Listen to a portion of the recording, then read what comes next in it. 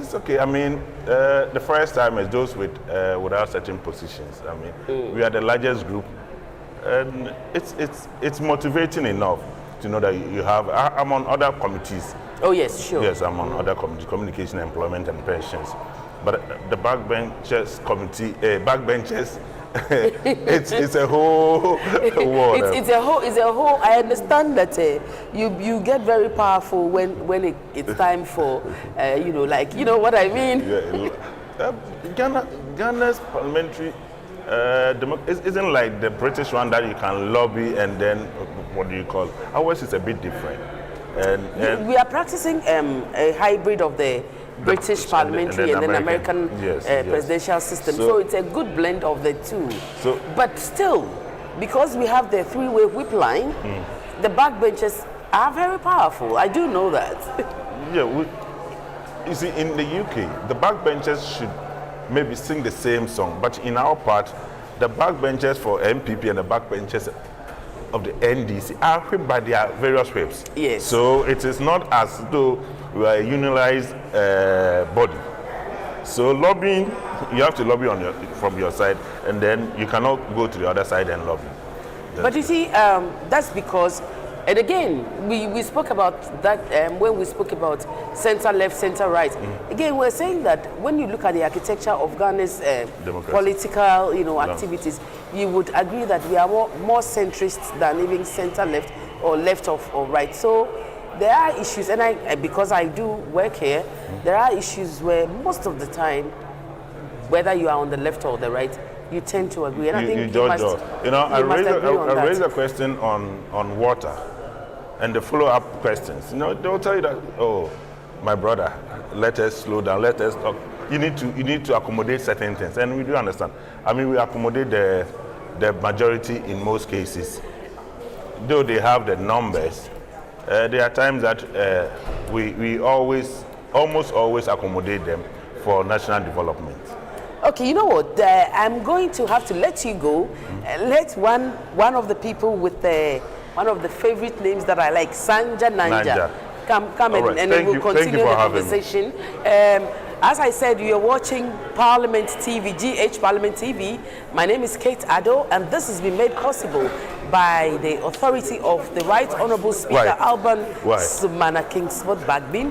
He is the one that has glued us all together and made sure that the station is working. And let me also tell you that today's event is hosted by his very self, and so we are excited and happy to be serving our nations under his authority. And like I said, one of the long-serving members of Parliament is also here with me and is going to be talking to me. Sami, are we going to have both of them here?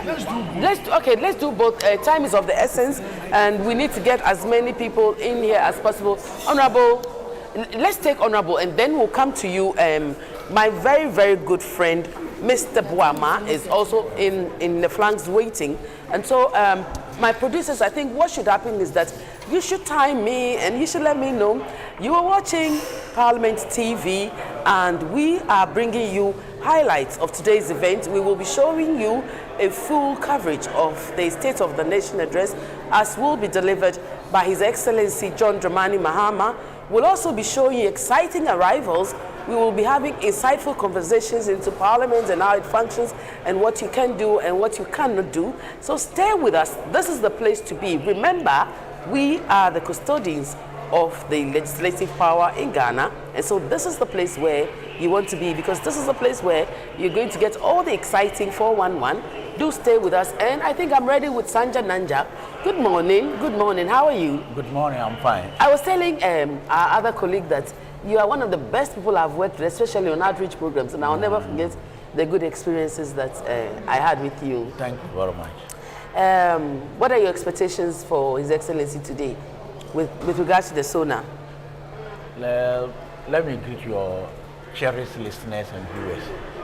Today's SONA is our expectations are that the president will come and tell us how we are going to consolidate the gains that we have made so far.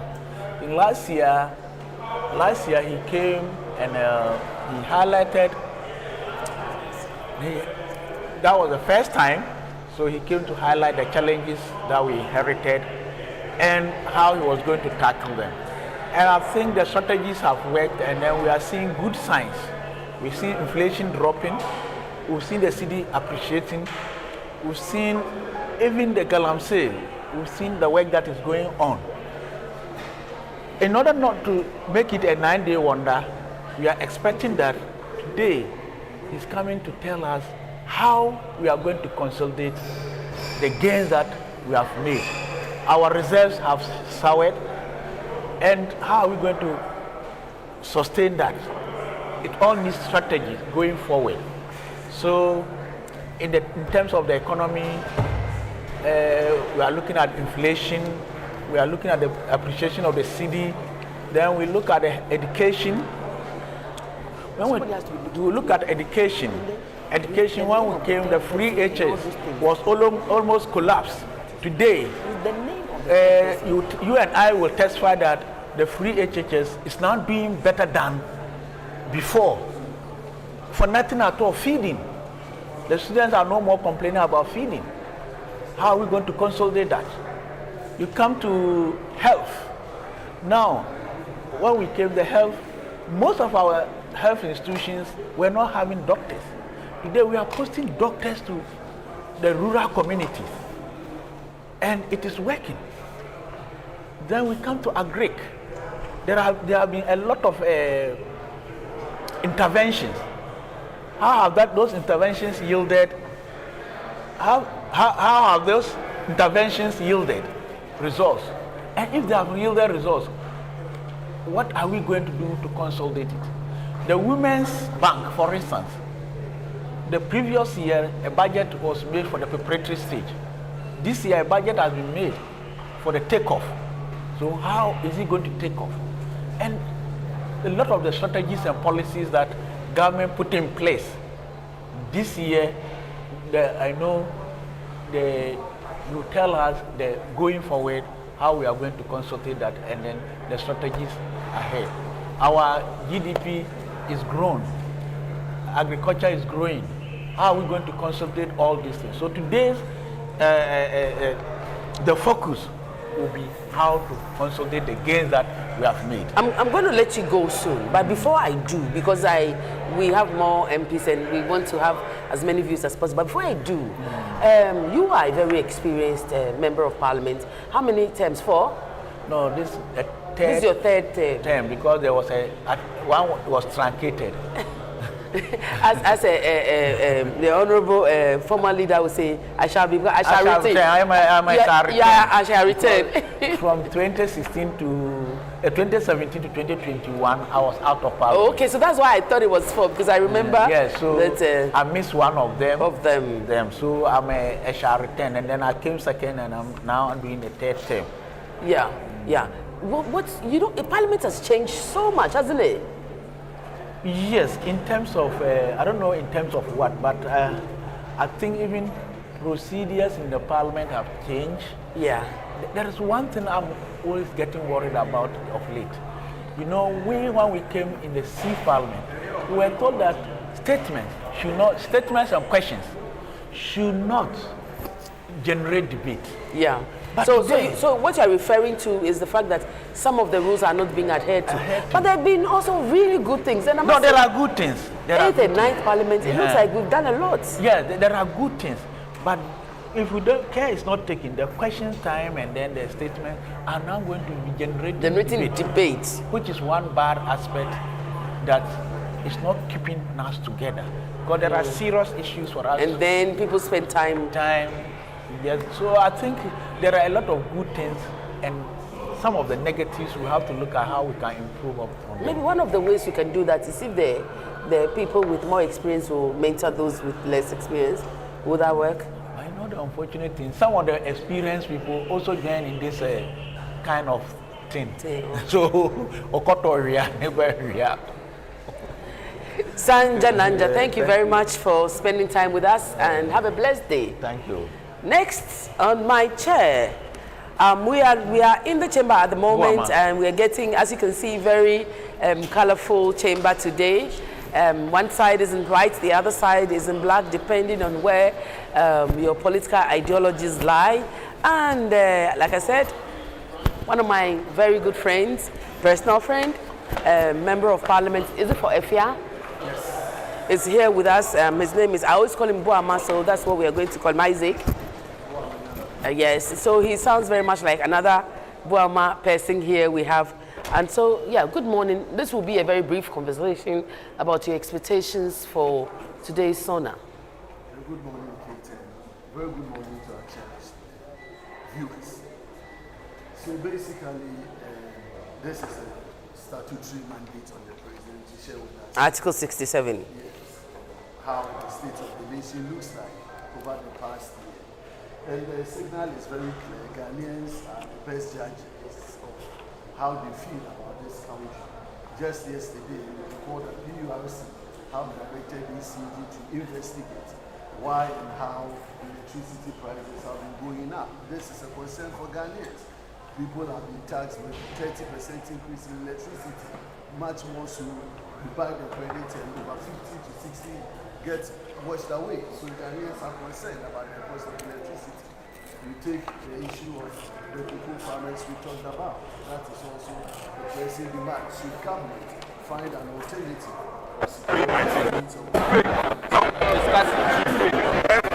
visa price of cocoa. I'm expecting the view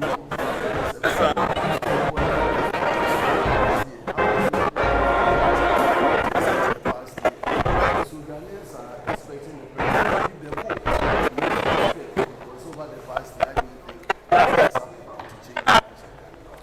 So I asked your earlier colleague, what do you expect when the debate starts? Is there a particular part of the president's speech that you are interested in? We are expecting health, economy, security, we are expecting foreign policy, we are expecting all kinds. My expectations really is on the area of employment. This is where the majority of the Ghanaian youth are looking for. Minister!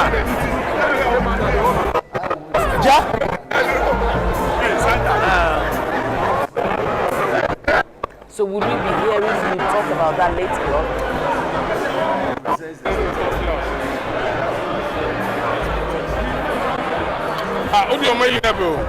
Yeah. First time in Parliament. You were so well outside of Parliament. How are you very here? I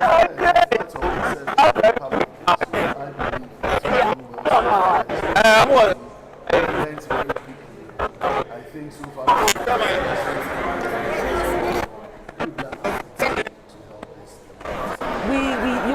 This is GH Parliament TV, and we are expecting to have more interactions with you. So would you promise that you will be spending more time with us, as you should? I'm always available for the Parliament TV. Do have a good day, and we will be talking to you as we go along. Thank you very much. My producer, can I have a third person to come on? I know what my production team is doing, but they keep making me do two things at the same time. And people who should have been here were not here when I was expecting them to be here. But hey, we are serving God and country. So yeah, we'll go on, keeping on. We are going to be talking to Honorable. How are you? You look very well. How are you today? Yes, very happy and energized for the State of Nation address. So is there any expectation that you have? You know what? There's 275 of you and there's only one of me. Can you tell me what your name and constituency is? All right, thank you very much. My name is Galamsey. I'm the Member of Parliament for Evaluate and Oh, okay. And do you have like any special expectations today? He brought back the microphone. Okay, so I gotta put it on, right? Yeah. So you're watching GH Parliament TV, and we are bringing you excerpts of conversations from today's event, and we will be showing you a full coverage of the President's address, and then we'll also be having insightful conversations like these as we go along. We'll also be showing you how people are turning out and why they're wearing what they're wearing, and generally how people are, enjoying the day. And then what we are likely to see when the conversations about the state of the nation starts. And this is the chamber. As you can see, we are still getting ready to go. And so, as we were saying, we're talking about your expectations for today. All right. I believe the journey so far has been a good one. You know, we inherited an economy that was so messy, but for now, you can attest to the fact that there is some form of stability with regards to cost of living. Inflation has come down. There's investor confidence now, and that is a good job. And I can say that all these things didn't happen just accidentally. It was through fiscal discipline and structural areas of spending. So I believe that we've done well. I'm so happy about the reforms that are happening, especially in the energy sector. And it is good that this government, just as of January, late December, January, we did an energy bailout of more than about $1.4 billion, because we believe that energy security and sustainability is the way to go. And this government has come to realize and accept that the way to go is not to rely on liquefied petroleum for power production. And that is why this government is bent on renewable, towing the part of renewable energy. I'm so happy that the second phase of the Ghana gas plant is going to be built, because it makes sense. And energy-wise, the use of gas for power production is the way to go. So those structures, because this country cannot advance where energy security is not guaranteed, especially when the 24-hour economy is going to be rolled out, which is going to bring jobs, because this is a well-structured program to bring down investors, well-structured layout on where areas of investment that can yield dividends to the good people of this country. So I believe we've done well so far. And regards, the biggest of all is the leverage on our natural resources. His Excellency John Dramani Mahama and the NDC government has come to appreciate that there is no way we can be sitting on tons of natural resources when we don't leverage it to add value addition and integrate it to benefit from the long value chain. And that is good, because, for example, we are sitting on 1 billion tons of bauxite. Now what do? We just export it. We import aluminium for VACO to produce. When the end product, a ton of aluminium costs about $5,000. So in a raw form, you are selling it for $45, but when it's refined into finished product, it is $5,000. So why don't you link up from mining refinery to production? So I believe it's good so far, and like I said, all these things we are witnessing, all these reforms, all these restructures didn't come about just like that. It came through economic, fiscal discipline, and that is what we should celebrate. So if you see myself and my colleagues in white, we are celebrating a year of success, a year of financial discipline, a year of elevation of the cost of doing business, and the confidence that we have accrued all over when it comes to the management of our economy. So it's been very good so far. Yeah, I think that I'm going to let you go, because you have to head to the chamber, and I want to have as many conversations as possible with your colleagues. So enjoy the day, and hopefully I'll hear from you from the floor of the House next week when the debate starts. Very much so. Have a good day. Thank you. And do pass by GH Parliament TV, and let's have a conversation on generally how our Parliament should function. So let me say, man, you're doing a fantastic job. Thank you very much. Parliament is all over. Everybody is watching us. We have people following us to understand that, yes, democracy, like we always say, is the best form of government, and we at any time must defend this democracy. You lot in the 9th Parliament are very lucky, because we started the Parliament TV with you, and this is our first live show. Ooh. And you're on it, so yeah. It's a privilege. Do enjoy the day. Thank you. So we are showing you conversations from members of Parliament as we get ready to broadcast His Excellency the President's State of the Nation address, hosted by no other person than the Right Honourable Alban Sumana Kingsford Bagbin. Today's activity is an activity that is mandated by the 1992 Constitution Article 67, and it gives the President a duty to give an account of his stewardship to members of the public through their elected representatives in the legislature. As well, in special occasions, I think in election years, the president is mandated to do this activity twice a year, and it forms part of the oversight responsibilities of the legislative arm of government. And so the conversation is continuing, and I'm asking members of parliament what their expectations are and what we are likely to hear them talk about when the debate on the state of the nation starts next week. You look amazing. Thank you very much. This is very nice. Thank you. Where did you get it from? Is it Ghanaian? Well, of course. Where? Which part of Ghana? Because I like it. Well, this was in Accra here around Madina. Oh, wow. So I can introduce the designer to you. I'm sure it must, we will talk about that when we go off air. But like I said, what are your expectations? State of the nation about to happen in a few minutes. Well, as you said per introduction, this is an injunction on the president that at the beginning of every session of parliament to come and address the people of this country in the State of the Nation address. We expect the president to tell the people of this country. So you're looking at the fountain of the in front of the chamber of parliament, and the guard of honor is in place. His Excellency the President will arrive very soon, and then he will head to the chamber to deliver an address on the state of our beautiful nation. As you can see, our men and women are dressed resplendently, waiting to receive His Excellency the President. And we here at GH Parliament TV will be doing you the honors of bringing everything that you need to know about today's activity here from GH Parliament. This is where you want to be. This is where you want to stay, because we will be talking to members of parliament who will be giving us first-hand information on how our parliament functions, what we should expect, and how things are generally to be done. So let's continue our conversation. Today's SONA. You're in white and your colleagues are in black. And I've heard the stories, but let me hear it from you as well. Well, I don't know who they are mourning. Most likely, they are still mourning their defeat in the 2024 election. We are celebrating the goodness that the Lord has showered on this country. We are celebrating the goodness that is in the president, has been to the people of this country.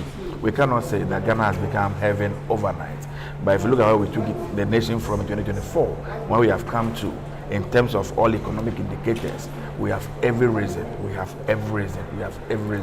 to wear white and celebrate the president and celebrate God in heaven who has brought us this far. That is why today you see most of us in white in acknowledgement of what the Lord has done for us. Now, before we came into before we took over governance in 2025, we all know even when inflation was hovering, somewhere in 2024, inflation was around 54%. Then we met around 23%. Today, by the grace of God, it's about 3.8%.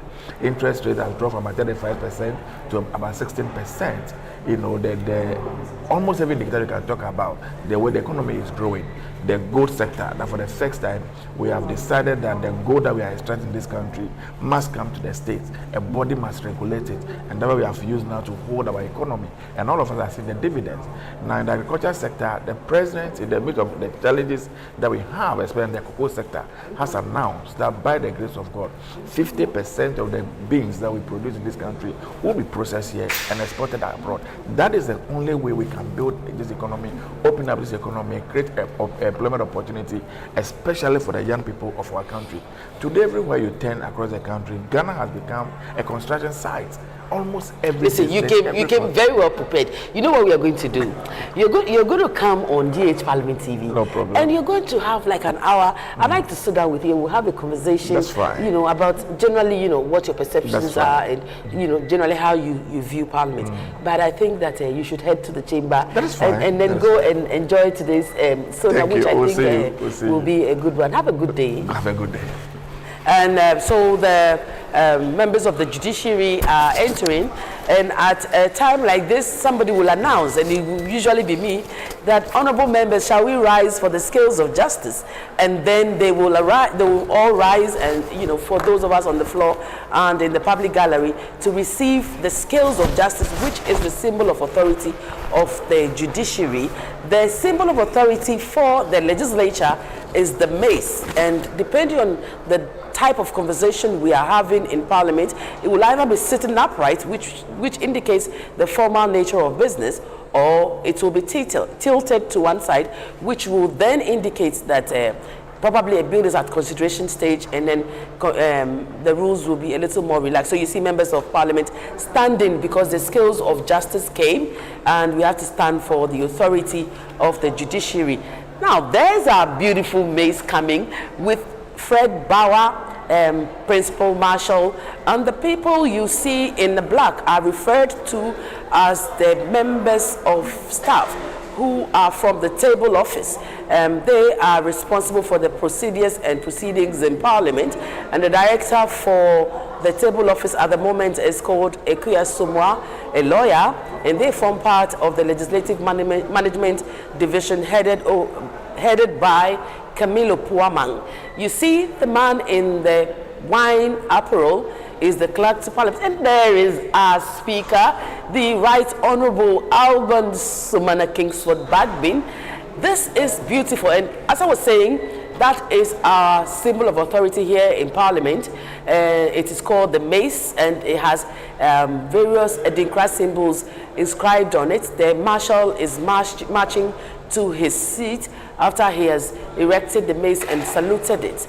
It shows that Parliament is now properly constituted. Mr. Speaker will ask members of the House to rise, and then an opening prayer will be said. And one of the favorite things I like about the opening prayer is that it says that at the end of it, that honor shall be given to the deserving. So depending on what you are doing and how well you are doing, once you deserve honor, it shall be given to you. This is a beautiful occasion, and we all look forward to it. It's one of the main highlights of the work of Parliament, and it's mandated by Article 67 of the 1992 Constitution, and it gives the President a duty to give an account of his stewardship to the people of Ghana through the members of Parliament who were elected to do so. How prepared are you? I'm sorry that my conversation with you is taking place while we are also seeing these beautiful images on our screens. But how prepared are you? Yeah, we're prepared. I would like to draw attention to the constitutional imperatives of this very important ceremony. It is not just one of those ceremonial speeches, but this is a constitutional obligation on the President pursuant to Article 67, as you've said, which is performed prior to beginning of each session of Parliament. They can't see you, so tell them your name and your constituency, so that your constituency will know that you also came, but time, you know. Sure, I'm the Member of Parliament for the good people of Brekum West in the Bono region. And I was talking about the constitutional imperative. This is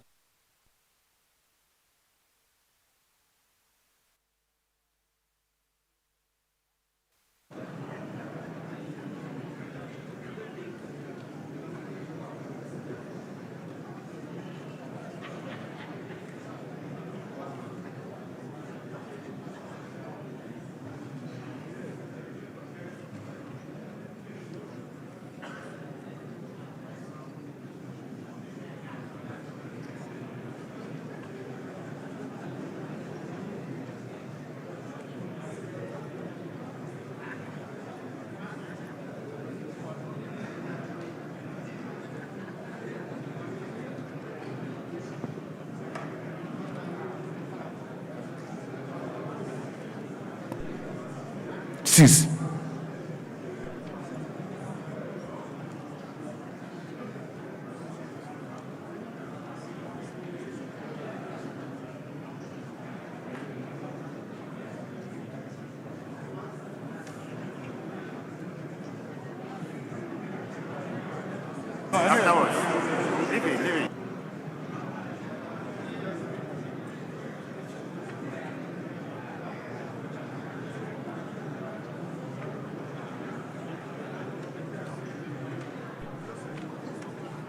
Honorable members,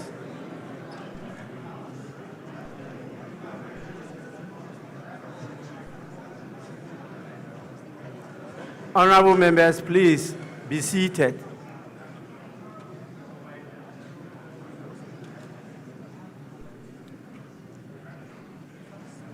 Honorable member, leave your phone alone.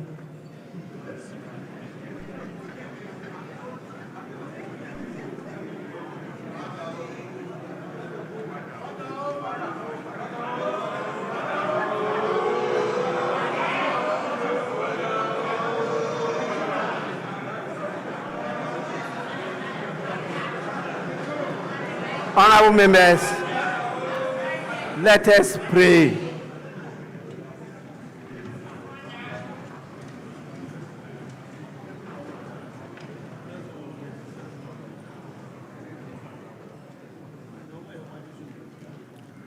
Almighty God, we humbly beseech thee to look with favor upon this Parliament of the Republic of Ghana.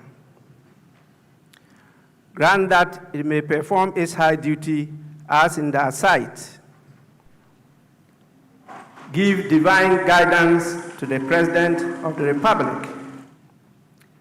Endow members of Parliament and ministers of state with discernment and vision, integrity and courage, that through the labors of government, this land and people may be well and truly served, and their good purposes for the common human life be realized in our midst. O God, grant us a vision of our country, fair as it might be, a country of righteousness, where none shall wrong his neighbor, a country of plenty, where evil and poverty shall be done away with, a country of brotherhood, where all success shall be founded on service, and honor shall be given to the deserving, a country of peace, where government shall rest on the will of the people and the love for the common good. Bless the efforts of those who struggle to make this vision a living reality. Inspire and strengthen our people, that they may give time, thought, and sacrifice to speed the day of the coming beauty of Ghana and Africa. Amen.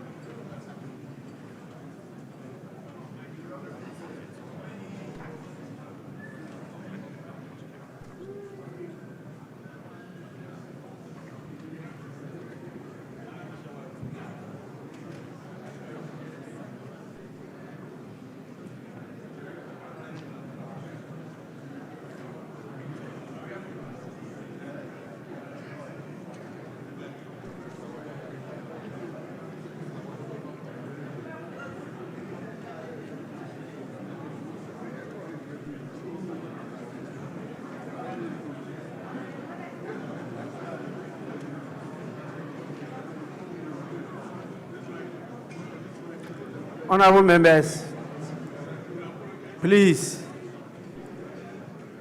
resume your seats.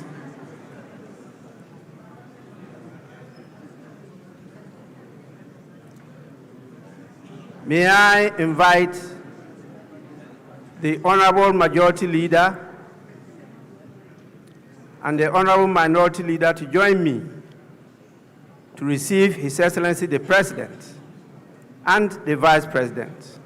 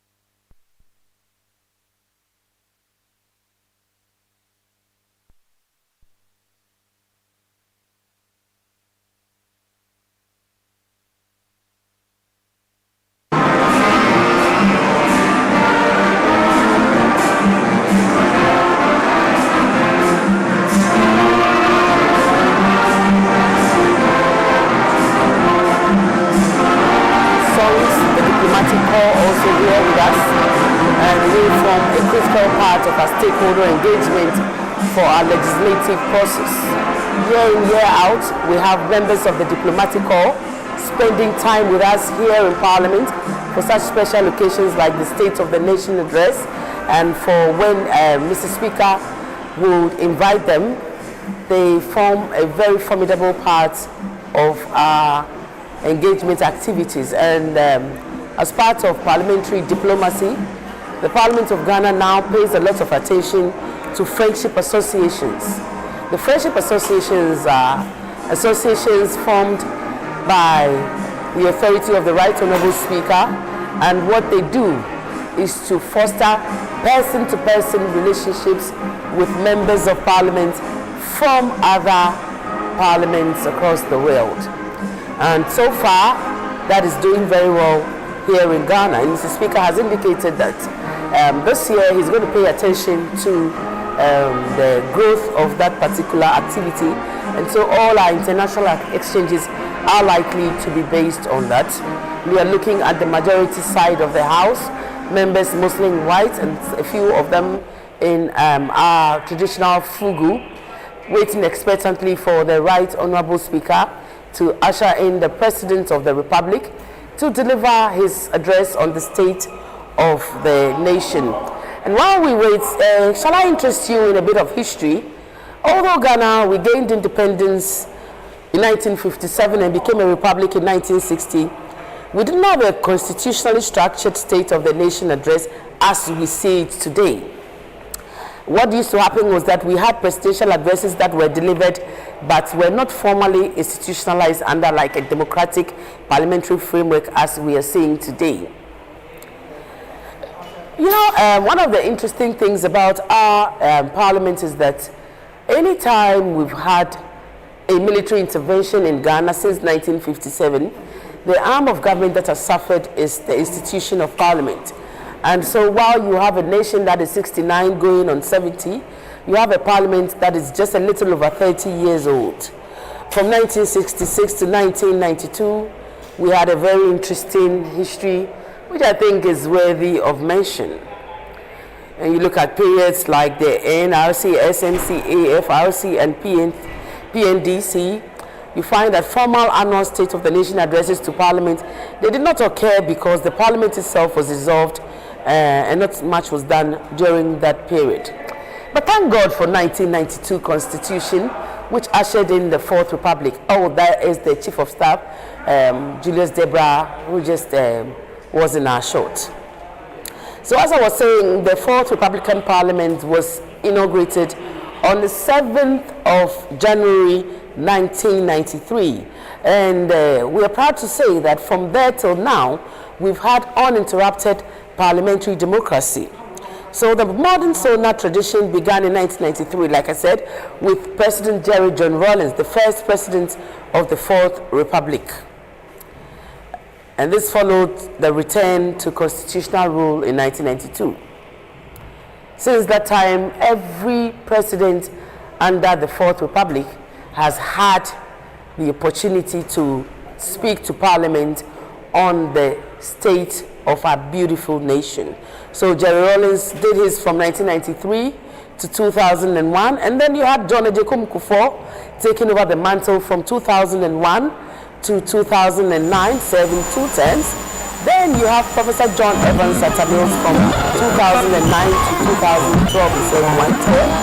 Then our very own President John Dramani Mahama from 2012 to 2017. And the case of Mahama is very to us. He was first and foremost a member of Parliament, and we claim him as the person that followed after his presidency is also a former member of Parliament, Nana Addo Dankwa Akufo-Addo, and he served from 2017 to 2025. And he was a member of Parliament before, and he served on committees like Foreign Affairs and Constitutional and Legal. And of course, President John Dramani Mahama, being a communications expert, served mostly in the communications group, and he contributed a lot to change.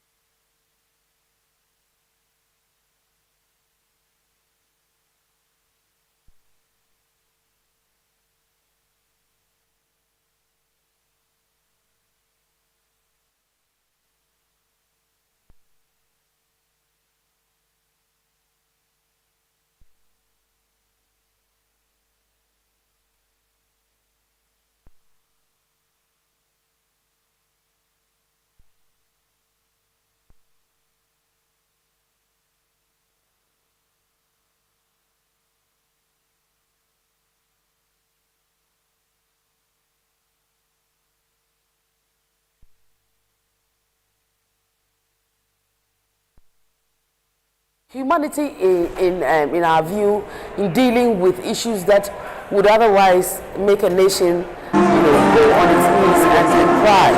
When we lost our gallant mate in the fight against Galamsey, we saw a human side to the president, and I remember there he is. Oh, the president is in his fugu, and he looks amazing. The Primus Inter Pares in Ghana, the Commander-in-Chief of the Ghana Armed Forces, our very own President of the Republic of Ghana, His Excellency John Dramani Mahama, inspecting the guard of honor that has been put up for him. Of course, His Excellency is to be received by our own Speaker of the 8th and now 9th Parliament, Right Honorable Alban Sumana Kingsford Bagbin. And you're seeing a shot of the Parliament precincts as we have it now. This is a very solemn occasion. A lot of preparations go into it. The whole of last week and this week, these men and women have been working around the clock trying to curate a perfect program for today. And what we're seeing is an actualization of the work that has been put in by the men and women in uniform, as well as the committee that was set up by Parliament to ensure that this program comes to life. The President inspecting the guard of honor. The national anthem will be played shortly, and then he will head to the lobby where he will be received by the Speaker of the 9th Parliament, Alban Sumana Kingsford Bagbin. This is always a very exciting time for those of us who get to work here in Parliament.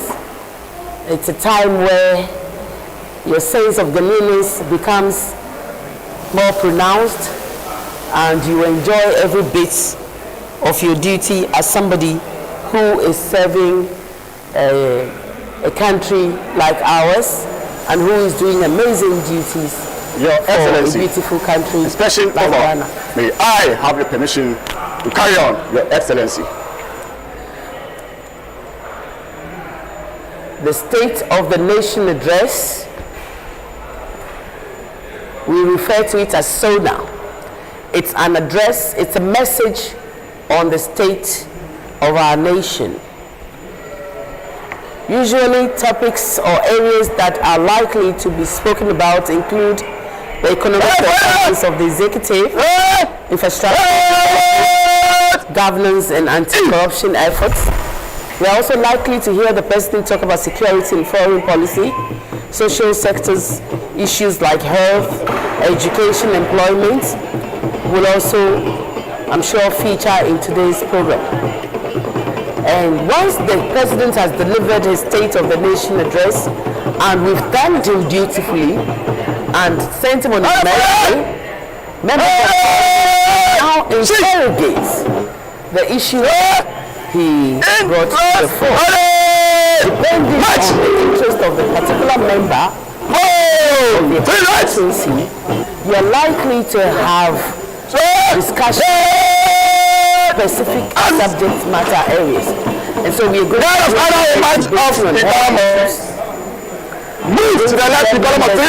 debating economy. We are going to hear members debating on issues that affect Parliament, the nation, and all that concerns the Republic of Ghana. You are still watching GH Parliament Live. We are also on all our social media handles, and we will not just be bringing you the President's address, we'll also be bringing you insightful conversations as we go along, and that's the procession led by the Marshal, who is the Sergeant at Arms in Parliament, Fred Bauer, Wing Commander Fred Bauer, retired, and with him are members of the Table Office, led by the Clerk to Parliament, Ebenezer Ahuma Jitro. The Right Honourable Speaker is also there. The Majority Leader, the Honourable Mahama Yariga is also in Mr. Speaker's entourage. The minority leader, Osahin Afenimakin, is also a member of Speaker's delegation to receive the Right Honorable Speaker, the President of the Republic of Ghana. I think I've spent too much time in the legislature. We'll also have representatives from the Women Caucus receiving the President at the Speaker's lobby. Formal photographs are usually taken. That's the part that we don't usually show you. Formal photographs will be taken, and then the President will then come to the chamber to deliver his address. I like this bubu with the fugu thing on it. It's very nice. Now you are seeing the minority side of the house. Members are, doing what members of parliament all over the world do. One of the tools of parliamentary practice and procedures is called heckling or filibustering, generally disagreeing or agreeing vociferously, and they form part of the work of parliament. And a parliament that is quiet is a parliament that is not thriving. And so usually you find that thriving democracies will have parliaments that are very, very vociferous. But as the legislation is concerned, the work of parliament is notified. And so the right honourable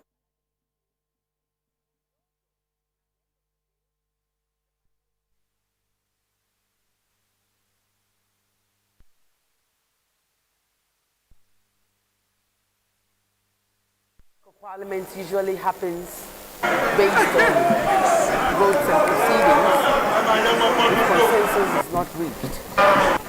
In an event where a vote is tied, that vote is deemed to have been lost.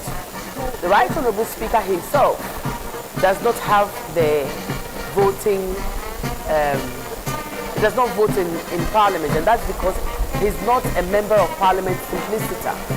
However, if a first or second deputy speaker is sitting, then he or she has an opportunity to vote if they so desire. And the Chief Justice is in readiness, waiting for this all-important address by the President of the Republic of Ghana.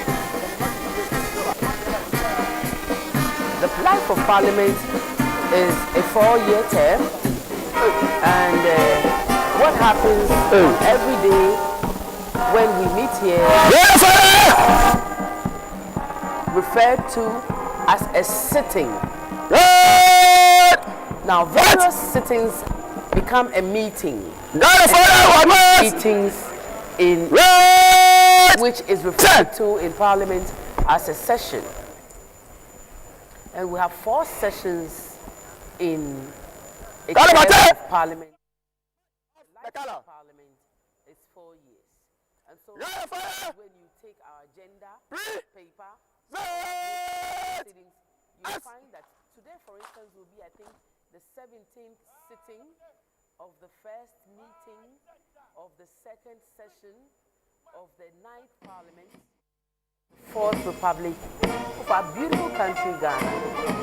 And we find that sometimes these phrases can be quite confusing to ordinary citizens. But the work of Parliament is quite simple. And these are things that we do to distinguish our daily activities from of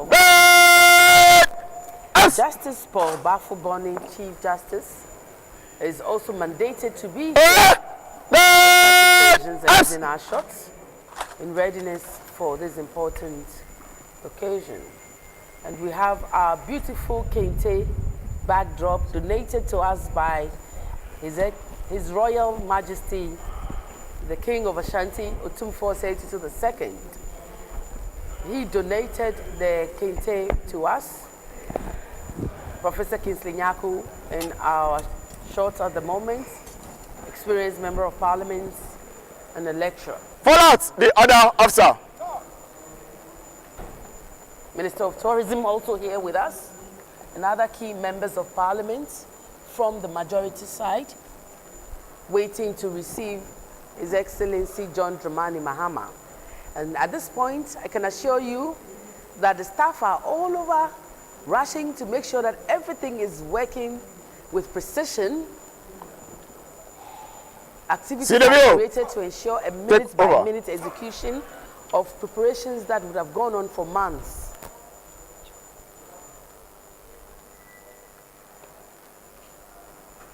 On such occasions, we also have former presidents attending upon the House. We have former members of Parliament, former speakers, party functionaries, all participating in such occasions. And today I've noticed that President John Ejekum Kufuor is here in the House with us. We also have a former Speaker of the House, Right Honorable Ebenezer Pejina Sechi Hughes, also here with us. Political functionaries are also here with Hassan Ayariga, flag bearer of the APC, also here with us.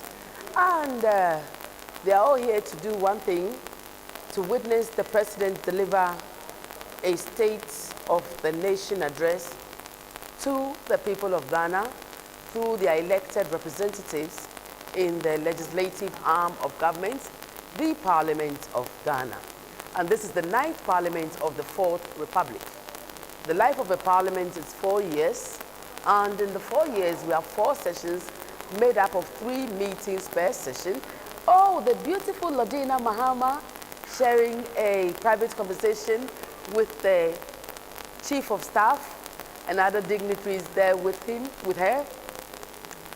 The First Lady traditionally accompanies the President of the land to the State of the Nation address and other special occasions when there is there is the opportunity to do that.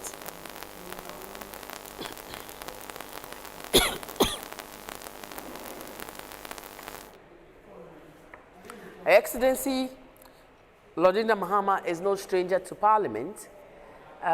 We used to see her here when her husband was a member of Parliament, and she was always a very hands-on woman, a very kind and empathetic First Lady who has time and ears for anybody that comes, to speak to her.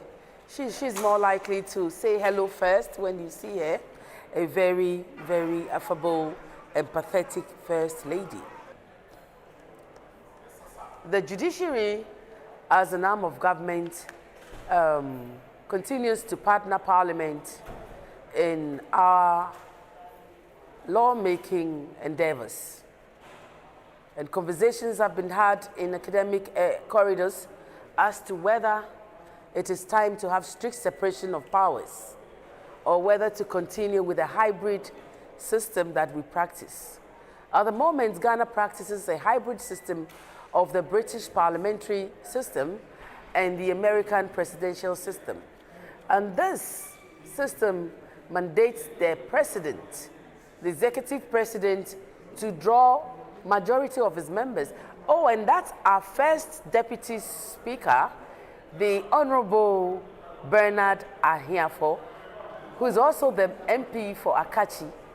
We have the Honorable Samu Kujito and Honorable Agalga also in our shots at the moment. And as you can all see, everyone is waiting eagerly. And the second deputy speaker, the Honorable Andrew Esiama, also smiling beautifully. I don't know what the joke is, but they seem to all be in very good spirits, waiting for His Excellency, their former colleague, to come to the chamber to give us the message on the state of the nation. And I must indicate that the President is known for his oratory prowess, a communicator's communicator, and it is thought that when he delivers a policy message, he is able to humanize it and make it relatable. And that's what effective messaging is about. Members in the minority, wearing black, members in the majority wearing white. The beauty of diversity of ideas. And that's the Honorable Roxin Dafia Mekpo Eche and Honorable Ricketts also just in the shot. Generally, honorable members seem to be in very good spirit this morning, and it is our hope that this good spirit and conviviality. Oh, this is our one and only former leader, Minister of Finance, Honorable Kessil Atuforsin. He was in the House not so long ago. Members of Parliament are now doing what members of Parliament do best.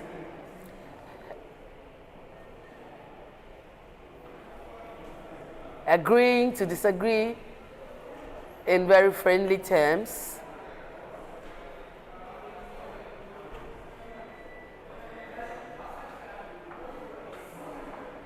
The House of Parliament is a house where dissenting voices are allowed.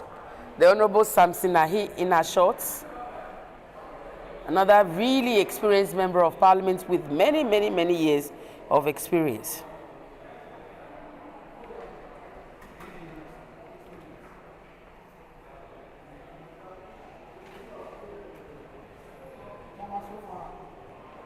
Oh.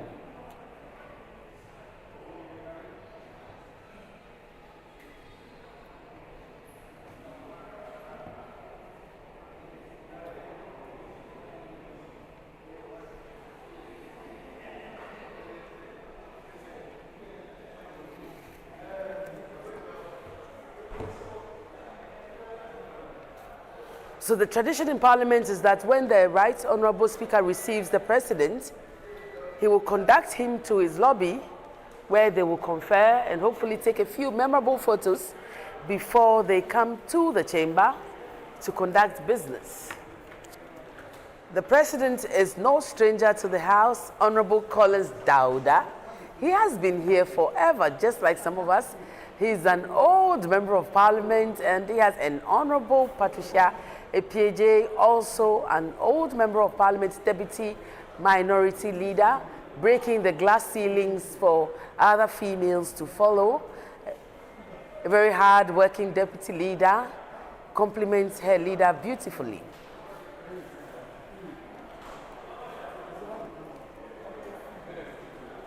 One of the ways that we express culture in Ghana is through drums and drumming.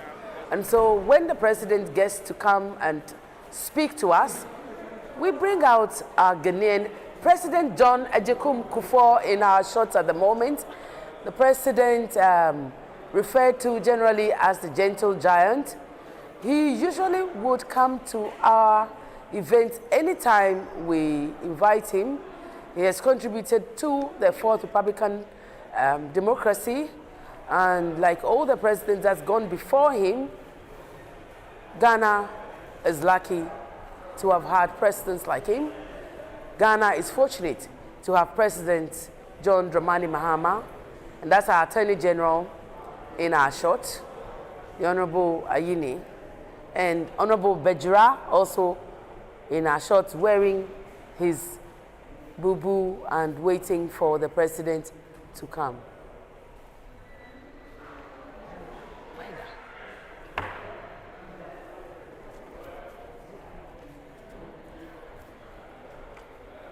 One of the things that members of Parliament would do if they want to distract their opposing side or opposite side is to usually break into songs and, you know, generally disrupt people's train of thought. And it's acceptable procedure in parliamentary practices and procedures.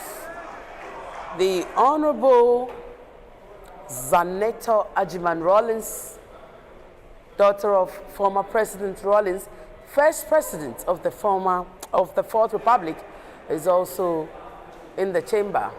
And the Jinapo brothers are also representing.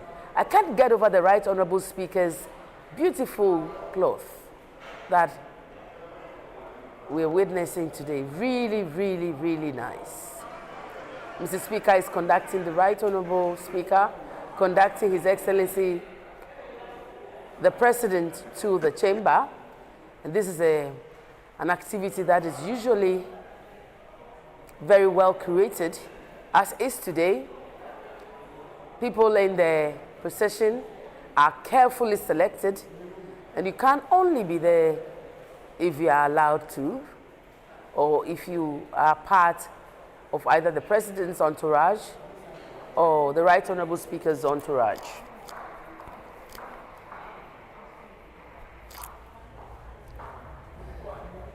Oh, this is sombering.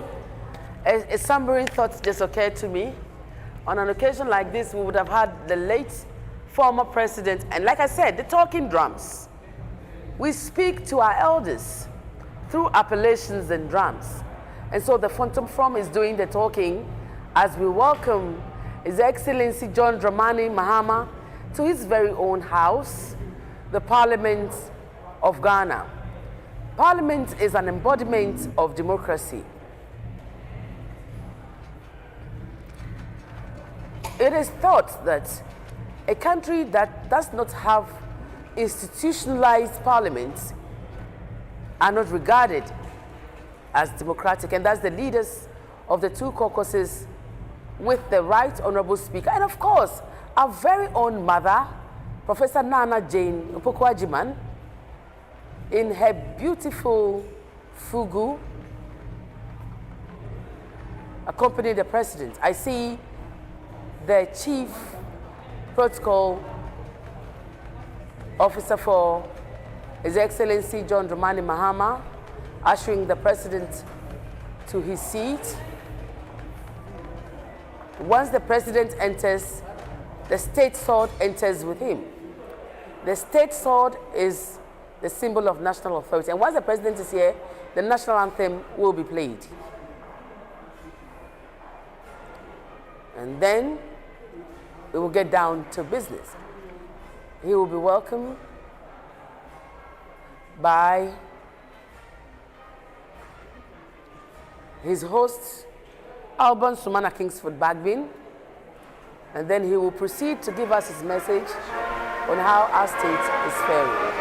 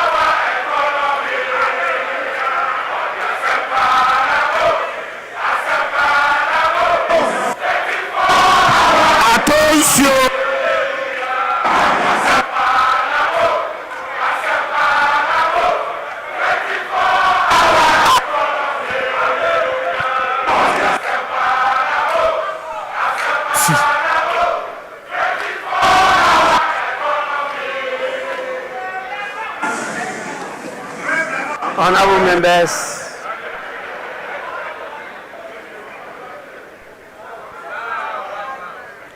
honorable members,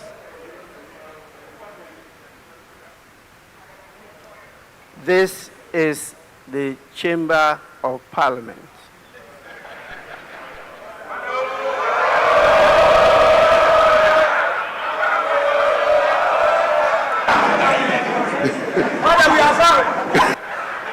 Honorable members, the House is extremely privileged to have the President of His Excellency John Dramani Mahama,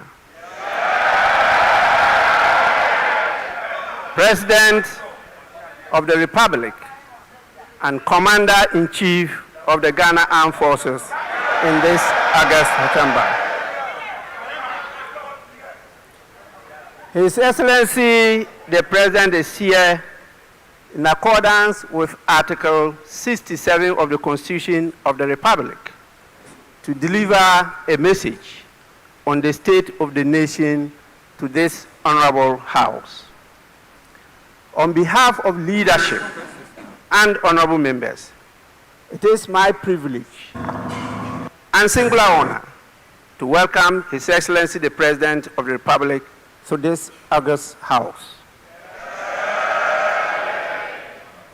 Honorable members, before I invite His Excellency the President to deliver a message on the state of the nation, permit me to recognize the presence in this chamber the following distinguished personalities.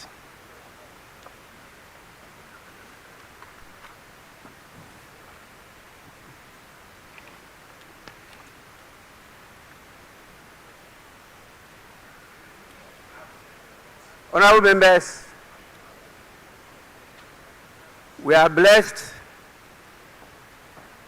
with the presence of not only His Excellency the President of the Republic of Ghana, but also his spouse, the First Lady, Her Excellency Lordina Mahama.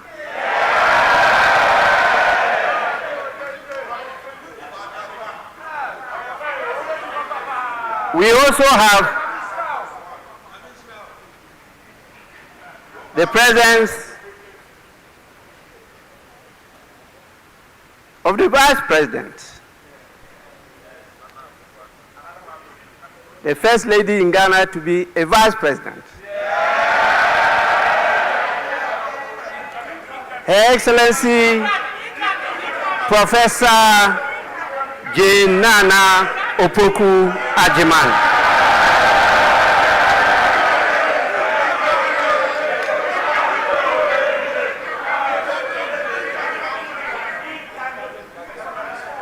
We have His Lordship, the Chief Justice, Justice Paul Kwadwo Bafuboni.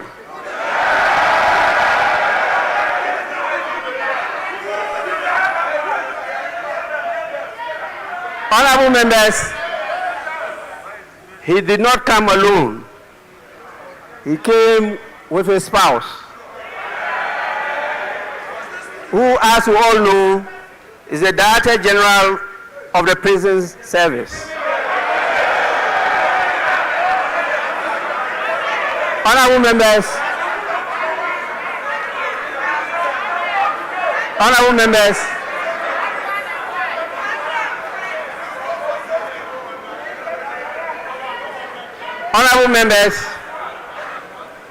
I'm talking about Mrs. Patience Bafuboni.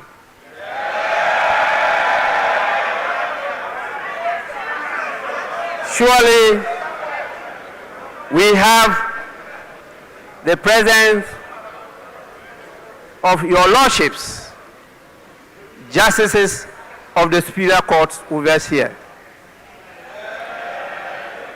We also have the chairman of the Council of State and the former Speaker of Parliament, Right Honorable Edward Do Ajaho.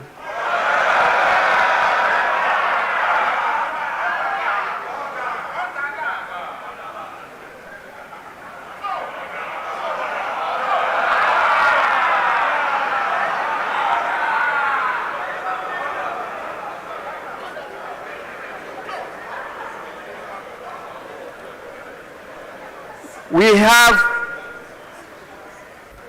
the presence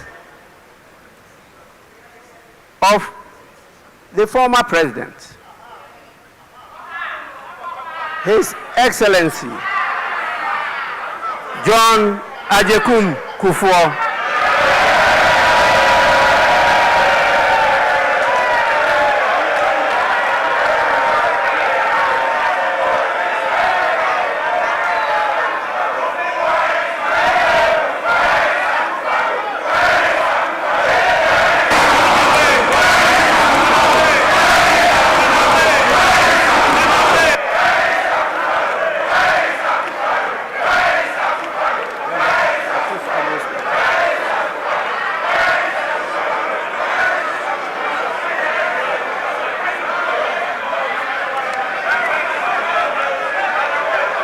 Honorable members,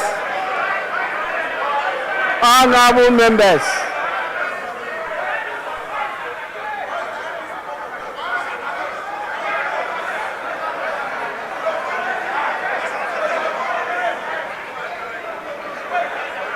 honorable members, I have a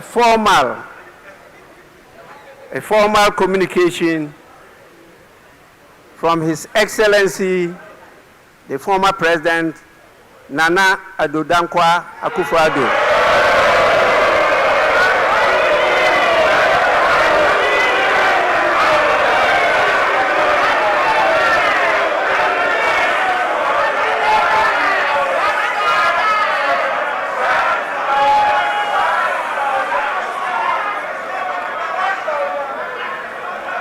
He expresses his gratitude to the invitation for him to be here.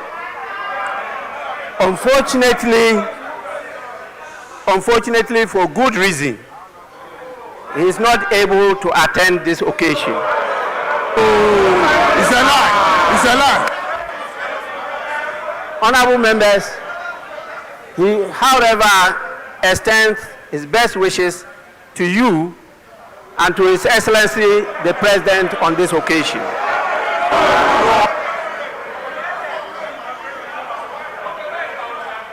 Honorable members,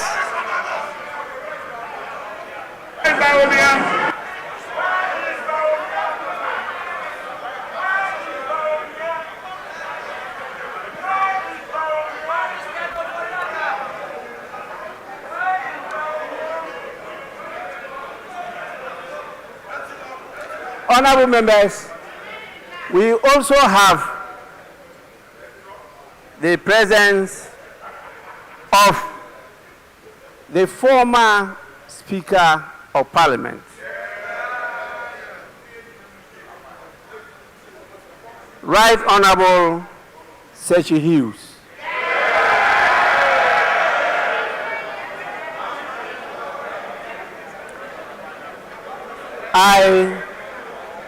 I know that a lot of you are young, so you may not recollect some of these people.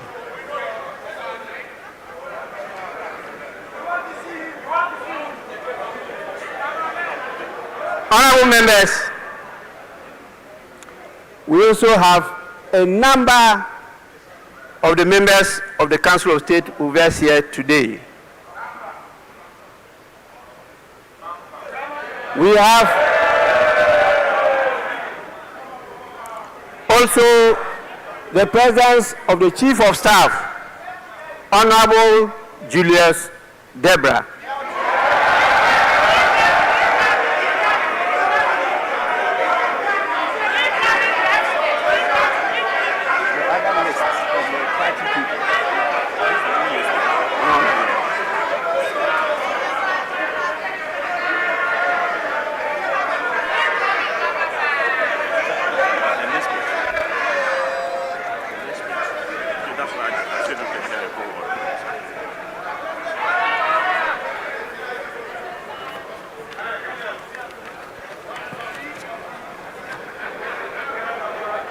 Honorable members,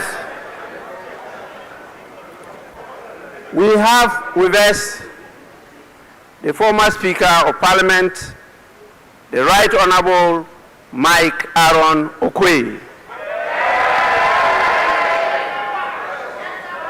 We have the National Chairman of the National Democratic Congress,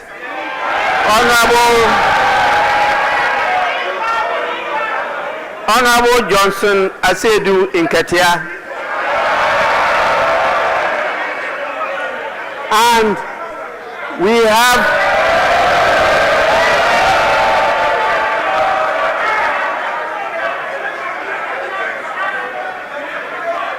have the acting national chairman of the new Patriotic Party,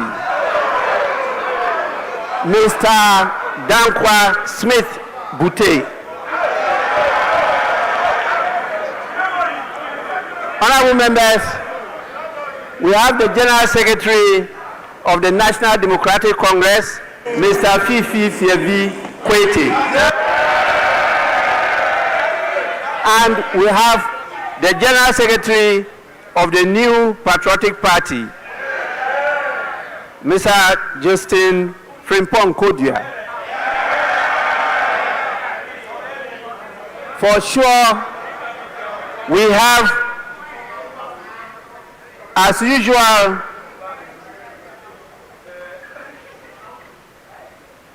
our brothers and sisters in the diplomatic corps.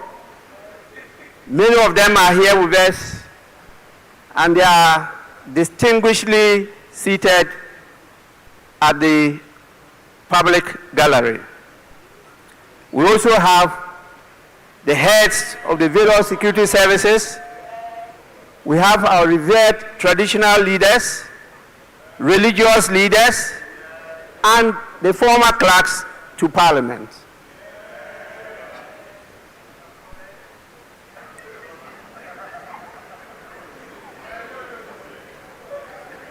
Honorable members, on your behalf, I warmly welcome all of them to the House.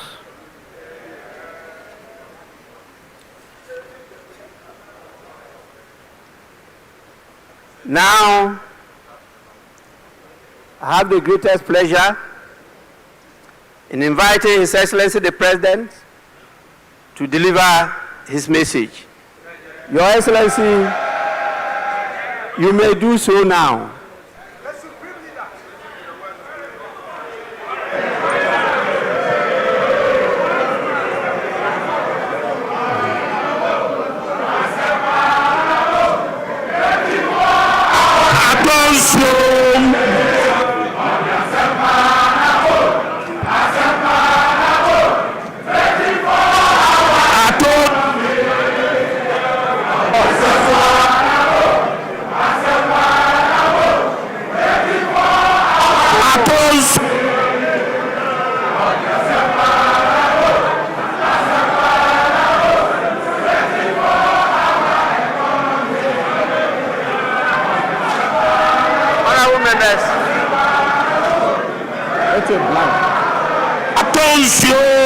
Honorable members, please.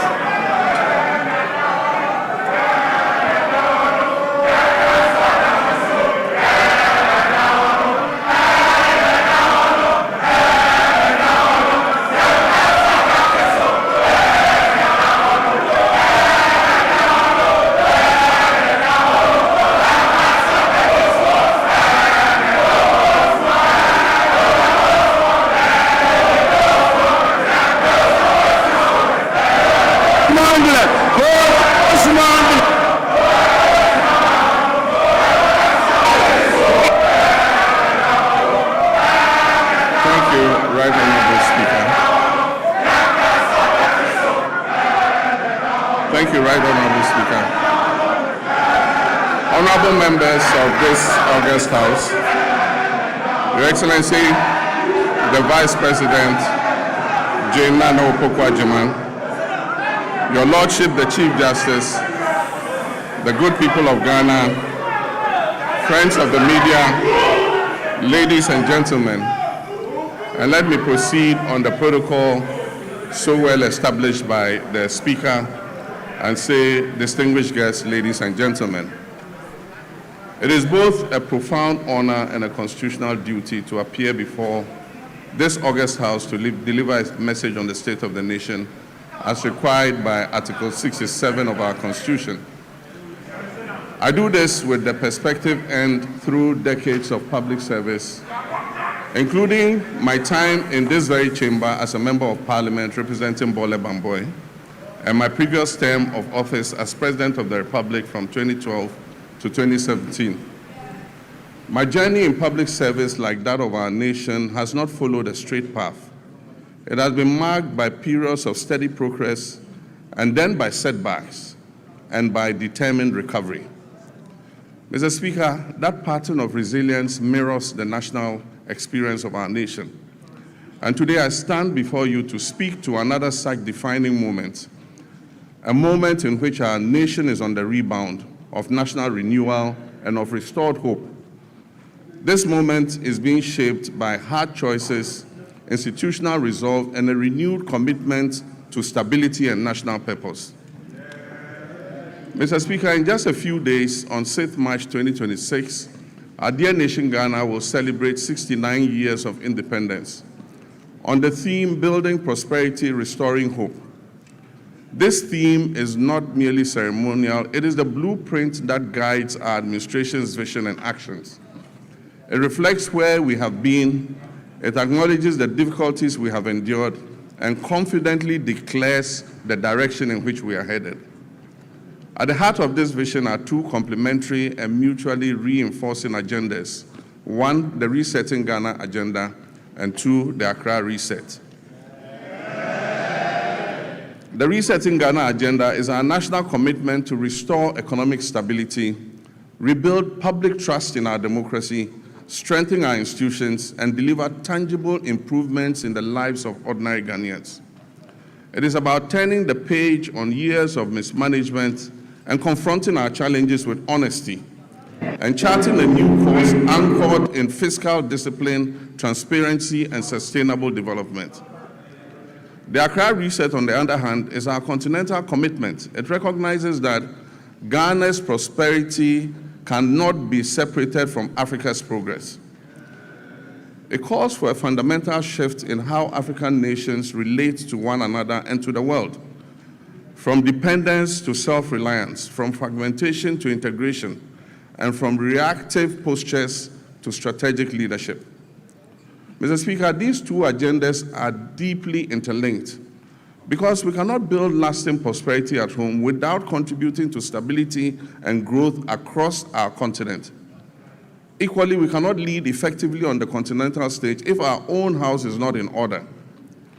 Together, these frameworks demonstrate our determination to restore hope, not merely as a promise, but as a lived reality of Ghanaians and Africans alike.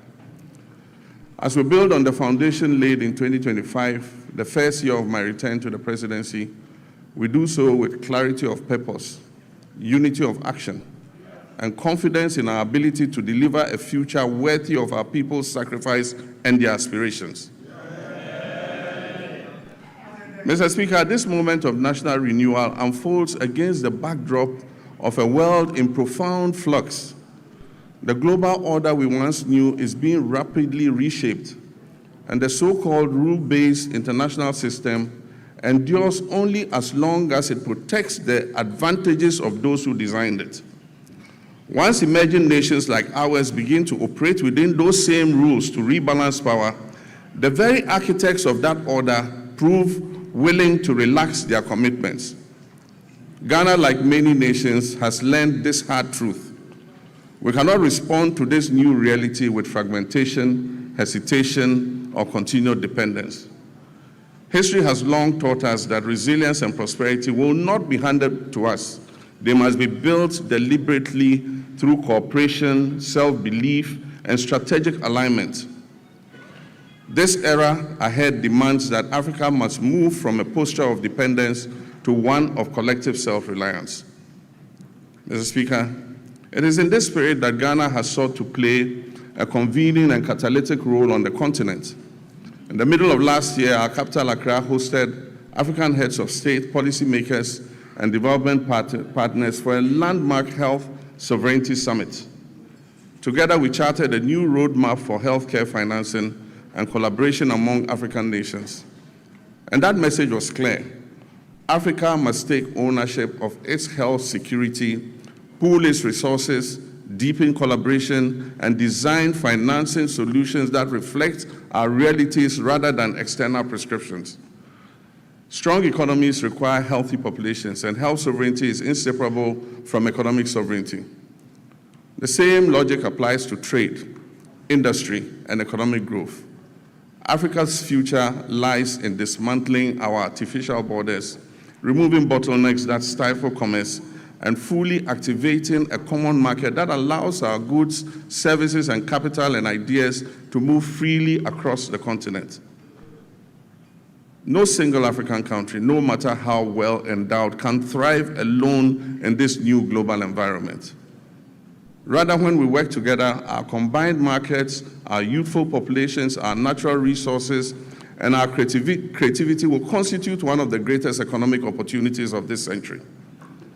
Africa must summon the courage to shape its own destiny, building genuine sovereignty across Africa. The Global South requires a deliberate and disciplined plan, one that begins with unlocking the immense human and creative potential of our young people, strengthening regional value chains to add value to what we produce, mobilizing domestic capital to finance our own development, and speaking with a single, coordinated, and confident voice in global affairs. Mr. Speaker, this is how Africa can move from promise to power, from participation to leadership, and from dependence to self-reliance. The path forward is clear. Africa must rise with confidence, unity, and purpose. And Ghana stands ready not only to rebuild at home, but also to work hand in hand with our African brothers and sisters to shape a future that is defined by shared strength, dignity, and prosperity.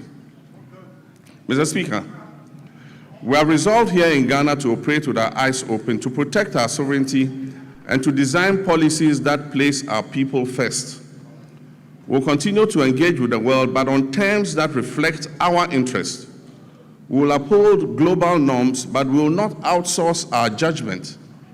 And we will build resilience at home so that shifts in external power do not translate into hardship for our citizens. Mr. Speaker, when I last came before this House, I spoke candidly about the depth of the challenges we had inherited across all facets of our nation. Mr. Speaker, nowhere was this national malaise more evident than in the economic sector. We inherited an economy in severe crisis, burdened by unsustainable debt, high inflation, a rapidly depreciating currency, and an escalating cost of living crisis that had left our citizens reeling from unimaginable hardship caused by years of general imprudence and reckless management of the economy. Mr. Speaker, I was clear from the outset that recovery would not come easily. But I was also clear that I'll stop at nothing to turn this situation around and bring relief to Ghanaians. I promised then that just as I have confronted and overcome crisis in the past, I'll reset our economy and return us to a path of growth, progress, and development.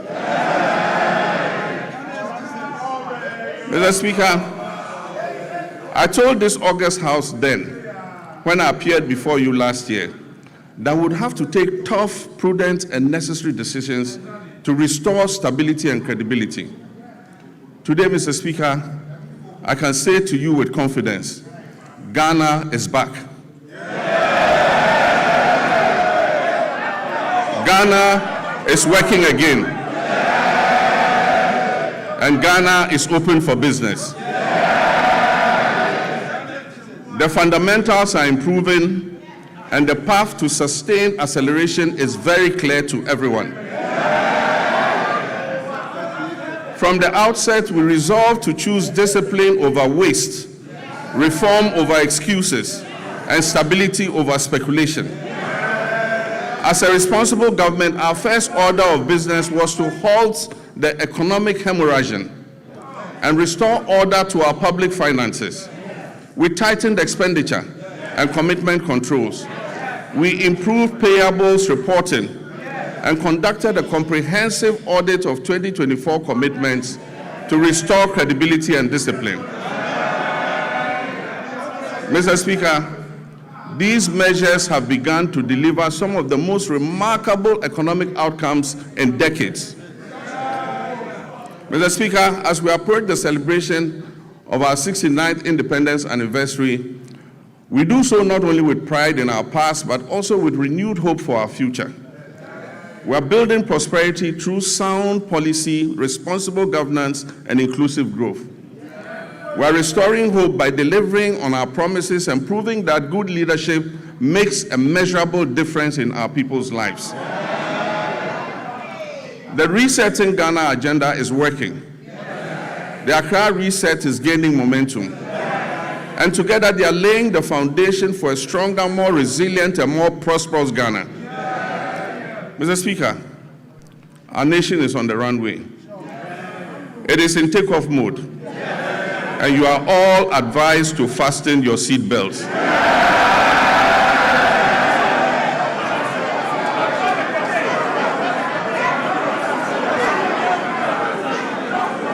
Mr. Speaker, the journey continues, and the direction is set, and the hope is real. Our theme today of building prosperity, restoring hope is not merely aspirational. It reflects the tangible transformation we have delivered for the Ghanaian people. Mr. Speaker, our economy has grown significantly. In 2025, Ghana's GDP is expected to reach $113 billion, an increase from $83 billion at the end of 2024. This has placed Ghana among the top 10 largest economies in Africa. Mr. Speaker, average GDP growth for the first 3 quarters of 2025 is reported at 6.1%. But growth means nothing without discipline. Our primary surplus reached 2.6% of GDP, far exceeding our target of 1.5%. Mr. Speaker, we closed our fiscal deficit at 3.1%, well below the projected 3.8%. Mr. Speaker, this is not prudent governance. It is promise-keeping, and it has benefited households and businesses because we have borrowed less and spent more responsibly. Interest rates have fallen, confidence has returned, private businesses are breathing again. Mr. Speaker, the 19th of December 2022 will go down as one of the darkest days in Ghana's economic history. On that day, Ghana declared its inability to honor its debt obligations. We declared a debt default and placed a moratorium on both domestic and foreign debt repayments. Following this, we entered a protracted and complex debt restructuring process. Ghana's debt became a shackle on our economic progress, dragging our nation down into hardship and despair. Looking at Ghana's restructured debt profile, it is clear that those who negotiated on our behalf were only intent on kicking the can down the road. With the largest debt repayments scheduled, interestingly, between 2025 and 2028. Mr. Speaker, we confronted this crisis with action, not rhetoric. We established sinking funds, we restructured obligations, and we pursued bilateral agreements. Mr. Speaker, the result, public debt fell by 82.1 billion Ghana cedis and took our debt to GDP from 61.8% to 45.3%. Mr. Speaker, this is one of the sharpest reductions of debt in Ghana's history. Mr. Speaker, just this year, after the New Year celebration on January 2nd, when people were still recovering from hangovers, we settled a US we settled a US 709 million euro bond ahead of schedule. Ahead of schedule. We settled a US dollar 709 million euro bond ahead of schedule, completing the US 1.4 billion in debt service that was meant for 2025. Mr. Speaker, and the world noticed, Fitch, Moody's, and Standard & Poor's all upgraded Ghana's credit ratings, the first triple upgrade in many years. Mr. Speaker, Ghana's credibility is restored. Ghana is rising. The heaviest burden we inherited was the very high inflation rate, which was silently eroding every household's purchasing power. It peaked at 54.1% at the end of 2022, and it declined to 23.5% by the end of 2024. Mr. Speaker, we treated this with urgency. Through fiscal consolidation, currency stabilization, and disciplined monetary policy, inflation fell from 23.5% at the end of 2024 to 3.8%.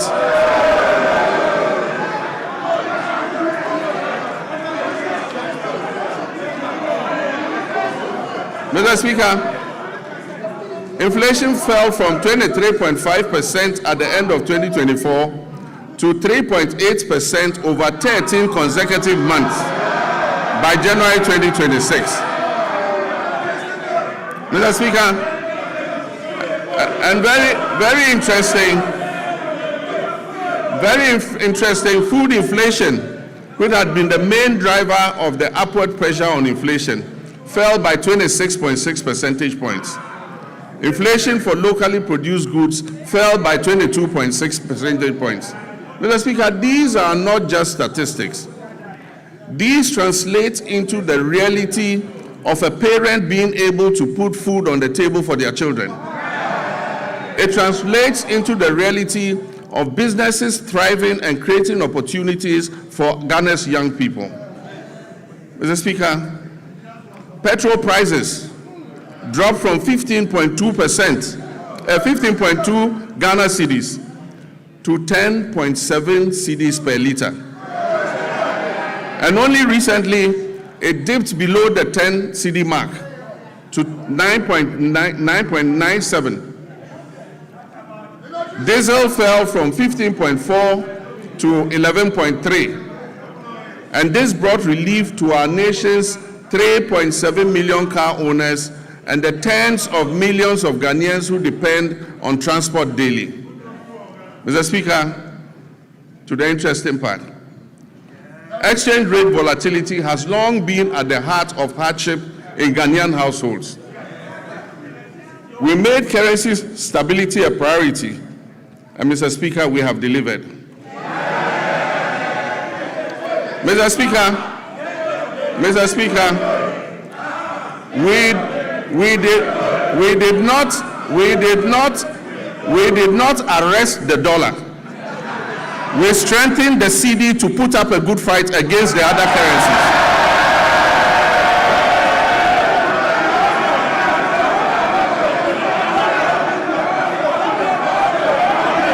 Mr. Speaker, we did not arrest the dollar. We strengthened the cedi to put up a good fight against the other currencies.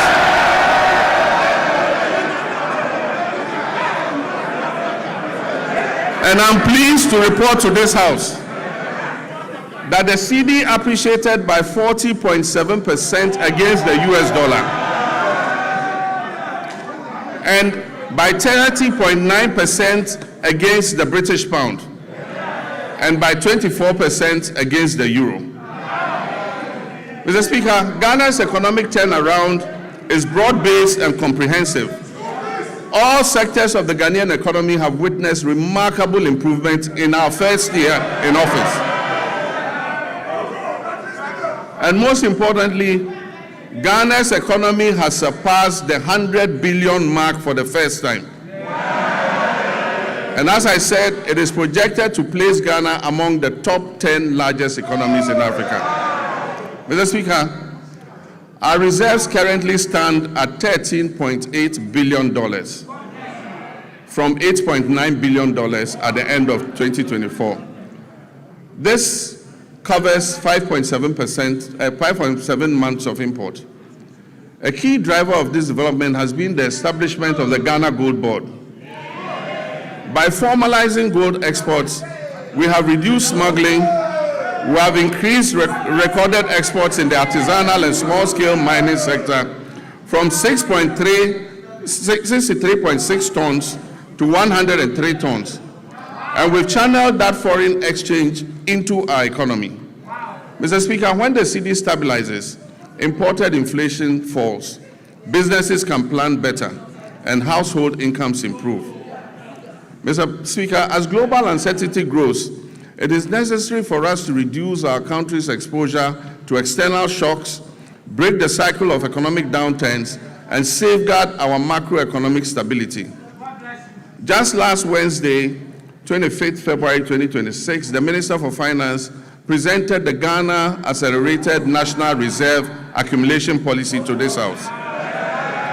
Mr. Speaker, this policy seeks to strengthen our country's external resilience by increasing our international reserves to 15 months of import cover by the end of 2028, supporting long-term structural transformation while safeguarding macroeconomic stability. Mr. Speaker, it is forecast that gold prices will remain high over the next 3 years. And so this presents us with a unique opportunity to build an economic war chest to withstand any global economic shocks, to secure our macroeconomic stability and improve the standards of living of our citizens and build a lasting prosperity for future generations. This is what the GANRAP policy seeks to achieve.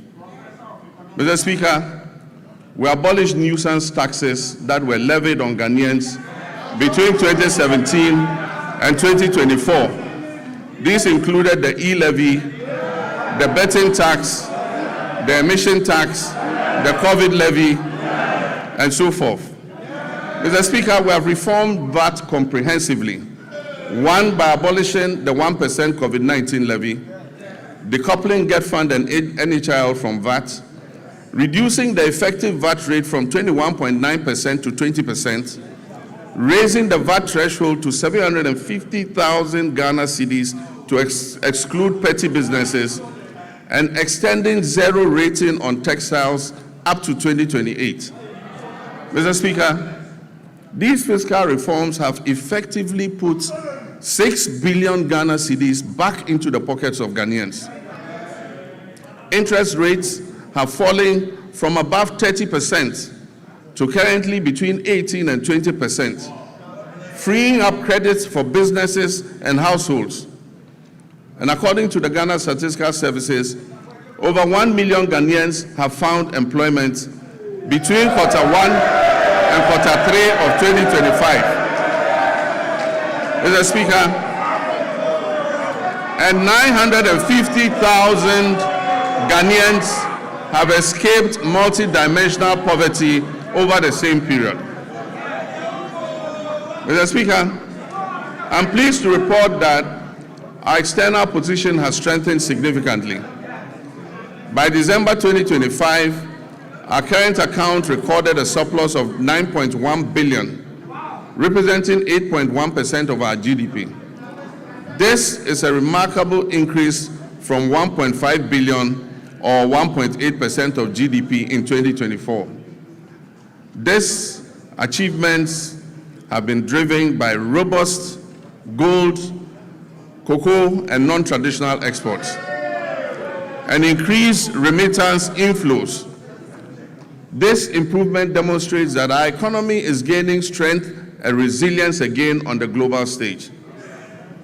We've moved decisively from planning to action on our flagship 24-hour economy and accelerated export development program. This was officially launched in 2025, and this transformative initiative is designed, one, to unlock round-the-clock economic activity. 2, deepen our value chains across key sectors. 3, boost productivity and support export growth. And 4, create quality jobs in agriculture, manufacturing, logistics, and services. Mr. Speaker, I want to thank this August House. On 6 February 2026, this House passed the 24-Hour Economy Authority Bill. This has established the regulatory framework and the legal mandate that was necessary for full implementation. Last week, at the cabinet meeting held, I had the honor of signing this historic legislation into law. All is now set for takeoff. This is the boldest economic transformation initiative in Ghana's recent history. Mr. Speaker, in this year's budget, 110 million has been allocated to begin the setting up and implementation of the 24-Hour Economy Authority. These resources will enable businesses to operate beyond traditional business hours.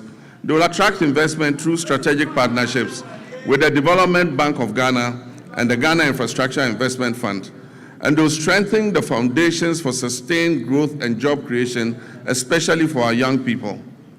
This is about building prosperity and restoring our people's hope through concrete action. Mr. Speaker, a nation that does not learn from past mistakes cannot get out of the cycle of problems that impose hardships on its citizens. We've just begun to emerge from the most devastating economic crisis in our nation's recent history. This crisis was triggered by general financial indiscipline, huge deficits, and massive debts that were occasioned by persistent and unbudgeted expenditure to meet the ends of convenient politicking. In the last week, we have had to take the painful but necessary decision to revise the producer price of cocoa to achieve competitive pricing and resolve the acute liquidity challenges in the sector. Mr. Speaker, failure to do this as others did and left a debt of 32 billion for this government to pay.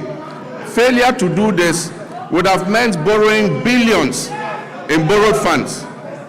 Mr. Speaker, this unplanned expenditure would have taken us right back to the very devastating economic problem we have only recently begun to escape.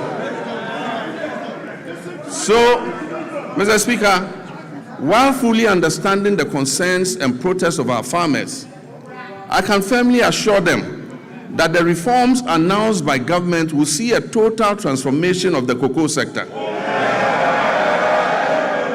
And it will guarantee them a fair and transparent price that enables them to meet the cost of producing the commodity and making decent margins. Mr. Speaker, the difference between economic hardship and avoiding the same is the exercise of sound economic judgment. And I'm determined to take decisions that ensure our collective well-being and avoid the suffering of all our citizens. These are difficult decisions to take, but Mr. Speaker, I had to take them. Mr. Speaker, we are bringing legislation to this House to tighten our procurement processes by banning sole source contracts, except in exceptional circumstances. We'll also bring legislation to this House to make it mandatory to seek Parliament's prior approval before any government asset or property is leased out or sold. This includes lands and state enterprises. Mr. Speaker, last Tuesday, I caused the Minister of Finance to lay before this House the Value for Money Office Bill. This is a landmark measure, a fulfillment of yet another campaign promise to the good people of Ghana. And this is designed to decisively end waste, inflated contracts, abandoned projects, and chronic cost overruns that have for far too long drained the public purse. All these measures are intended to improve public trust and accountability. Mr. Speaker, in January 2025, we inherited an energy sector on the brink of collapse. that had been precipitated by a severe financial crisis, the sector was burdened with a staggering debt of 80 billion Ghana cedis, strengthening the operational viability of key power producers. The 500 million World Bank partial risk guarantee, a critical risk mitigation instrument that was established in 2015 during my first term to safeguard the nearly 8 billion of private sector investment that was put into the offshore Cape Trade Points field, had been fully drawn down and exhausted due to prolonged non-payment for gas consumed. Mr. Speaker, at the distribution level, the Electricity Company of Ghana was plagued by high commercial and technical losses, collecting only 62% of the energy it purchased from generators and declaring less than 50% of its collection into the cash waterfall mechanism. Mr. Speaker, the result was severe liquidity shortfalls and power challenges throughout 2024. In the petroleum sector, years of policy inconsistency, regulatory inefficiencies, a lack of transparency, prolonged licensing processes, and unresolved legal disputes over field unitization had eroded investor confidence. Consequently, crude oil production declined by approximately 32% between 2019 and 2024. It fell from 71.4 million barrels per day to 48.2 million barrels. Mr. Speaker, I'm pleased to announce that as of December 31st, 2025, government has fully repaid and restored the entire 500 million World Bank guarantee, including interest. This has reinstated the facility in full and reaffirmed Ghana's standing as a credible and reliable partner on the global stage. Mr. Speaker, I can also announce that we are paying for every gas we are consuming today. In addition, between January and December 2025, through carefully coordinated policy actions, the government settled all outstanding gas invoices that were owed to ENI and Vitol, amounting to approximately $500 million. And so Ghana is now fully up to date with its gas consumption obligations to the Sankofa partners.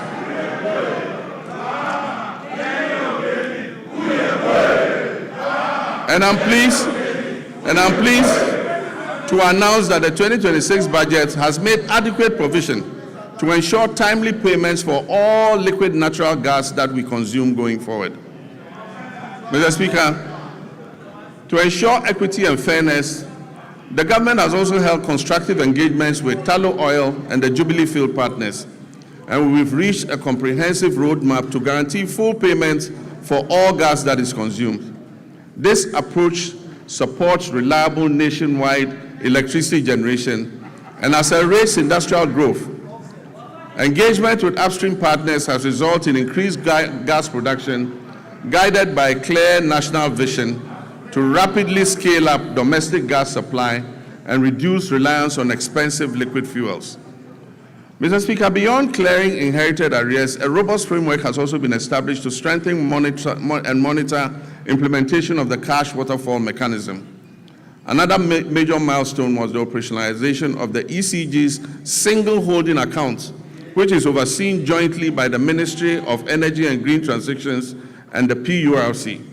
This intervention has significantly reduced revenue leakages, and it has enhanced ECG's capacity to meet its payment obligations. To address the high cost of power, the government has successfully renegotiated existing power purchase agreements. Engagement with the 9 independent power producers have resulted in a 250 million immediate savings and 1.1 billion of legacy debt restructured for payments between the period 2026 and 2028. These revised agreements will be submitted to Cabinet, and I'm pleased to inform you, Mr. Speaker, will be brought here to Parliament for ratification.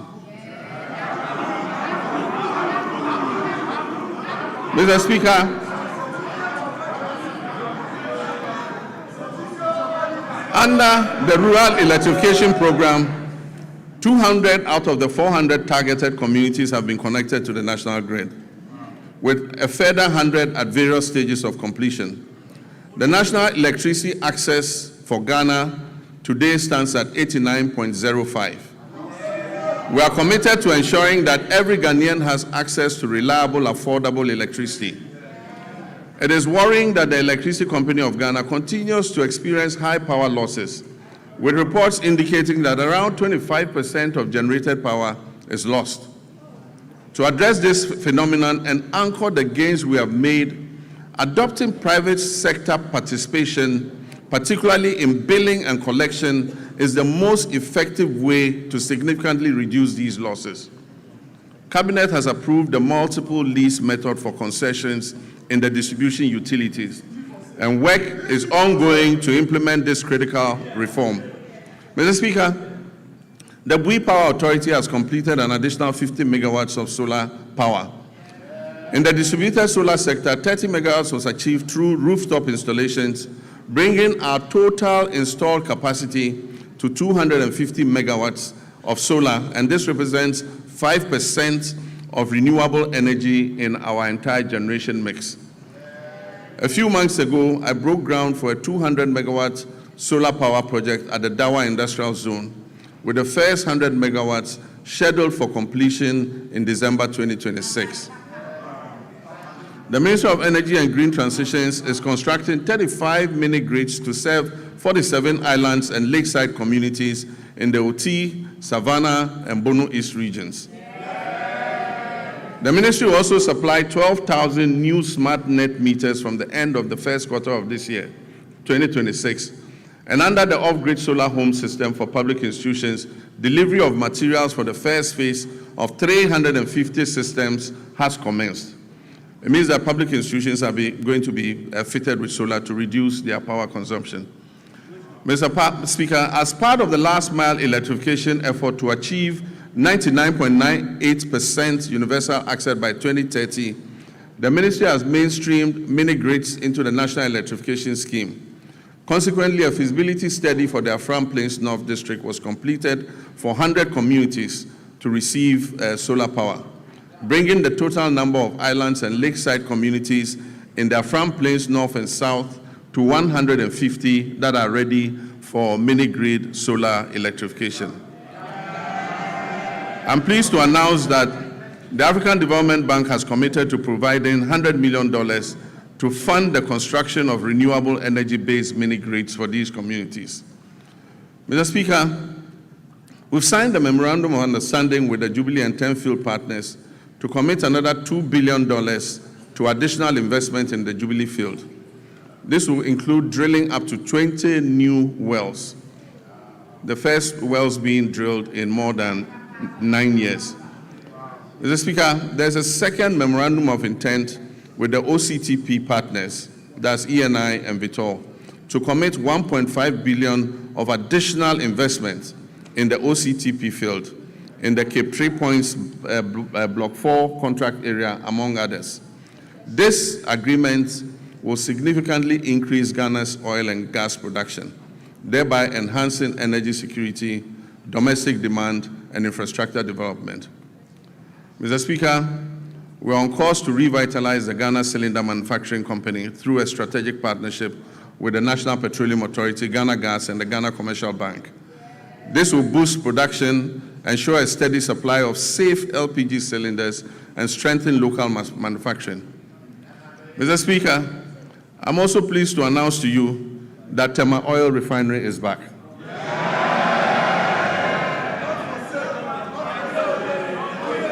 The new management of the refinery has successfully completed extensive turnaround maintenance. And I'm pleased to inform you that this August House that for the first time since 2018, the refinery has commenced processing of crude oil into petroleum products again. So, Mr. Speaker, let me assure our countrymen and women that the energy sector reforms continue unabated. I remain fully committed to turning around the sector strengthening its foundations, and ensuring reliable, affordable, and sustainable energy security for our nation. Mr. Speaker, agriculture remains central to our national renewal. Since January 2025, this administration has embarked on a decisive reset of Ghana's agricultural sector under our Agriculture for Economic Transformation agenda, with the Feed Ghana program serving as the flagship vehicle for implementation. Our objective is clear: to restore food sovereignty, stabilize food prices, reduce import dependence, increase decent jobs, especially for youth, and reposition agri as a strategic growth sector under our 24-hour economy policy. Mr. Speaker, as of January 2025, food inflation stood at 28.3%, following an unprecedented peak of 61% in January 2023. This situation placed severe pressure on households and undermined national stability. Today, food inflation has declined significantly to 4.9%, and this has provided relief to Ghanaian families and businesses. Mr. Speaker, this year we have committed 300 million Ghana cedis to the National Food Buffer Stock Company to mop up excess produce, to stabilize prices, and build a strategic national food buffer against emergencies, marking the first time Ghana has deliberately built a food reserve for national resilience. Over 413 institutions, from basic schools through to tertiary institutions, have been registered and are actively participating in the Feed Ghana program. Institutional farming is currently being undertaken by the Ghana Armed Forces, the Ghana Prison Service, the National Service Authority, basic and second cycle schools, public universities, and faith-based organizations, including churches and mosques. A key pillar of the Feed Ghana program is the home gardening initiative. Across the country, families are being encouraged to grow vegetables at home and in their communities to reduce food expenditure, improve household nutrition, and enhance food availability. The Feed Ghana program is also firmly anchored on irrigation for wealth creation. Government is deliberately shifting our agriculture from rain-fed dependence to irrigation-based farming to support year-round production and also strengthen our climate resilience. And so over the past months, processes have begun for the following interventions: the construction of 2 new mega dams, the rehabilitation of 8 existing irrigation dams, and the construction of 250 solar-powered boreholes for farming communities and schools across the Northern Belt and Brong-Ahafo regions.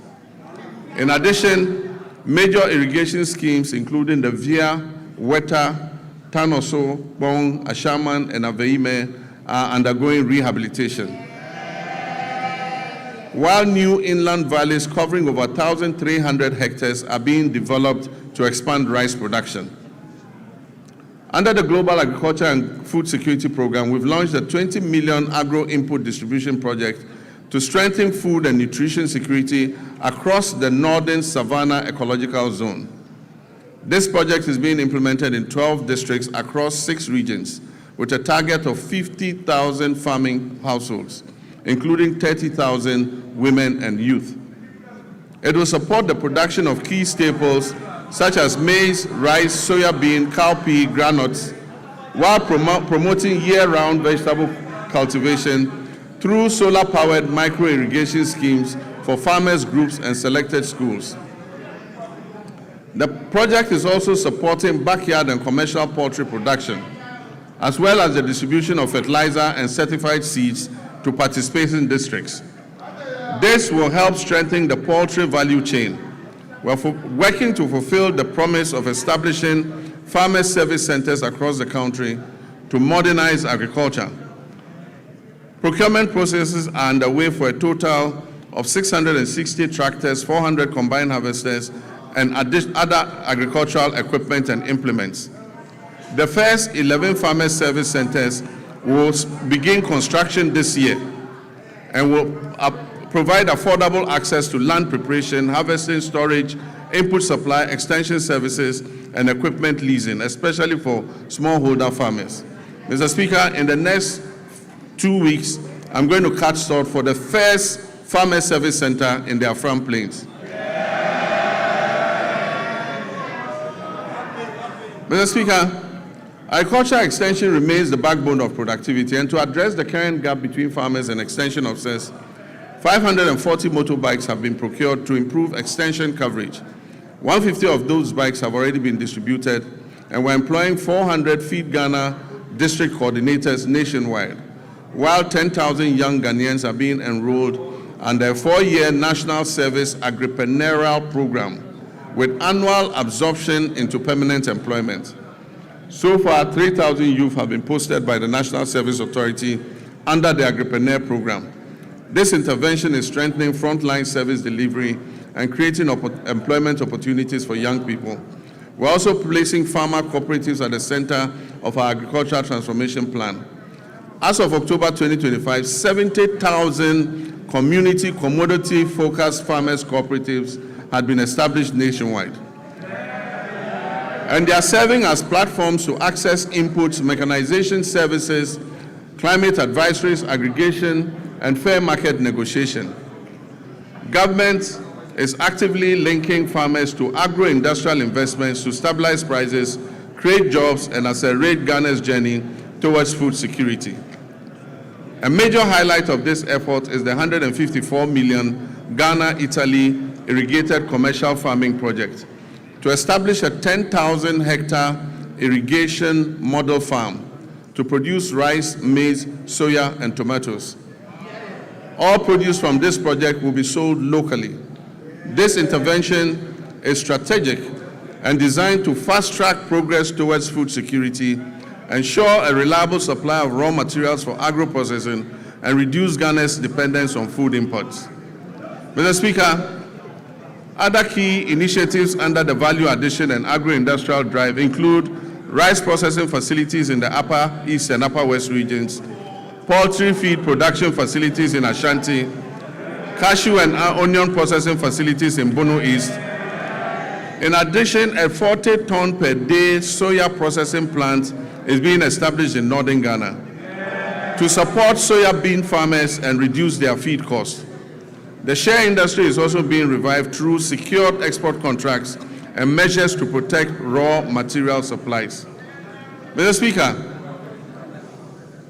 to reduce Ghana's 300 to 400 million annual poultry import bill, Ghana has launched a comprehensive poultry farm-to-table project. These comprise 50 anchor or commercial farmers producing 4 million birds, 500 SMEs producing 3 million birds, and a small-scale Nkokon Kitinkiti backyard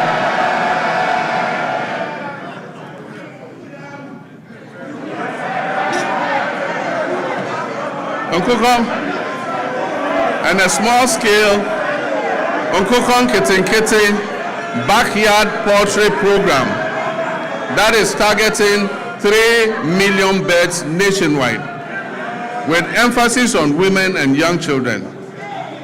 Mr. Speaker, the Nkokon Kitinkiti program is underway as I speak, and the target is to reach 60,000 households. Even before I launched the Nkokon Kitinkiti program, 720 beds had been distributed during the pilot phase to 13,000 farmers in 12 districts. I recently opened a poultry processing factory in Bichim to support expected production growth in the poultry sector. Mr. Speaker, education is important, and it remains pivotal to our national transformation agenda. In this regard, the year 2025 was both eventful and momentous for Ghana's education sector. I'm pleased to report that all the flagship initiatives and commitments that were contained in our Reset Agenda Manifesto have been faithfully honored during the year under review. The No Fee Stress initiative was successfully launched in Koforidua, and as I speak has benefited over 152,000 young people, first-year students in public tertiary universities. The number of beneficiaries this year is projected to reach 220,000 first-year students. In collaboration with the Student Loan Trust Fund, I have good news for law students. Law students in Ghana will also be now able to access the student loan scheme to pursue their legal education. Mr. Speaker, the free tertiary education policy for persons with disability has also been launched and is now fully benefiting all eligible persons with disabilities enrolled in our tertiary institutions nationwide. Mr. Speaker, the 2025 academic year saw a stable, uninterrupted supply of quality food to all our schools under the free senior high school program. Mr. Speaker, to further deepen coordination, accountability, and effectiveness in the education sector, this Honorable House passed several important pieces of legislation. These include: 1, the Kwame Nkrumah University of Science and Technology Bill 2025, the Ghana Scholarships Authority Bill 2025, the Change of University Names Bill 2025, the University for Development Studies Bill 2025, and the Ghana Education Trust Fund Bill 2025. To enhance private sector participation in the tertiary education sector, new legislation will be introduced in this House to ease regulatory bottlenecks and remove the requirement to charter, making it optional. Mr. Speaker, basic education remains the critical entry point into our education system. It is at this level that children acquire foundational literacy, numeracy, critical thinking, and problem-solving skills, upon which all future learning depends. Government understands the importance of the basic sector and is therefore undertaking a major policy shift to rebalance our education investments in favor of basic education. As part of this shift, the standards-based curriculum for kindergarten to primary 6 is currently under review to incorporate robotics, coding, and the responsible integration of generative artificial intelligence. Additionally, as part of the ongoing curriculum review, artificial intelligence education will be introduced at an age appropriate and developmentally sensitive, with a strong emphasis on ethical use, digital responsibility, critical thinking, and human values.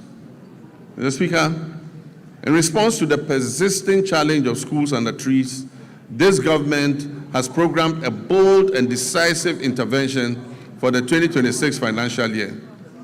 This includes the construction of 200 kindergarten blocks, 200 new primary school blocks, 200 new junior high schools nationwide.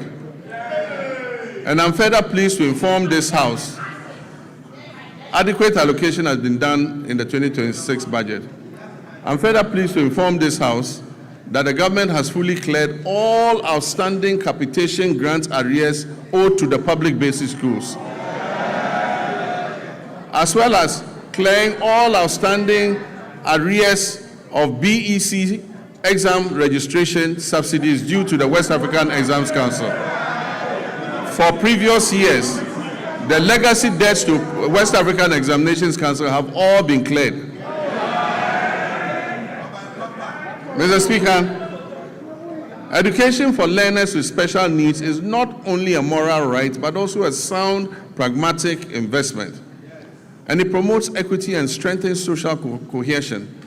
In recognition of this, the amended Get Fund Act has established a dedicated, sustainable funding framework to implement free education for learners with special needs, beginning in the 2026 academic year. Government has also increased the daily feeding grant for students in public special schools from 8 cedis per day to 15 cedis per day. This significant increment reflects our resolve to address the unique nutritional and health needs of learners with disability.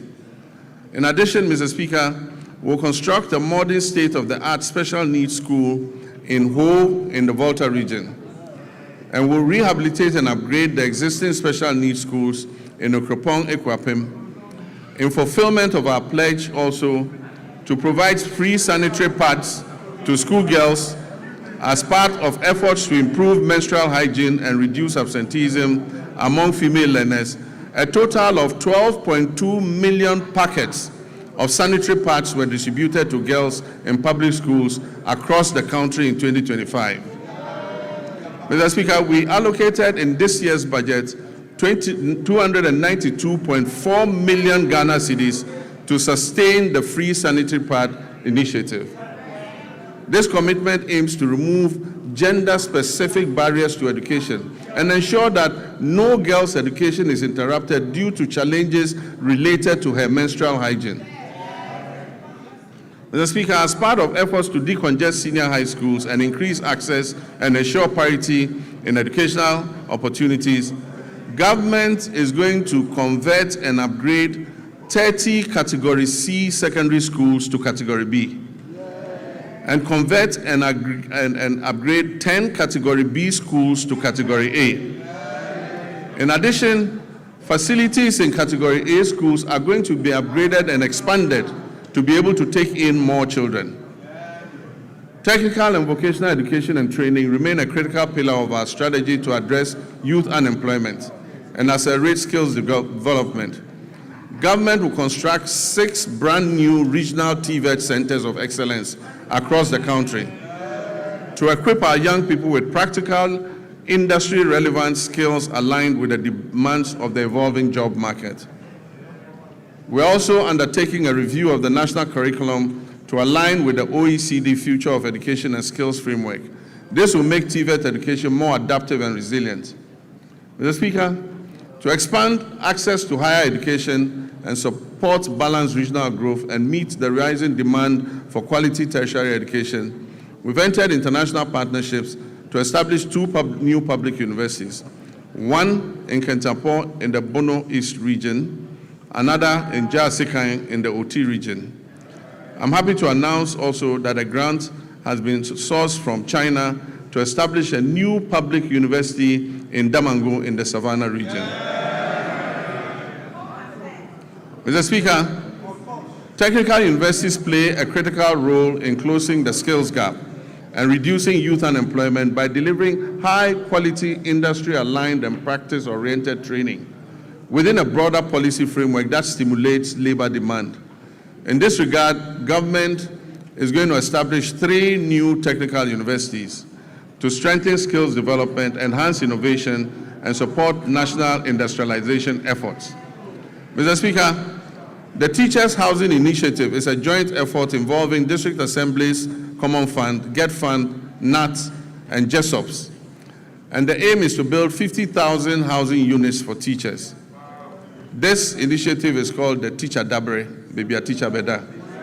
This partnership demonstrates our collective dedication to enhancing teachers' living conditions and boosting the retention of teachers, especially in rural and remote areas, and ensuring that teachers can live, work, and retire with dignity and security.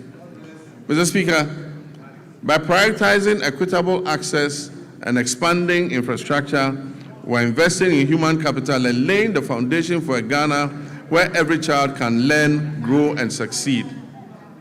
Mr. Speaker, our health system. By January 2025, our health system was under severe strain.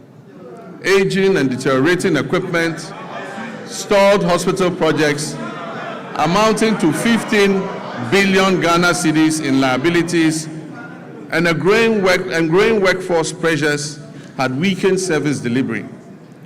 Over the past year, donor support to our health sector declined sharply from 19% of our total health budget to just 2.2% today, creating an annual financing gap of more than 2.4 billion Ghana cedis.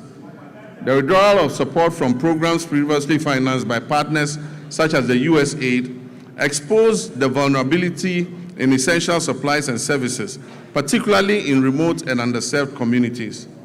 Faced with these realities, my government chose to act decisively. In 2026, direct government funding for health will account for about 72% of our total health spending. This is up from 56.8% in 2023. Core health allocations have risen to GHS 23.3 billion, and with national health insurance resources included, total health financing now stands at 34.7 billion Ghana cedis. This reflects our clear commitment to domestic financing and health sovereignty. At the same time, we have faced the growing burden of non-communicable diseases. Today, non-communicable diseases account for over 40% of all deaths in Ghana and remain a major cause of household poverty. To address this, the government established the Ghana Medical Trust Fund, otherwise called Mahama Cares.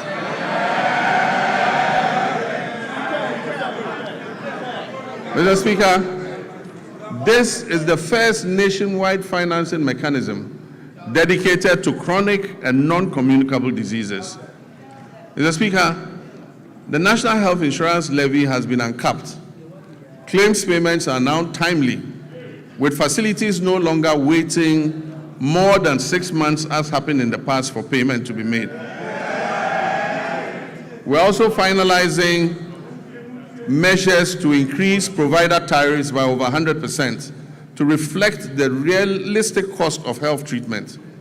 As a result of the increased trust, NHIS enrollment has risen from 57% at the start of 2025 to 66% today. Mr. Speaker, Ghana's health workforce density has risen from 16.6% per 10,000 people in 2025 to nearly 42 per 10,000 today, while public sector health employment has doubled to approximately 200,000 workers. And yet, significant challenges remain. At the beginning of 2025, when we took over, 103,000 trained health workers were still awaiting placement, employment, or enrollment onto the payroll. Over the past year, 13,500 nurses and midwives, along with hundreds of doctors and pharmacists, have been absorbed into the public payroll. Nursing trainee allowances have been regularized and restored. Application fees have been reduced, and the no-fee stress initiative introduced to ease access to training has been extended. Service conditions are being implemented to boost morale and retention. Looking ahead, government will expand recruitment and take necessary action to add more health workers onto the payroll. We will also correct the maldistribution of health workers through targeted incentives for health workers who agree to serve in underserved areas. Let me use this opportunity to appeal to our gallant health workers to accept postings to our underserved areas, seeing as it is a national call to duty, while we work to ensure that they have an enabling environment to do their work. Mr. Speaker, we'll also scale up specialist and advanced nursing training to match the country's changing disease profile. New post-basic nursing programs in cardiology, nephrology, endocrinology, and oncology will be introduced. While the two existing ones, emergency and critical care nurses, will be scaled up. At least 30 nursing training institutions will transition to competency-based degree curriculums, supported by new scholarship opportunities for PhD-level training for nurses and allied health professionals. Mr. Speaker, on health infrastructure, my government remains firm in its commitment not to abandon unfinished projects. We'll continue to retool facilities, strengthen emergency and disease surveillance systems, and ensure that health infrastructure is properly aligned with staffing, equipment, and financing. In 2026 budget, provision has been made to commence regional hospitals in Oti, Savannah, and the Western North regions. This will expand access to quality care. Aligned with the reset agenda, we're making strategic investments in local pharmaceutical and vaccine production. The government has allocated 50 million in seed funding to the National Vaccine Institute. And in 2025, a local manufacturer secured market authorization to produce snake venom antiserum right here in Ghana. We're also finalizing steps to implement an advanced market commitment to prioritize locally manufactured vaccines and pharmaceuticals in public procurement. Production of the tetanus diphtheria vaccine is expected to commence this year, through a partnership with an Indonesian pharmaceutical firm. Disease control remains our priority in our country's immunization financing. We will strengthen immunization financing. In 2025, the vaccine budget for children and pregnant women was increased by 46%, exceeding the 171 million Ghana cedis. And this enabled Ghana to fully and promptly finance all its vaccines and reduce the risk of preventable outbreaks. In 2025, we also introduced the HPV vaccine to protect young women and girls against cervical cancer. Mr. Speaker, Ghana's HIV prevalence rate is estimated at 1.6%.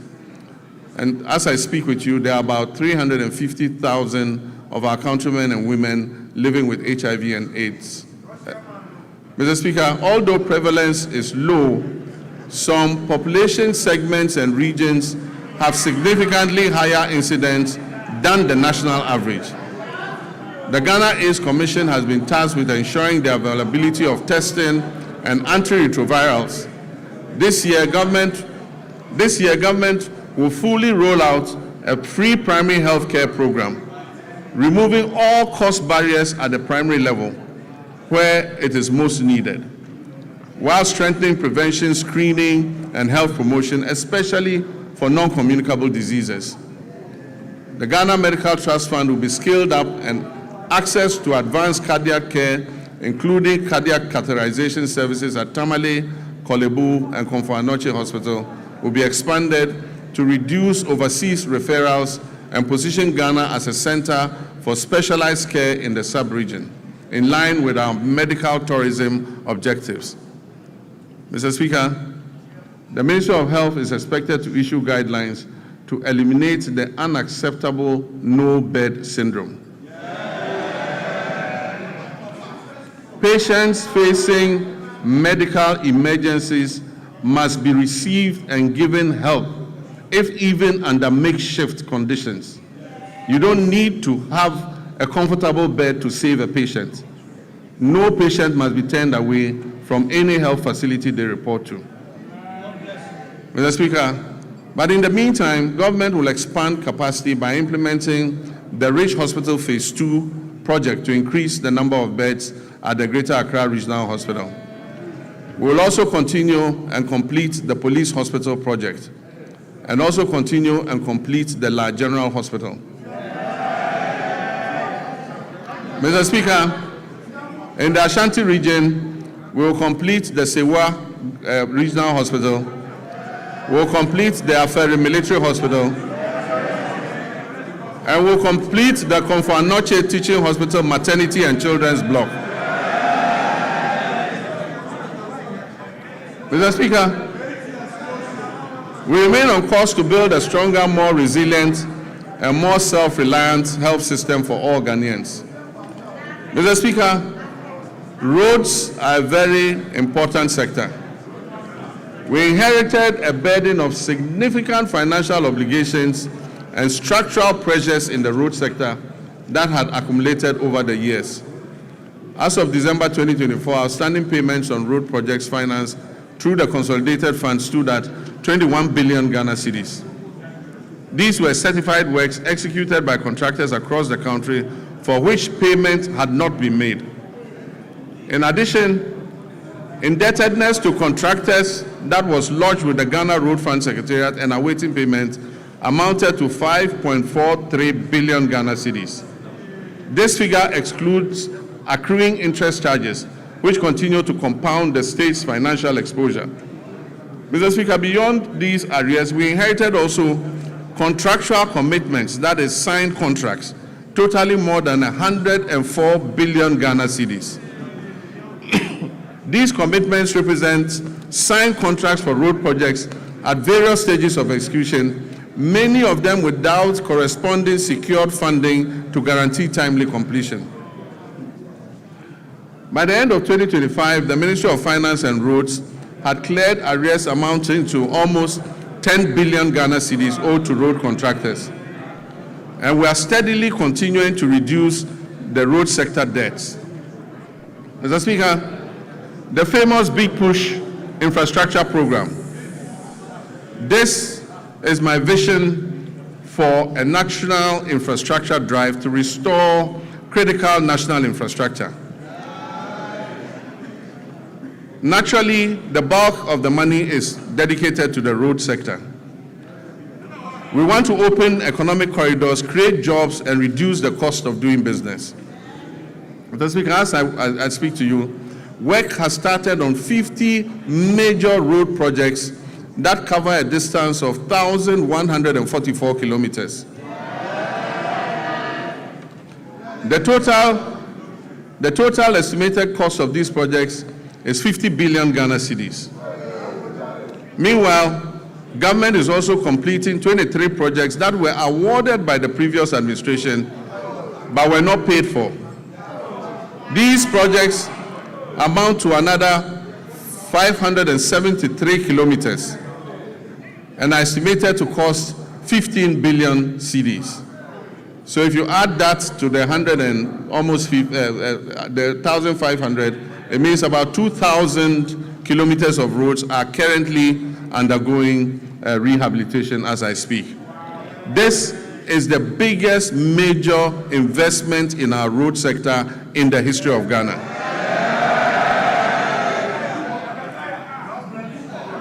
Across all 16 regions, 73 projects are advancing with significant visible progress expected by the end of the year. Some of these include Tepamaban-Goso, the Kumasi Bypass Road, Swami Interchange and Local Roads, Sunyani Outer Ring Road, Sampa Jinijini Road, Techima Nkonsia Winchi Road, dualization of Winneba Cape Coast Road, Kwau Tafo Adosu Road, Dodowa Afienya Dawenya, Bintiri Nakwanduri, Tamale Outer Ring Road, Winchi Sola, Sola Wa, Bole Chache, Bole Town Roads, Navrongo Tumu, Tumu Han Lora, Atimpoku Ho, Ho Denu, dualization of Accra Aflao, dualization of Cape Coast Akrade, Dadieso Akontombra, to name just a few.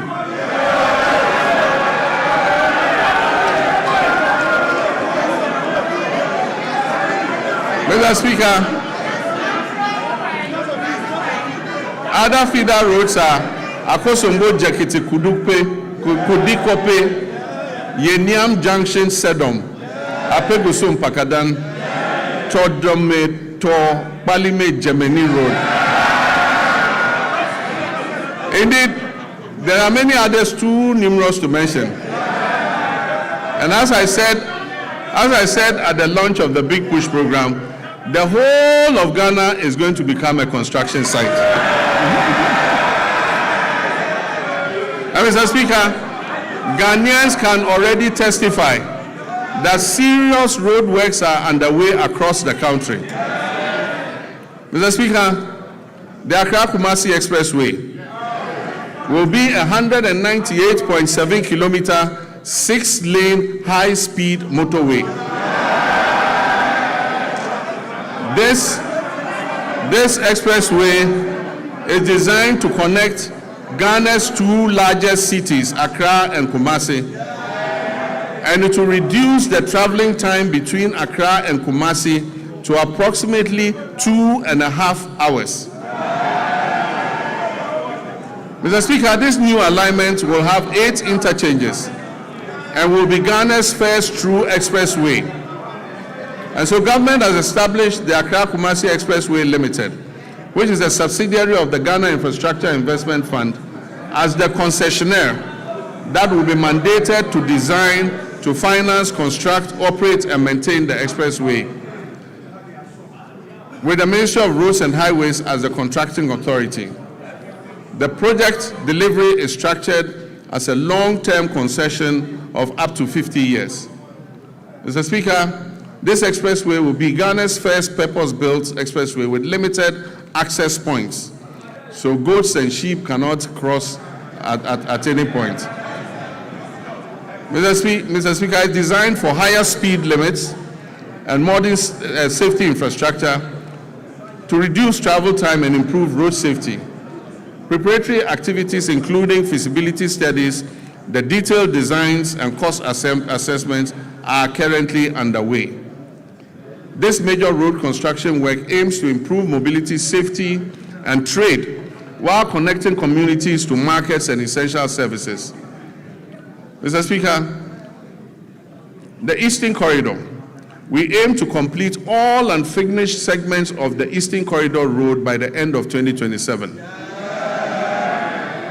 Mr. Speaker, we'll continue and complete the 27.7 Accra-Tema Motorway and Extension Project.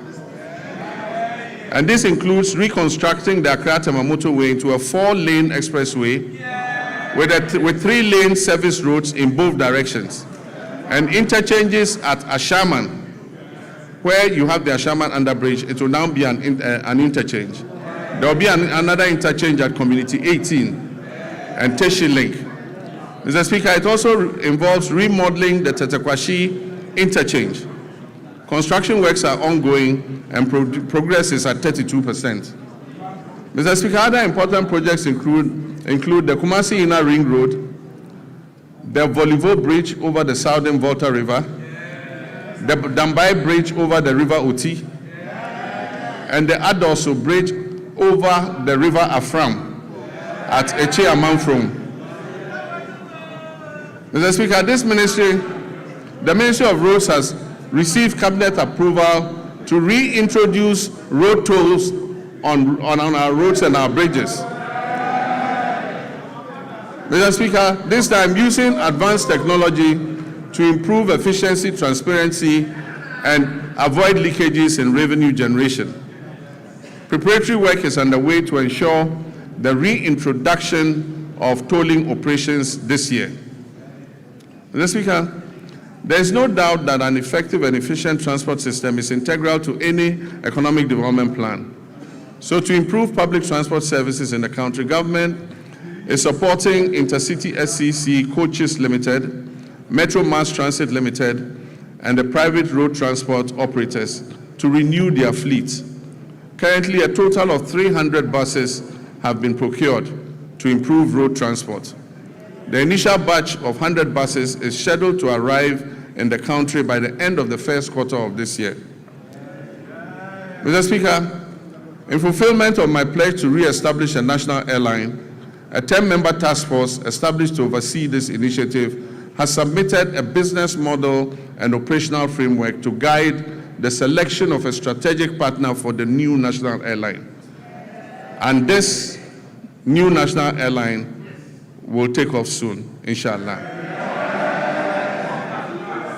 Mr. Speaker, passenger traffic handled by the Ghana Airports Company increased to 3.625 million passengers in 2025. This was an increase from 3.4 million in 2024. In response to the rising passenger traffic and congestion at the Accra International Airport's new Terminal 3, we are remodeling Terminal 2 into a dual-purpose facility to serve both domestic and international flights. So when the remodeling of Terminal 2 is finished, all the domestic flights and some of the international flights will be moved to Terminal 2 so that we ease the congestion on Terminal 3. This will improve operational efficiency and enhance the overall passenger experience. Mr. Speaker, Accra's Terminal 3 remains amongst the best in Africa. A new concourse will link Terminal 2 and Terminal 3 so that passengers arriving in Terminal 2 and having to move to Terminal 3 won't have to come out and walk. They'll go through the concourse. Mr. Speaker, Terminal 3 is going to be supported by a new 7-story floor car park. It will also have an airport hotel and retail amenities to service the passengers. Mr. Speaker, runway expansion and overlay is currently being undertaken to strengthen the Accra International Airport's runway. Mr. Speaker, we will also begin work on new regional airports in Sunyani, in Bolgatanga, and Wa. In Sunyani, the current location of the airport is not appropriate to extend the runway, and so we have to move and build a new airport at a different location. Bolgatanga, the site has been acquired and work will commence.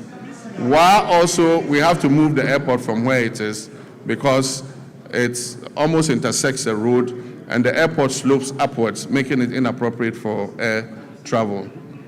Mr. Speaker, we are also renaming, we're also reverting the airport in Accra, the international airport in Accra, to its original name, the Accra International Airport.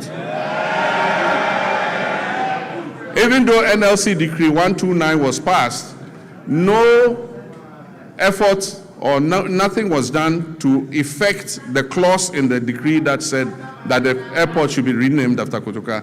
So in all international records in ICAO and IATA, that airport in Accra, the international airport, remains named Accra International Airport. Mr. Speaker, we are working to fully operationalize the Tema and Pakadang rail line to maximize passenger and freight traffic between Tema and the north using the Volta Lake waterway. The Western and Eastern railway lines will continue to be modernized in partnership with the private sector. These projects are aimed to support the efficient transport of container and bulk cargo to and from our ports, as well as to facilitate the efficient haulage of minerals from mines in Usuta, Awaso, and Yunahing to the Takrady port, while also providing passenger transport along the respective rail corridors. Mr. Speaker, as part of the 24-hour economy initiative, a new 24-hour operation has started at Tema Port, allowing access to port services around the clock. This development enables importers to clear their goods at any time, significantly easing congestion at the terminals like the transit terminals, the reefer terminal, and the Golden Jubilee terminal. The initiative brings together customs, banking, and other relevant agencies to enhance efficiency, low transaction costs, and boost Ghana's competitiveness as a major trade hub. Cabinet has reviewed the designs and feasibility study for the Keita Port and directed the Ghana Ports and Harbours Authority to present an action plan and a roadmap for the realization of the project at the earliest possible time. Mr. Speaker, the Driver and Vehicle Licensing Authority, as part of its expansion efforts, has established a new operational office at Adenta Bus Terminal in Accra. If you need any service in the night from DVLA, go to Adenta. There's an office open there day and night. Mr. Speaker, this modern facility operates around the clock, providing continuous service to improve accessibility and convenience for our motorists in Adenta municipality and the whole general Accra area. Mr. Speaker, communications is important, and under the Rural Telephony and Digital Inclusion Project, implemented through the Ghana Investment Fund for Electronic Communications, GIFEC, we extend voice and data connectivity to unserved and underserved communities. We've targeted the construction of 2,016 cell sites all over underserved and unserved communities. 1,561 of these 2,016 cell sites have been constructed, and of this number, 1,144 have been activated. Work is ongoing to activate the remaining 417 sites. Preparations are also well underway to commence construction of the remaining 455 sites. Mr. Speaker, under the School Connectivity Initiative, over 62,000 digital resources have been uploaded to the Ghana Knowledge and Skills Bank, enabling seamless access across multiple devices, from PCs to laptops to tablets and smartphones, for more than 600,000 users, including teachers, students, and researchers. Mr. Speaker, as part of the government's research agenda to ensure Ghanaian youth acquire essential digital skills for the modern global economy, I launched the 1 Million Coders program in March 2025. This initiative aimed to train 1 million Ghanaians in key data areas, including data analytics, data protection, cybersecurity, the metaverse, and artificial intelligence over 4 years. Phase 1 of the program, that is the pilot phase, saw hundreds of trainees complete their training programs in person across 4 training centers that were established in Accra, Kumasi, Sunyani, and Bolgatanga. Mr. Speaker, phase 2, which will include virtual sessions, is set to commence this year. With expanded training centers and an increased number of beneficiaries, we project that 400,000 young Ghanaians will be trained this year. And this will build up to the numbers approaching 1 million. Mr. Speaker, the fight against corruption has remained a defining priority of my government and represents a central pillar of our commitment to good governance and accountability and the prudent management of public resources. Mr. Speaker, we've made progress through strengthened collaboration among law enforcement agencies, financial intelligence institutions, and prosecutors. These efforts have led to initiation of criminal proceedings and asset forfeiture proceedings against some individuals and entities implicated in financial crimes against the state. But yes, I agree with the sentiments of Ghanaians that we must press harder on this accelerator. As of December 2025, IOCO has recovered more than 600 million Ghana cedis. The office has investigated 462 cases, with 15 currently under prosecution.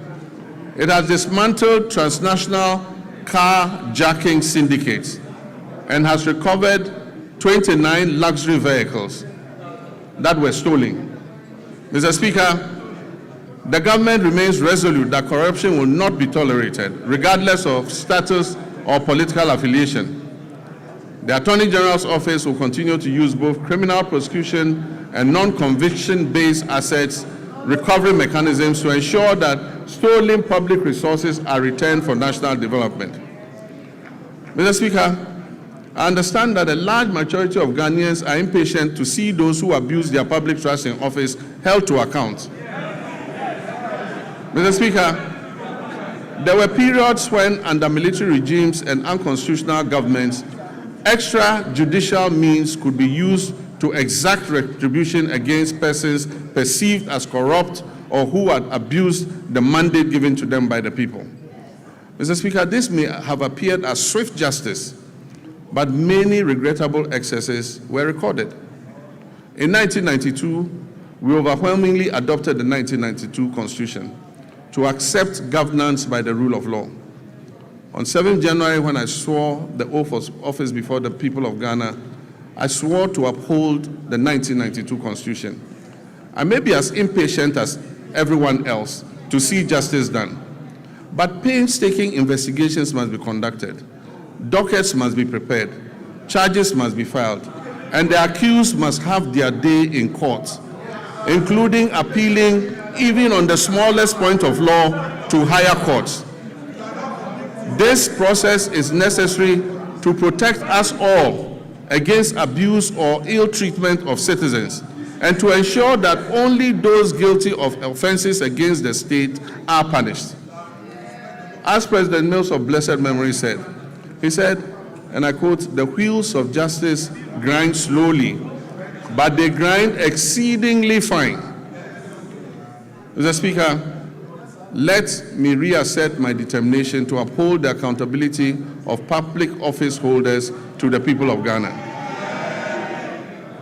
We have laid the Public Officers Code of Conduct Bill before Parliament. This bill codifies the conduct of public officers and makes breaches thereof punishable. I wish at this juncture to thank His Lordship, the Chief Justice, for establishing additional specialized high courts to address breaches identified in the Auditor General's report. Mr. Speaker, the Constitution review process was conducted in a transparent and consultative manner. drawing on input from constitutional experts, civil society organizations, traditional authorities, religious leaders, political parties, and the general public. The review committee has submitted its comprehensive report containing detailed proposals to amend the Constitution to address identified weaknesses and make it more welfare enhancing. Mr. Speaker, the Attorney General's Office is working closely with relevant stakeholders to translate the recommendations into implementable legal and constitutional proposals, which will be presented to this August House in accordance with constitutional procedures. Mr. Speaker, illegal mining continues to pose a grave threat to our environment, water bodies, public health, and national security. Mr. Speaker, prosecution of persons engaged in illegal mining has been intensified, with a renewed focus on dismantling organized criminal networks behind Galamsey operations, rather than targeting only the little fish, low-level offenders. Mr. Speaker, in all these Galamsey operations, there are big fish who never get caught. Mr. Speaker, in total, over 114 case dockets involving hundreds of accused persons are pending in various courts across the country, particularly in towns and villages that are prone to illegal mining. Specialized prosecutorial teams have been deployed to fast-track illegal mining cases, ensure the effective presentation of evidence, and pursue the confiscation and forfeiture of equipment and proceeds used in or derived from illegal mining. Mr. Speaker, when it comes to gender and social protection, my government will continue to ensure gender equality and equity, promote the welfare and protection of children's rights, and empower the vulnerable, the aged, and persons with disability for sustainable national development. Work is well advanced on the Women's Development Bank, for which a total of 401 million Ghana cedis has been allocated in the 2026 budget. The coming months will see a full rollout of this monumental policy to empower Ghanaian women and women-owned businesses economically and financially. Mr. Speaker, the Ministry of Gender and Social Protection has successfully honored all legacy leave payment cycles for 2025 and before, reaching 1.5 million people.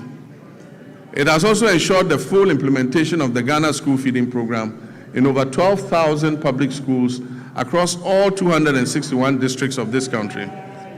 Mr. Speaker, the number of beneficiary pupils under the school feeding program has increased from 3,801,491 for the 2023-2024 academic year to 4,231,059 for the 2024-25 academic year. This program is providing gainful employment to 34,000 caterers and cooks nationwide. Mr. Speaker, in the security sector, Ghana faces evolving security threats. Our troops, services, and agencies have, however, remained firmly committed to strengthening national peace and security, which underpin our democracy, development, and social cohesion. This commitment encompasses internal security operations, international peace support missions, strategic investment in restructuring and retooling, and improvement in troops' welfare, recruitment, and capacity development. Mr. Speaker, two recent incidents are evidence of the increasing dangers we face as a nation.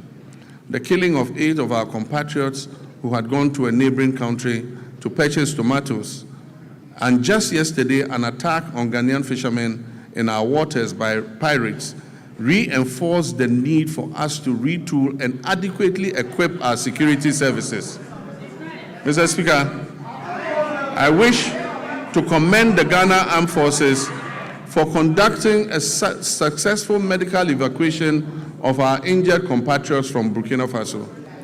I also commend the Ghana Navy and the Ghana Air Force, the National Security Council Secretariat, the Chief of Staff's Operations Team, the MP for Ewutu Senya, the Chief Fisherman and people of Senya Breku for the combined effort that successfully rescued all the stranded 71 fishermen who had been attacked by pirates. I've asked the National Security Coordinator to assist the affected fishermen and replace the stolen outboard motors and fishing gear.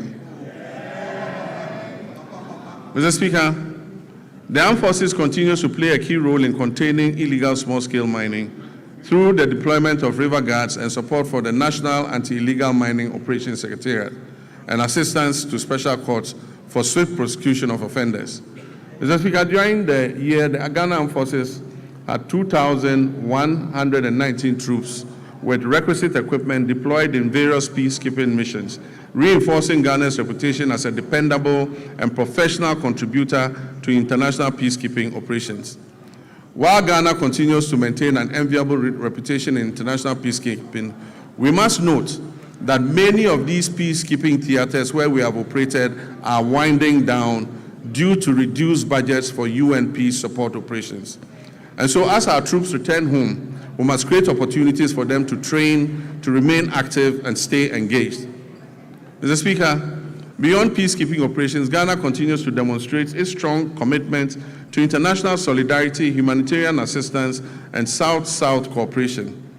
In December 2025, the Ministry of Foreign Affairs, in conjunction with the Ministry of Defense, deployed 54 personnel from our 14 Engineers Brigade to Jamaica to support that country with national reconstruction efforts following the devastation that was caused by Hurricane Melissa, which claimed over 40 lives.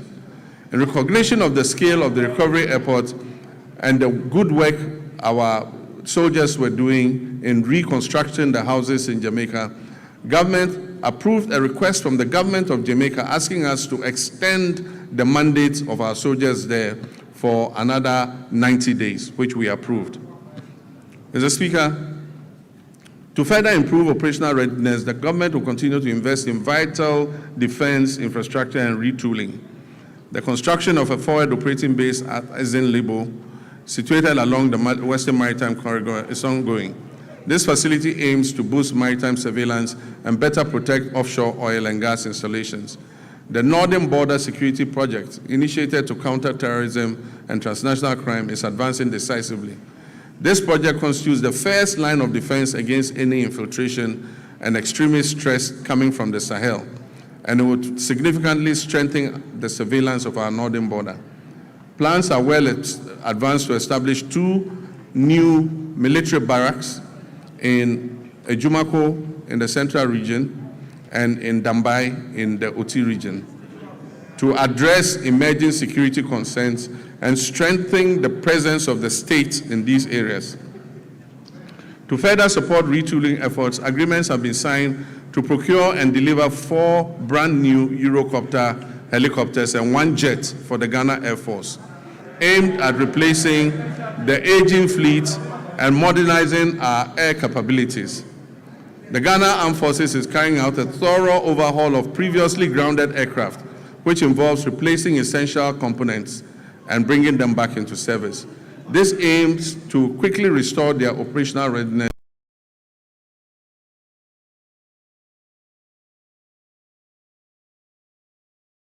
vehicles for the Ghana Armed Forces to enhance mobility and boost troop morale.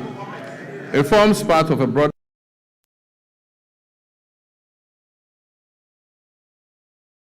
underway to acquire 2 brand new offshore patrol vessels, armored personnel carriers, protective gear, ammunition, vehicles, and strategic drones and advanced communication systems to enhance the operational capability of the Army, Navy, and Air Force.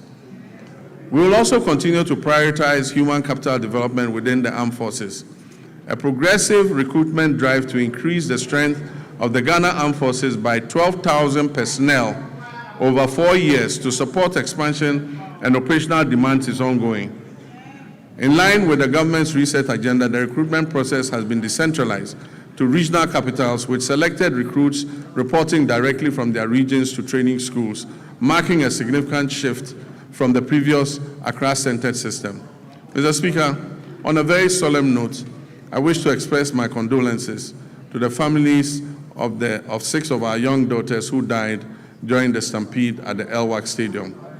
May their memory be blessed and may they rest in perfect peace. Mr. Speaker, following the revised gratuity regime that was introduced in 2020 under the stewardship of Honorable Nitu, extending service by 5 years, under Constitutional Instrument 129, arrears have accumulated. Nitu is my friend, don't worry. Arrears have accumulated, Mr. Speaker, because no budgetary provision was made over the 4 years that followed.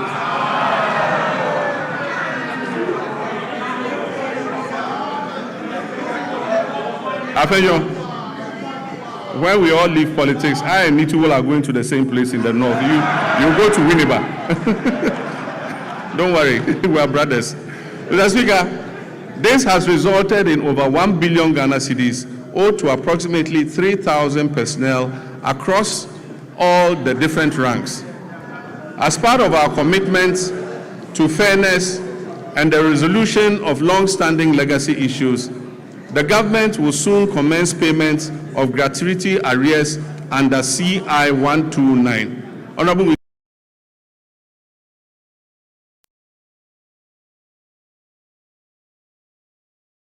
by the current military high command with the Ministry of Finance and the Ministry of Defense, a structured implementation plan has been agreed upon. This will bring closure to the issue that has been outstanding since 2020, and it will ensure that affected personnel receive their rightful entitlements. Mr. Speaker, the Ghana Police Service has also received 40 armored vehicles and 100 pickup trucks to enhance their operations. Other security agencies such as the Fire, Prisons, Immigration, BNI, and Narcotics Control Commission will also be retooled to enhance their efficiency. Mr. Speaker, let me take this moment to commend the IGP and his men for the recent major successes they are chalking in bringing dangerous criminals to justice. The trust of the Ghanaian people in their police service is rising again, and I urge you to keep up the standard. Mr. Speaker, Ghana's foreign policy remains a central instrument for advancing our national development, for safeguarding our sovereignty, and projecting our values on the global stage.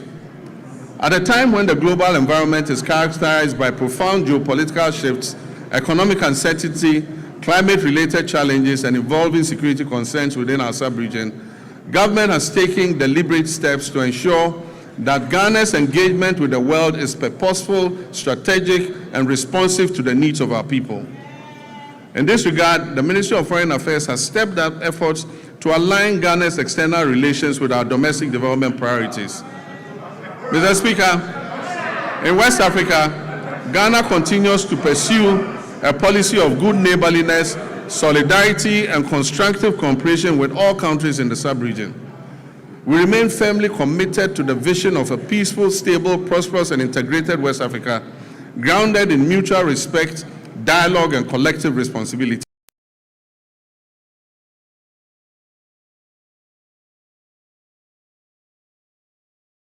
Particularly following their withdrawal from the Economic Community of West African States, ECOWAS. Ghana believes that continued dialogue and cooperation are indispensable to regional stability, and that disengagement only deepens our collective vulnerabilities. At the continental level, Ghana continues to play an active, principled, and forward-looking role in advancing the African Union's strategic priorities. Today, Ghana currently holds the following prestigious positions. We are AU champions on reparations. We are AU champions for African financial institutions. And Ghana is also the AU champion for gender equality and women's empowerment. Mr. Speaker, I'm humbled by my election as the first vice chairperson of the African Union at the 39th ordinary session. At the 39th ordinary session of the AU Assemblies of Heads of State and Government held recently in Addis Ababa, Ethiopia. Mr. Speaker, it is also gratifying to note that my colleague leaders in West Africa have declared me John Dramani Mahama.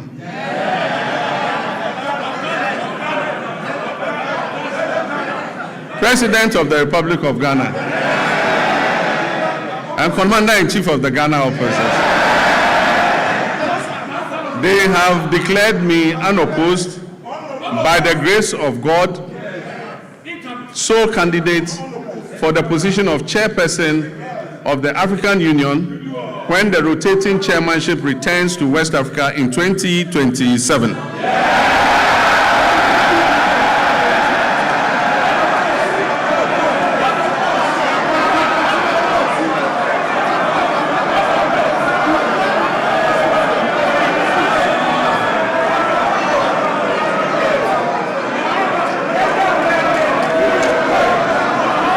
Mr. Speaker,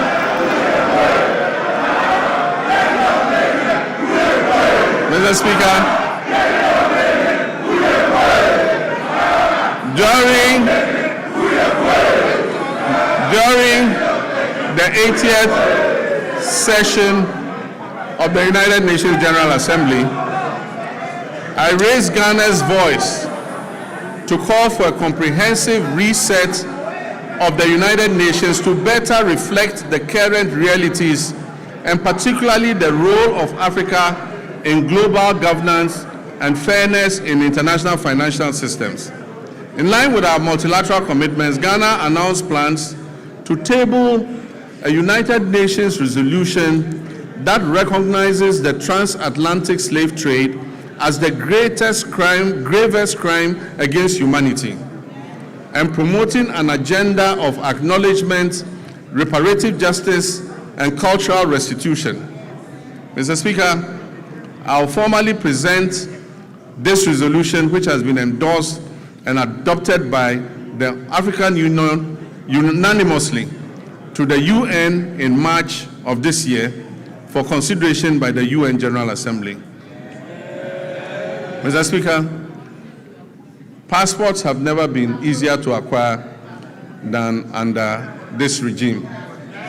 Mr. Speaker, the Foreign Ministry of Foreign Affairs has established 7 new passport application centers in Upper East, Oti, Ahafo regions, Bono East, Northeast, my own region, Savannah, and the Western North region.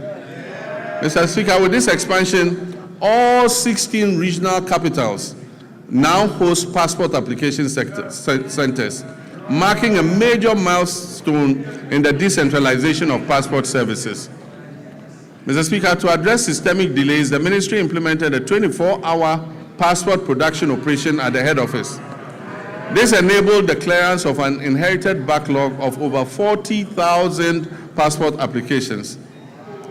As a result of these reforms, Ghana's passport administration now operates with 0 backlog, guaranteeing passport delivery within 15 working days. If you like, try it. Apply for a new passport. Within 15 days, you will receive your passport.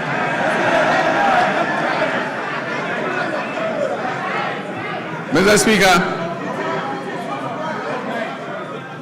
to facilitate travel and boost tourism and ease business mobility, the Ministry of Foreign Affairs implemented a 5-day visa processing service across.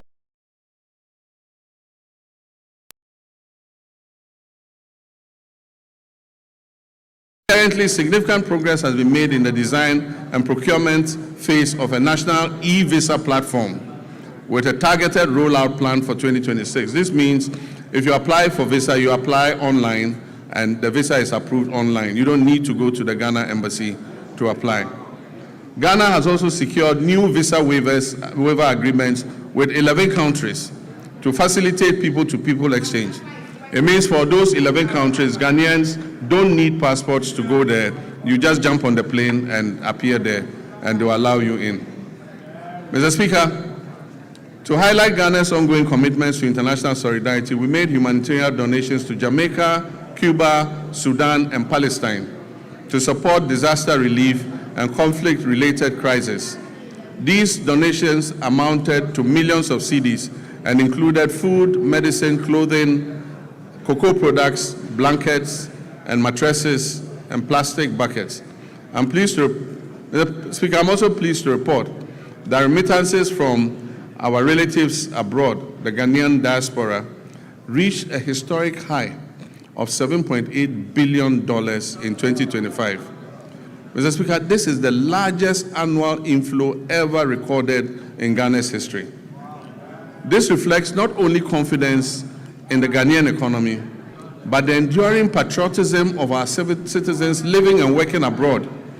Mr. Speaker, these remittances they bring back home support households, they finance education, they build homes, they provide seed money for businesses, and best of all, they stabilize our foreign exchange position. In many respects, our diaspora has become one of the country's most reliable development partners. Without contracts, conditionalities, or fanfare, they are easily one of our most reliable development partners. We must intentionally ensure that citizenship, rather than place of residence, determines one's right to serve the Ghanaian Republic. Ghanaians worldwide who pledge allegiance to this country of theirs and make substantial contributions to its development should not be barred from active participation in public affairs, including the opportunity to hold public office, provided there are appropriate measures to ensure loyalty and accountability. Mr. Speaker, I'm personally in support of the bipartisan bill currently before this House, seeking to address this matter. And it is my hope that it will be passed expeditiously so that our compatriots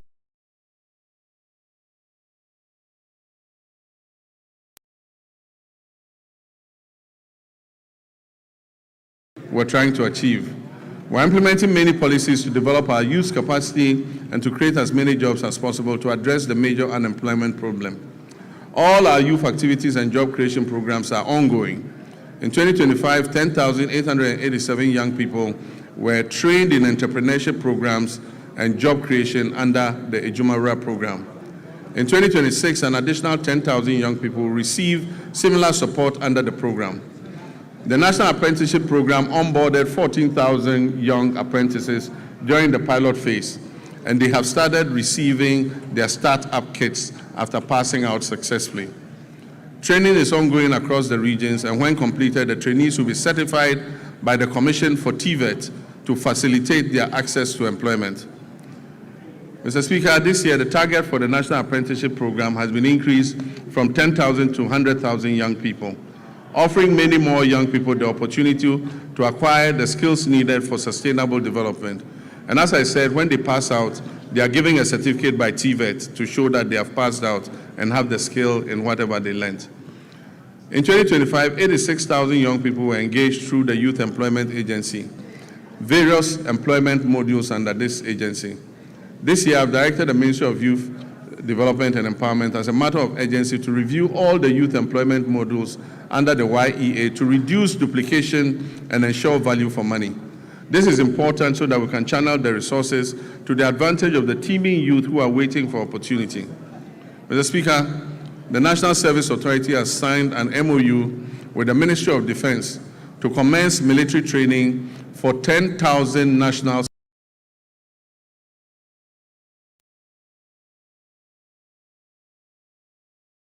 service personnel will receive call-ups to report at various military centers for training.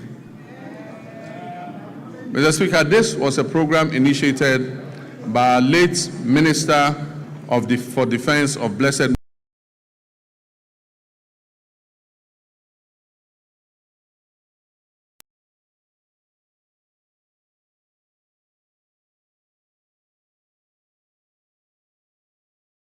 benefit of the personnel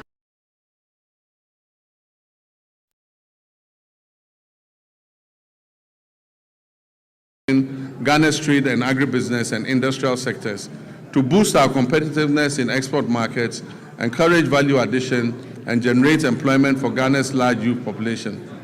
My recent visits with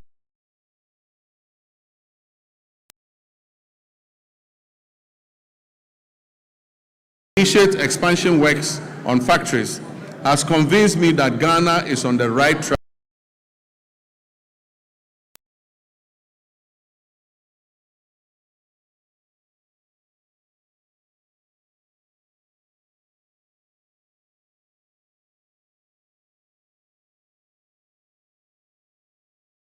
First step, we are collaborating with private sector to establish 3 new garment factories in Eastern Region, Central Region, and Bono East Region. This will create an estimated 27,000 strategic investors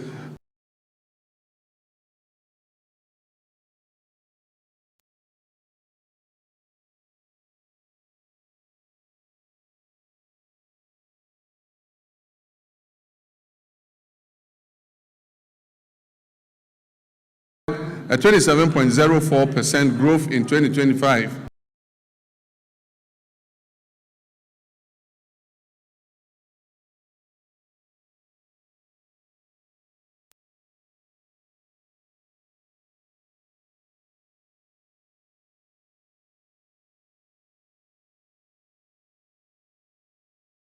Export sector.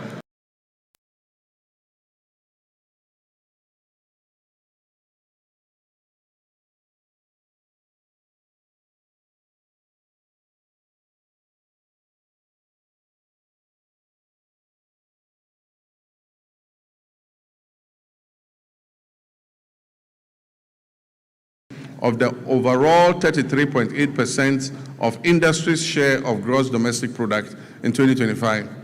It emerged as a leading contributor within the industrial sector. The sector generated export earnings of approximately 15.25 billion, accounting for 65.37% of Ghana's total export receipts, out of a total of 23.3 billion. Mr. Speaker, the abolition of value-added tax on mineral exploration activities is expected to significantly reduce upfront costs for investors, improve project economics, and stimulate increased greenfield and brownfield explorations across the country. The fight against Galamsey remains complex and demands a multi-dimensional response that integrates strong enforcement, the application of technology, sound regulation, and active community participation. The Ministry of Lands and Natural Resources, in collaboration with the Ministry of Transport and Ghana Revenue Authority and the Ministry of Finance, has registered 1,808 pieces of earth-moving equipment at the ports, of which 1,033 have been fitted with trackers and are being tracked. The protection of our water bodies and forest reserves is ongoing with the deployment of 1,634 blue water guards across Western North Savannah, Upper West, Bono, Eastern, Ashanti, Central, Volta, and Northern regions. This nationwide deployment aims to strengthen surveillance, improve rapid response, and enhance on-the-ground enforcement against illegal mining activities that threaten critical water bodies, forest ecosystems, and livelihoods. Mr. Speaker, NIMOS will maintain regular coordinated operations across all 21 identified hotspots to prevent re-entry of illegal miners into these reserves.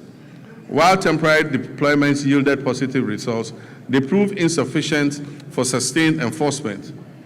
Mr. Speaker, in the works housing and water subsector, these are vital pillars of Ghana's national development, shaping sustainable livelihoods through reliable water supply and affordable housing that enhance citizens' well-being. Sea defense works are ongoing. We've successfully completed works at Komenda, Ningo Prampram, and Elmina. Together, these 3 projects have protected approximately 15 kilometers of our coastline and safeguarded lives and livelihoods and property.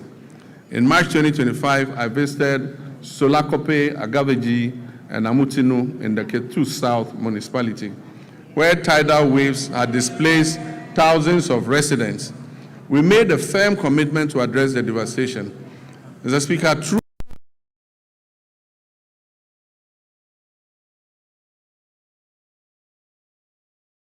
the contract, and in August last year, I officially cut short to commence the project.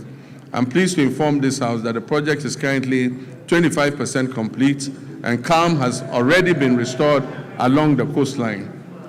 Notwithstanding these actions, flooding remains a major infrastructural challenge in the country and a top priority for this government. A task force on flooding is in place and coordinating the national mitigation efforts against flooding. Ghana continues to grapple with housing deficit, currently estimated at over 1.8 million units. Some significant strides have been made in the housing sector. In line with government's earlier commitments to complete all ongoing housing initiatives, we have successfully concluded the joint venture arrangement which we inherited for the completion of the Saglemi housing project. The Attorney General is reviewing all related documentation to finalize and commence the project. When these projects are finished, it will increase the number of housing stock available. The TDC in Ghana is also steadily advancing work on 800 housing units under the Akpong Affordable Housing Project at Tema Community 26. To position TDC Ghana as a key player in Ghana's housing industry, I performed a sword cutting ceremony last year for what they call the Oxygen City Housing Project in Whole of all places. That project seeks to address Ghana's housing deficit by developing 1,000 affordable housing units. We've also continued with our resettlement housing efforts for the victims of the Akosombo Dam spillage, with 251 of the planned 1,010 housing units in critical housing zones already under construction. Collectively, these initiatives demonstrate government's continued resolve to expand access to affordable housing, strengthen urban planning, and provide relief to affected communities. Mr. Speaker, renewable water resources are estimated at about 54 billion cubic meters, with over 70% derived from the Volta River, which is shared among 6 riparian nations. We're implementing key interventions to expand and improve water services nationwide. So the following urban water supply projects are at various stages of completion: the Keta Waterworks, the Winchi Water Supply Project, Sakandita Krade Water Supply Project. And I'm happy to announce that Anyako has good, clean drinking water today, and the Community Water and Sanitation Agency will commission the project next week. It will also serve the island community of Seva. We'll begin preparatory work on the Damango and Sunyani water supply expansion projects and seek to finalize all financing arrangements for other water supply projects in Tamale, Yendi, Techiman, and Takwa. Mr. Speaker, the Danish government has allocated grant support to improve water supply services in low-income and high-density areas in Wa and Bolgatanga, aiming to address water challenges and provide relief to vulnerable populations. Mr. Speaker, the following rural water supply projects are ongoing: Asankregwa, Sehiyuoso, Duadaso, Kwemandamfa, Goso, Dwabing, Aveime, and Edumbamso. To strictly follow the resetting agenda and secure sufficient funding, the Ministry of Finance has allocated 6.3 billion Ghana cedis to the District Assembly's Common Fund. This amount covers 4 quarters of the 2025 fiscal year, and it has been allocated to all 261 metropolitan, municipal, and district assemblies to execute their activities outlined in the medium-term development plans and annual action plans. Mr. Speaker, out of the amount released, a total of 4.3 billion has been dispersed to all MMDAs. The 4th quarter installment is being processed and will be disbursed soon. Mr. Speaker, all members of this House will agree with me. All members of this House will agree with me that the flow of resources to the district assemblies is unprecedented.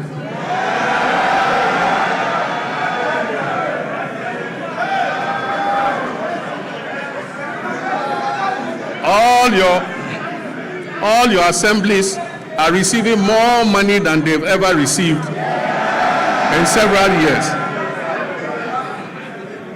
Mr. Speaker, in fulfillment of government's commitment to strengthening local governance and decentralization, the ministry has, for the first time in the history of local governance, disbursed a total of 100 million Ghana cedis in monthly allowances to all assembly members.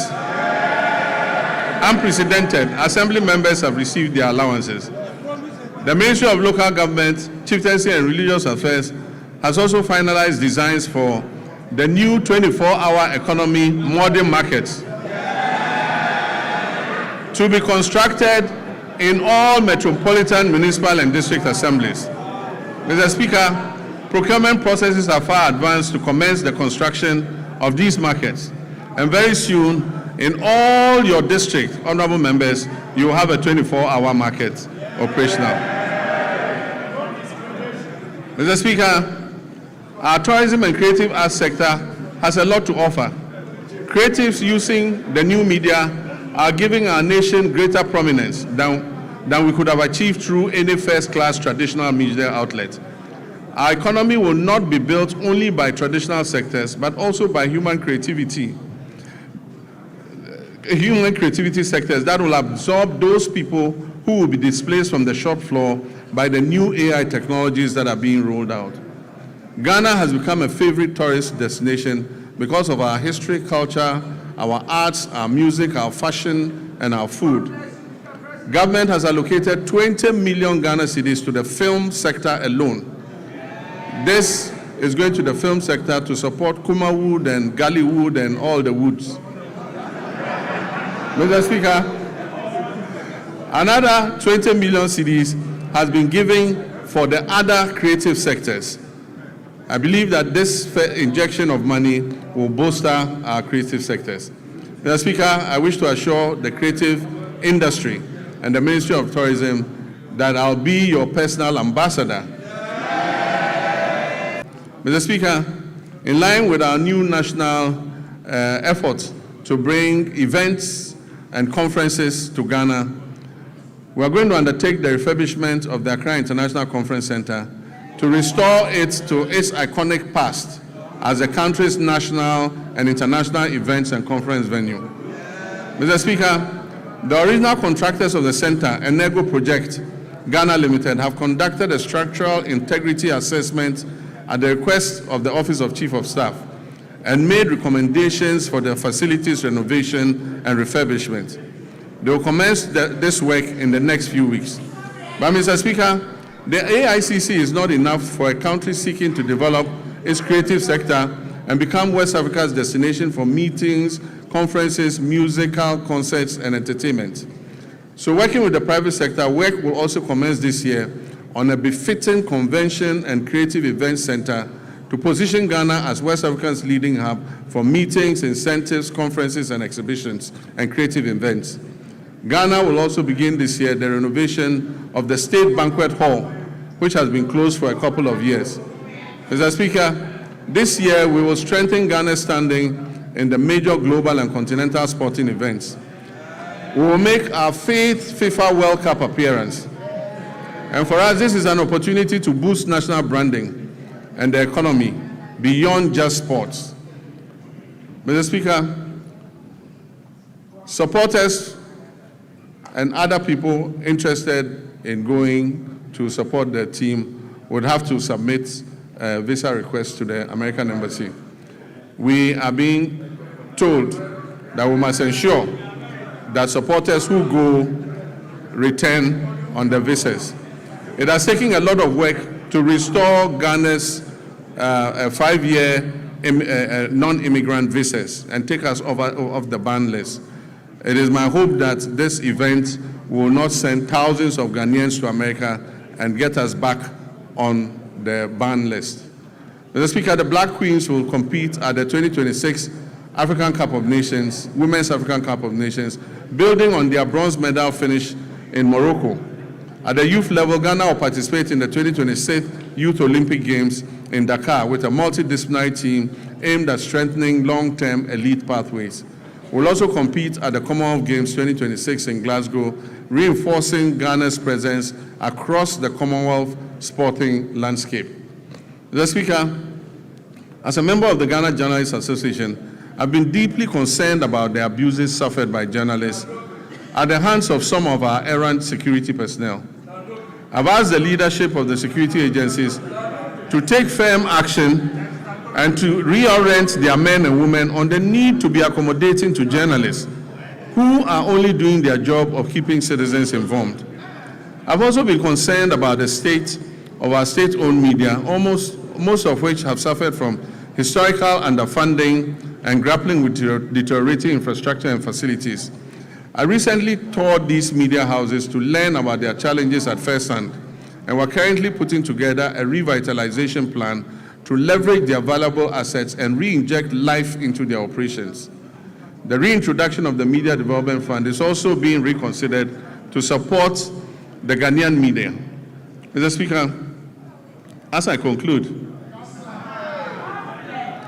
during my recent trip to Zambia, we saw what a united Ghana can achieve on the global stage.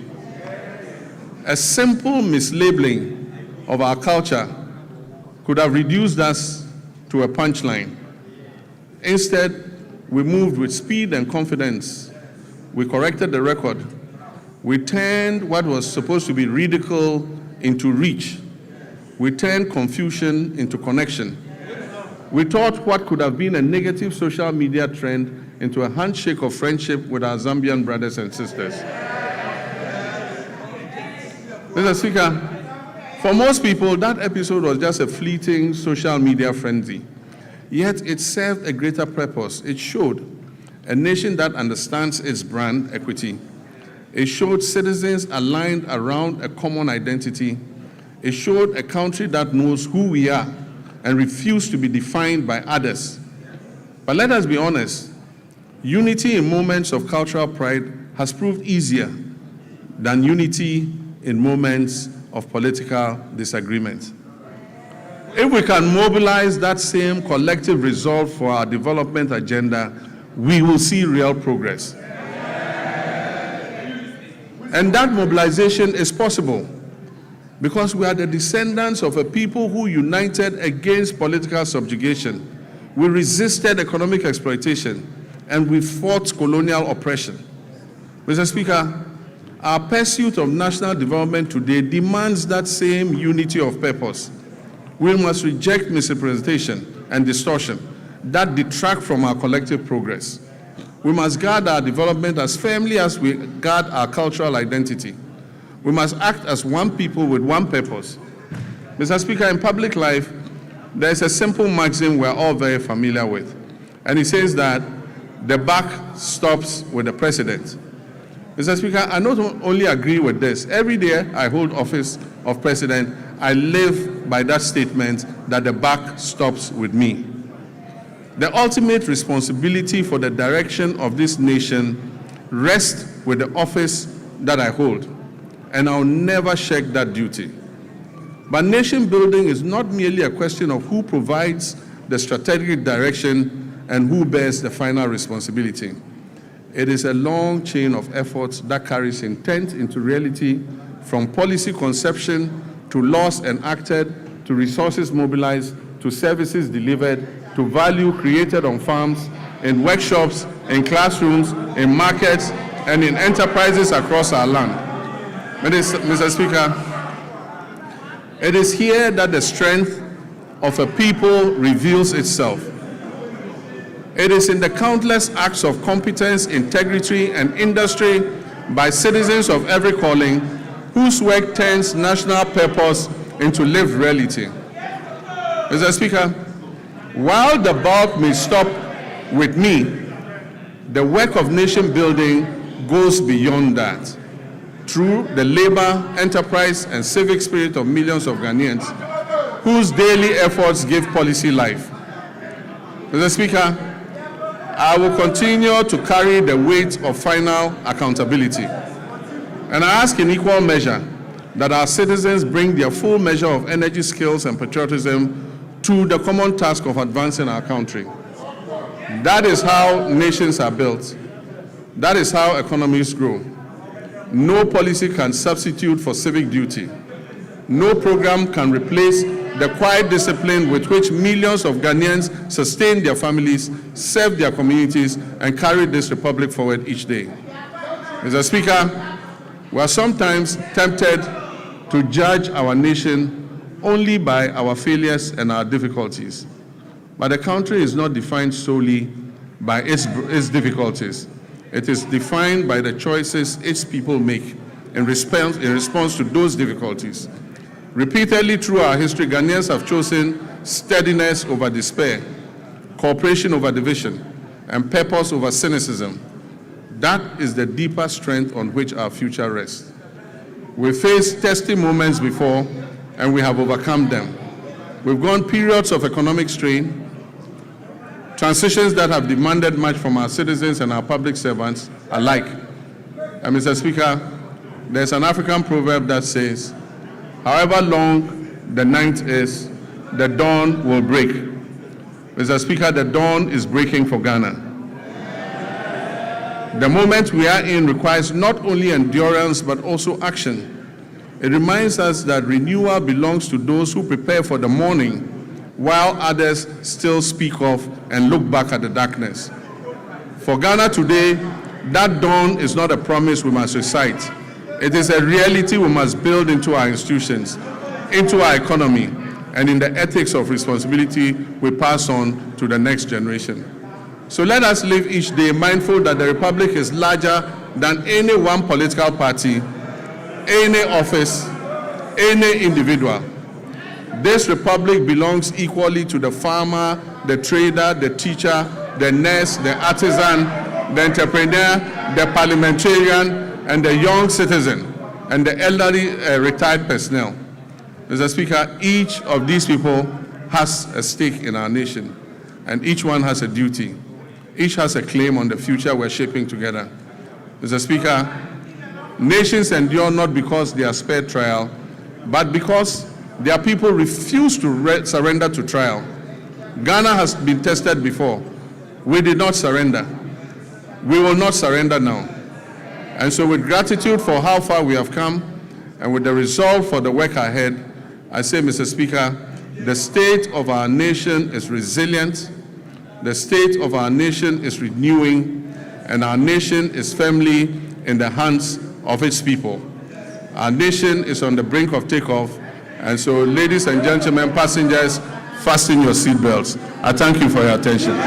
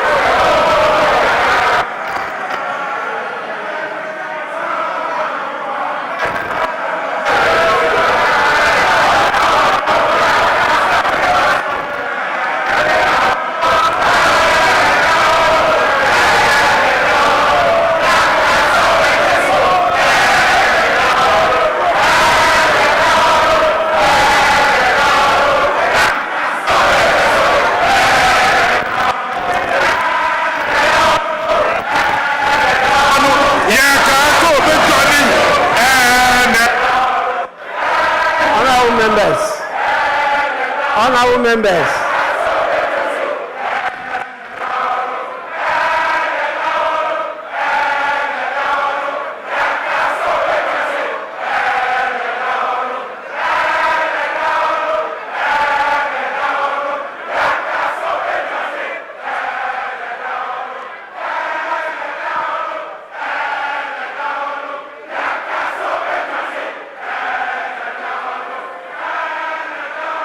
Honorable members.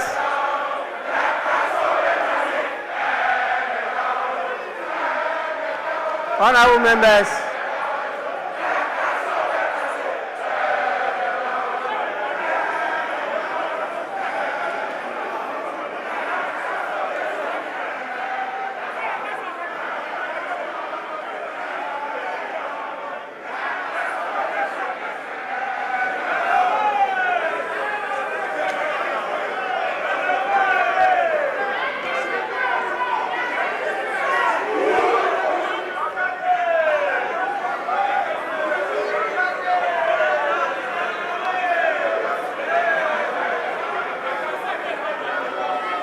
Honorable members, please.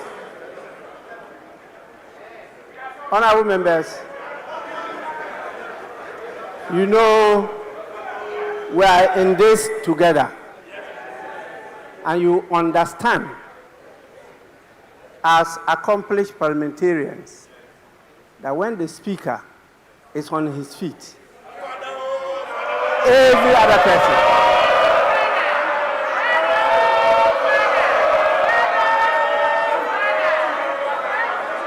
please, you don't only resume your seats, but you also keep silent. Honorable members, before I convey the gratitude of the House to His Excellency the President for the message, permit me to acknowledge some more senior patriots who are with us here today. We have the leader of the People's National Convention in the person of Bernard Mona.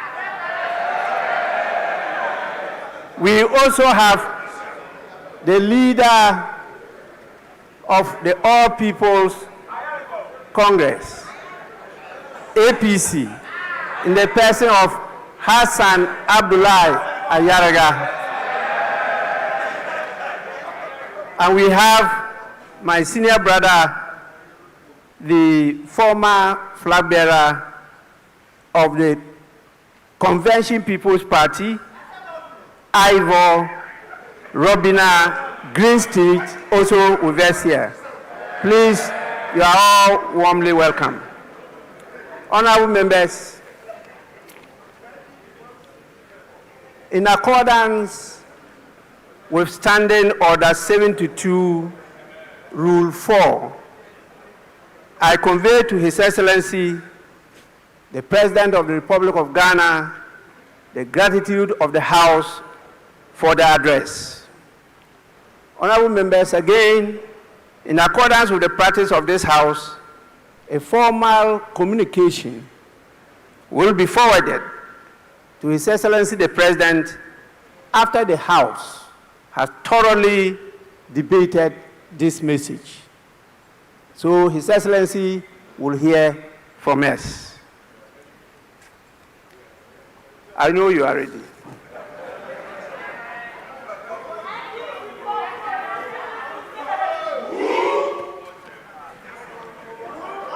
Honorable members, we, by our rules, are to sit for 5 hours per sitting. When it's not up to 5 hours, the motion for adjournment has to be moved. And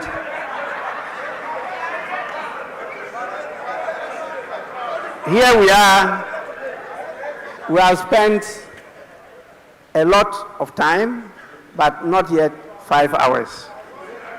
And so I'll have to call on the leaders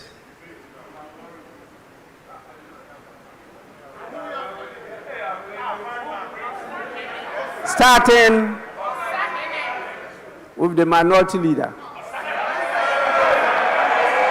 And honorable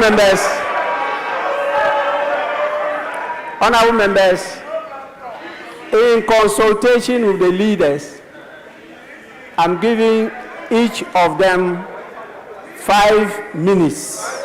5 minutes. Please, we hear you for only 5 minutes. Then after that, I put the question for adjournment. Yes, minority leader. Speaker, with respect, let me thank you for the opportunity and thank Mr. President for living up to this constitutional obligation. But Mr. Speaker, what the President failed to tell the people of Ghana is that 1 year in government, he's still acting with slogans, no action. Mr. Speaker, electricity tariffs have skyrocketed and Ghanaians cannot afford electricity. We have thousands of Ghanaian youths who are, Mr. Speaker, can they be quiet and listen? Because if they misconduct themselves, we'll do the same thing to their leader. Be quiet. You can't take away my time. If you don't keep quiet and listen to me, your leader cannot speak. If you don't know, I'm telling you. Mr. Speaker, thousands of Ghanaian youths were dismissed through a letter by the Chief of Staff. It's part of the State of the Nation. Mr. Speaker, as we speak, there is a scandal looming. Security services recruitment, TribeNet, we know who brought that company to the ministry. Kama has a way. And we, the minority, will pursue the person and make sure there's full disclosure. Mr. Speaker, the cocoa farmers, they have reduced producer price and Erikopoku cannot be found.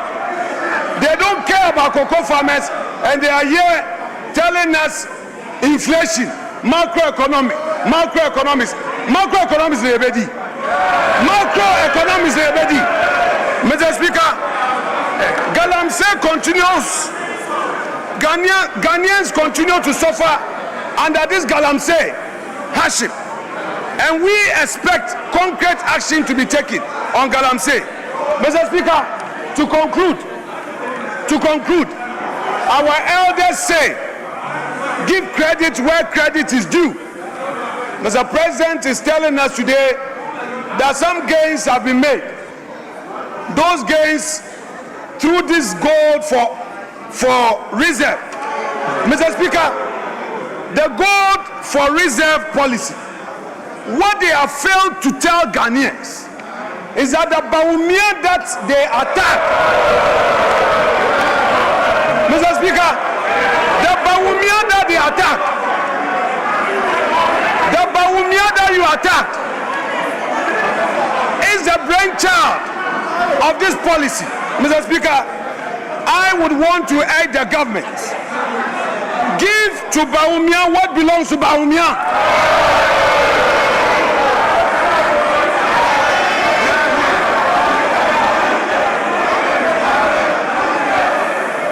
Mr. Speaker, we are happy they are showing a picture, trying to embarrass the former finance minister. We've seen, but very soon, let me assure you that somebody, a senior appointee who is in charge of this TribeNet, would go to jail. So the one behind TribeNet, the one who introduced TribeNet to the ministry, who is chopping money. Mr. Speaker, we are happy you are showing. Very soon we'll bring a picture. Then you will see the one in charge of TribeNet duping innocent Ghanaians, duping their unemployed youths. There are many youth who are looking for jobs, and this TribeNet, with the connivance of an appointee of government, she will be exposed. So you continue with Kenoforiata. Soon and very soon it will be your turn. Mr. Speaker, I will conclude by saying that this side of the house, we are ready today to debate on this SONA. And by Monday, the true SONA will be revealed by the minority. By Monday, we, the minority, will present to the people of Ghana the true state of the nation. Mr. Speaker, that said, let me thank you for the opportunity, and I wish Mr. President well. Thank you very much.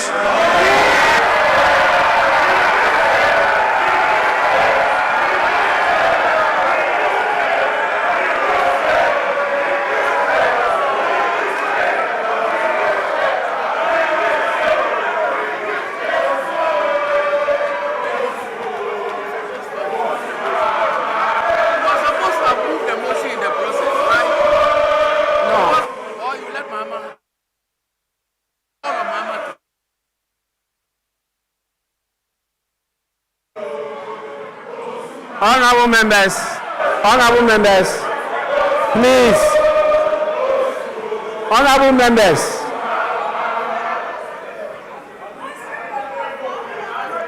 Honorable members, let's now listen to the majority leader. 5 minutes. 5 minutes.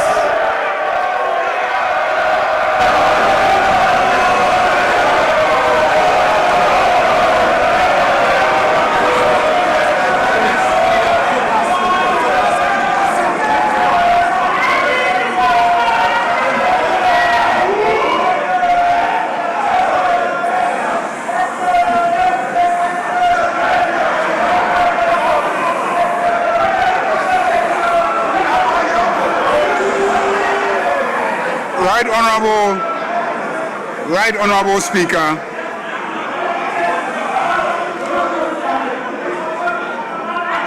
on behalf of my colleagues in this House,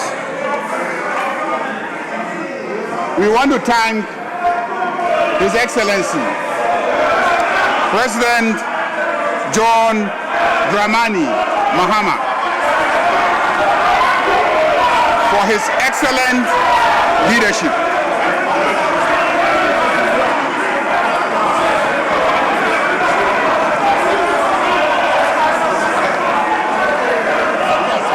Honorable members, please. Honorable members.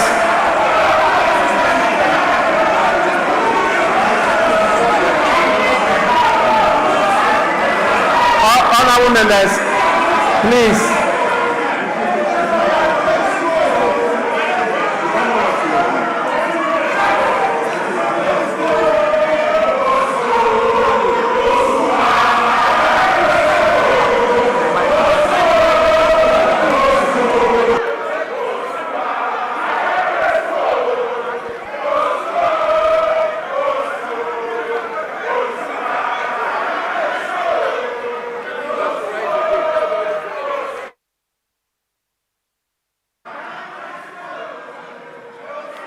Honorable members, please. We are not at a rally ground. Please.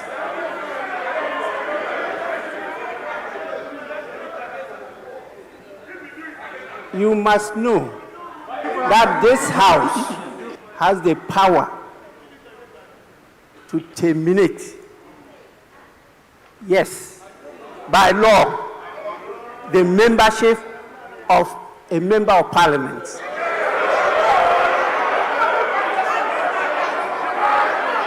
Please.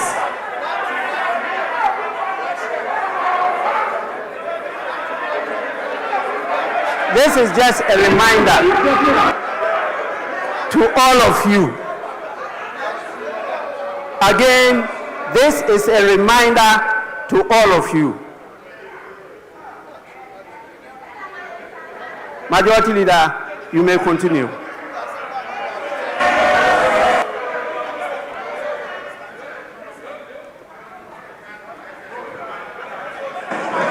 I want to thank His Excellency, the President John Dramani Mahama, for his leadership.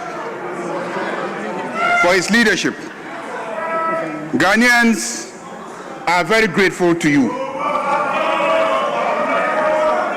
Mr. Speaker, it is obvious that the Ghana you inherited and the Ghana you speak of today is like day and night.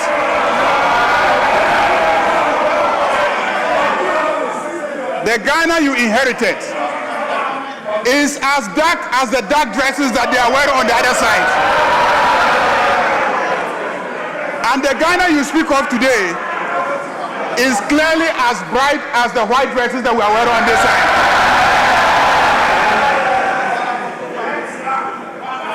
Mr. Speaker, clearly everything that you have said here is true. Mr. Speaker, Honorable Afenyo Makin will attest to that. He will attest to the fact that the big push is pushing through Winneba steadily.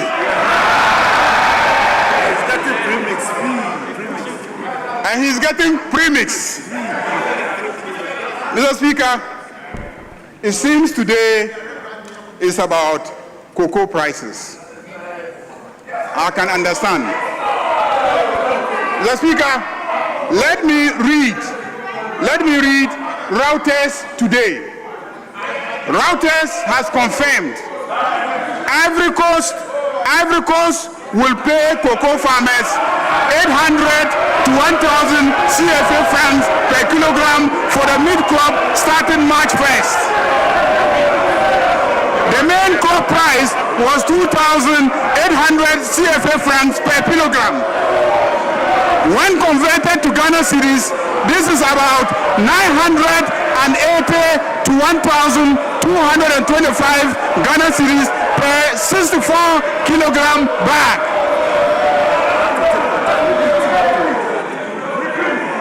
Mr. Speaker, Ivory Coast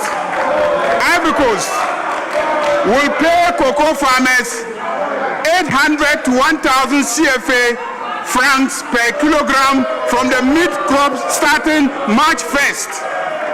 The main crop price was 2,800 CFA francs per kilogram. When converted to Ghana cedis, this is about 980 to 1,225 per 64 kilogram bag. In Ghana, farmers are paid 2,587 per 64 kilogram bag, which is more than twice the price in Ivory Coast. This is confirmed this morning by Reuters. Mr. Speaker, I see written on the muffler of my friends in black that MPP Yaya Mobo Dodo. MPP Yaya Mobo Dodo. Mobo Dodo MPP. Yaya Mobo Dodo MPP. Mr. Speaker, this is a month of Ramadan, and Your Excellency, all Muslims in Ghana will pray for Allah's blessings on you. For your sterling leadership Leadership that has been recognized by the entire West Africa. That is why they unanimously elected you unopposed to lead in Africa. Ghanaians are proud of you. This Ramadan, many of our people could afford sugar and rice because the prices have come down. Mr. Speaker, Honorable Majority Leader, let me conclude. Your 5 minutes Let is me up. conclude by seconding the motion. The motion moved by my friends, the Honorable Majority Leader. You will now move the motion for adjournment. Mr. Speaker, I move that this House adjourns until Tuesday in the forenoon. I so move. Honorable Minority Leader.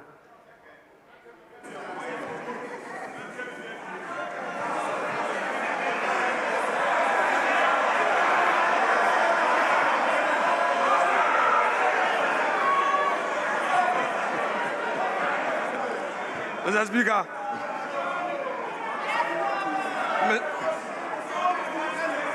Mr. Speaker, much as we are willing to work, the majority is unwilling to work. So, Mr. Speaker, I will reluctantly second the motion to grant the pleasure of the majority leader who wants to go and rest. Thank you so much, Mr. Speaker.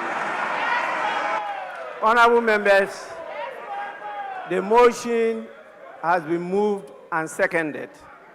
And the question is, as many as are in favor of adjournment, say aye. As many as are against, say no.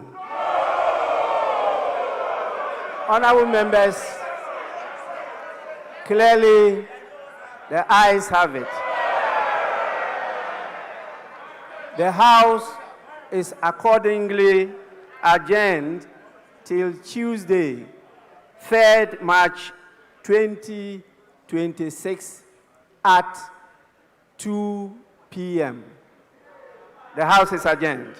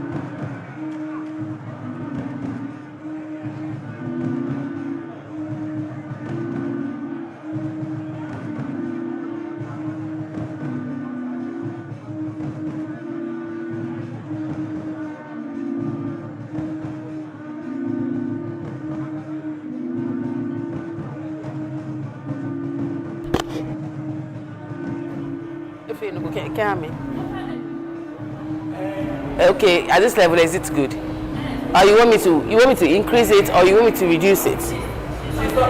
Am I increasing the volume, or I'm reducing?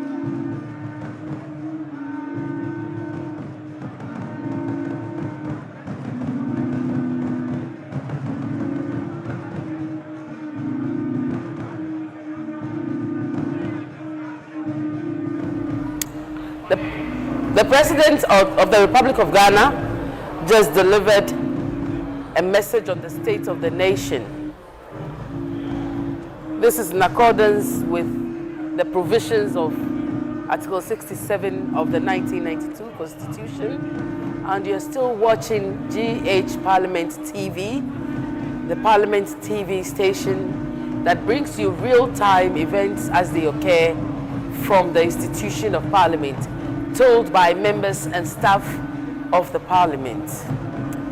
President John Mahama touched on a number of issues during the presentation of the State of the Nation. And some of the things he touched on include economic recovery and growth, and he spoke about the fact that Ghana's GDP projected to reach $113 billion in 2025, up from $83 billion in 2024. There are also indications of the fact that inflation is reduced by 23%, from 23% at the end of 2024 to 3.8% as at January 2026. Government borrowing is also reduced, spending made more responsible. Interest rates are also falling, and private sector confidence has been restored.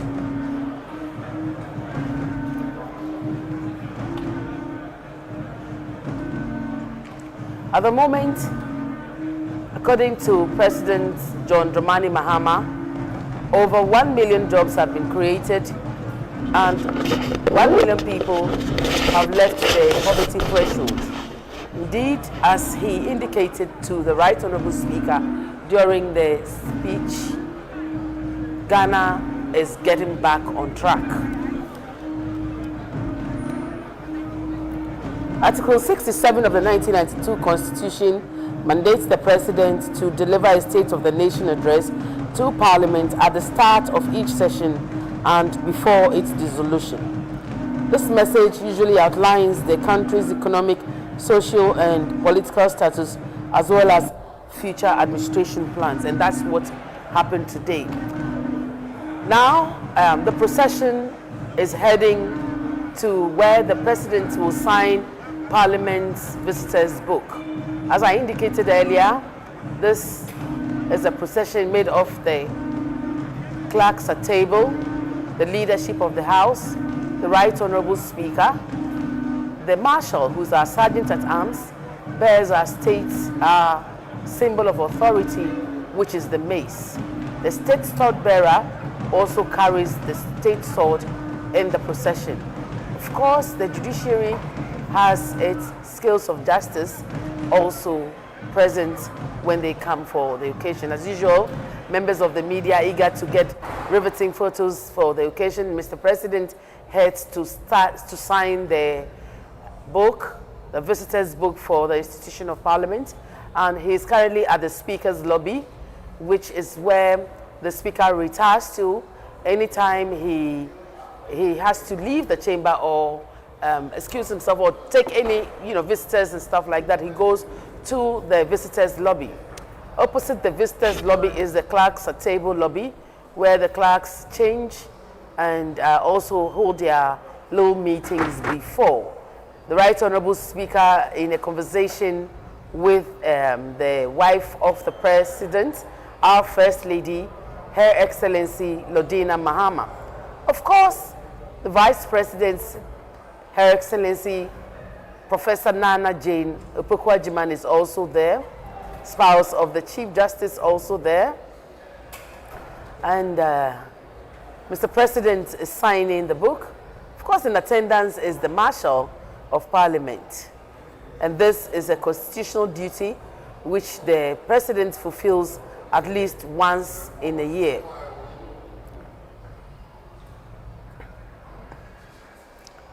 Preparations for the State of the Nation address is something that involves a lot of people and agencies. Meetings and discussions are had with the security agencies, with service providers, with state agencies. Members of Parliament play a very important role, and Colonel Ofusu, Principal Marshal in your shots there. Earlier, Colonel Bauer, Wing Commander Bauer was bearing the mace, but I see that Colonel Ofusu is overseeing the signing of the visitors book. And this is a very special occasion, and anybody who gets assigned to perform any role feels very special, because it's not every day that you get to serve the president in such a special capacity. And so I'm sure Colonel Ofusu is having a very proud moment. Mr. Speaker, still talking to the First Lady of our land.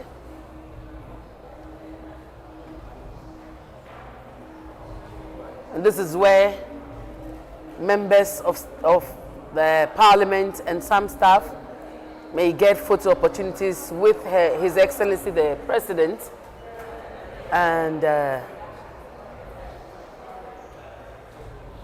Director of State Protocol also overseeing activities and ensuring that work is going on smoothly. Mr. President still writing his message.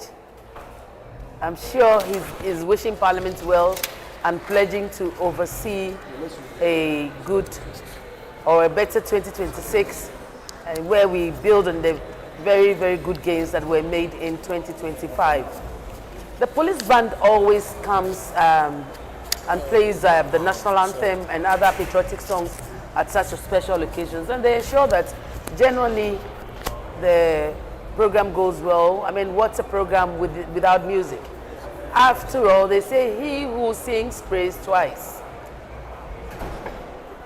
As we said at the beginning of the program, the President touched on a number of issues and sectors like health, education, agriculture, and I saw the cocoa pots that the members of the minority had in the chamber. Now it's the turn of the Vice President, Her Excellency, Professor Nana Jane Opoku, to sign the visitors book. Professor Jane Nana Opoku is a woman that has distinguished herself in public life. She distinguished herself in the media, distinguished herself in academia, and served in various ministerial positions before she ascended to the high office of Vice President of the Republic of Ghana. I'm trying to mention Mr. Speaker's traditional name, but I know better because I don't know whether it's Tagli Na or something like that, but the Right Honourable Speaker holds chieftaincy titles in 4 different traditional areas in Ghana. Another well-established, distinguished legislator, a man that has worked very hard. We call him a he for she.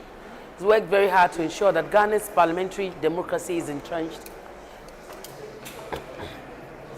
The 8th Parliament was, I'm sure, probably one of the highlights of his career, where he supervised a hung parliament and the art of ensuring that, and now it's the turn of the Chief Justice to sign the book. Again, his wife is looking on, the Vice President is also looking on. The President of the Republic is there also. Our very own Right Honourable Alban Sumana Kingsford Bagbin is there. And as usual, a tete-a-tete going on between our number 1 and number 2 and number 1's better half. I'm sure Mr. Speaker is a very proud man, having been part of the Parliament story from 1993 and going through every possible position that is in Parliament. Minority leader, majority leader, from backbencher, not really backbencher. 1993, I think he was in the middle, and then quickly he moved to the front and he stayed there. And the good thing about Speaker Bagbin is that he's got the opportunity to mentor so many legislators, both locally and internationally. And he's played many, many important roles on the international front. holding leadership positions in the International Parliamentary Union and the CPA. And in 2022, Ghana hosted the Commonwealth Parliamentary Association Conference in Accra, the 66th, and it was under his auspices as president of the CPA.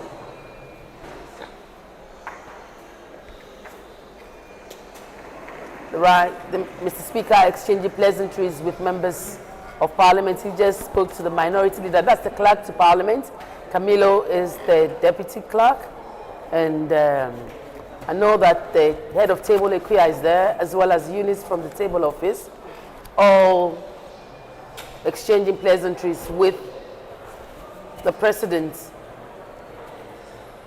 the First Lady, the Chief Justice,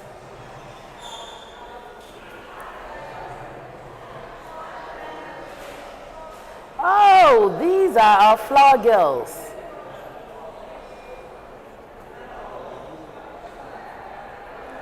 Brought all the way from the Oti region.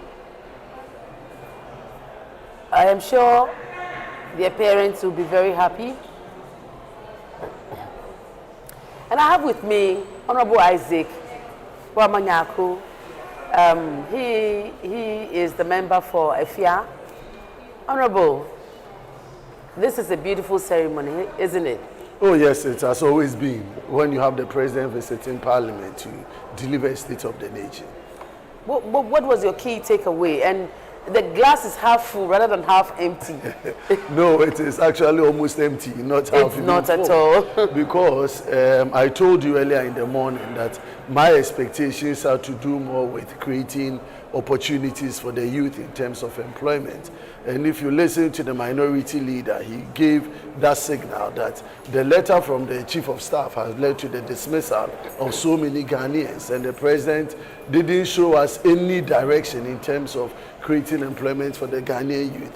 Where still is the agricultural sector, where you wanted to see a lot more of what government has done in the year 2025. That also didn't come out so strongly. So basically the main ingredient that offers opportunity for employment, we don't seem to have it, and I think that was missing in the State of the Nation's address. Yes, but there were some really good highlights as well. I mean, employment for over 1 million people, people going out of the poverty threshold.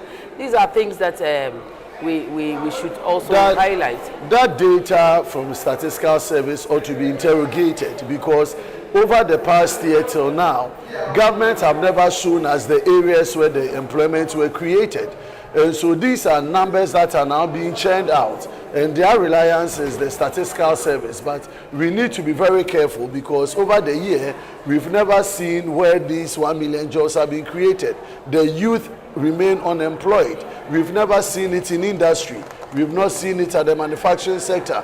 Government itself has not done any employment over the past year, 2025. So it's very worrying to see where that true number of on our screens now, the leadership, the second deputy speaker, first deputy speaker have now joined the president and the vice president and Mr. Speaker, the Chief Justice, to take a very memorable photograph. I'll have to let you go, Isaac, because I see that more of our colleagues are there. But I want to invite you to our TV station. Come and let's have a longer conversation on this matter. And do enjoy your day. Awesome. Have a blessed day too. Thank you very much. Deputy Director for Broadcasting doing his thing. They're trying to get Mr. President. Oh, and that's our clerk and our deputy clerk, together with the head of table and the marshal. I'm taking a photograph with His Excellency, the President of the Republic of Ghana, John Dramani Mahama. Of course, my very own brother, Fred Bauer, is also in the background with the mace, which is the authority of Parliament, which is a symbol of authority of Parliament. And today has been a special day. This is a special edition of our coverage on GH Parliament TV, and the plan is to bring you real-time happenings from the real source where it happens, and conversations are being had by the people who are themselves the actors of the things that you see.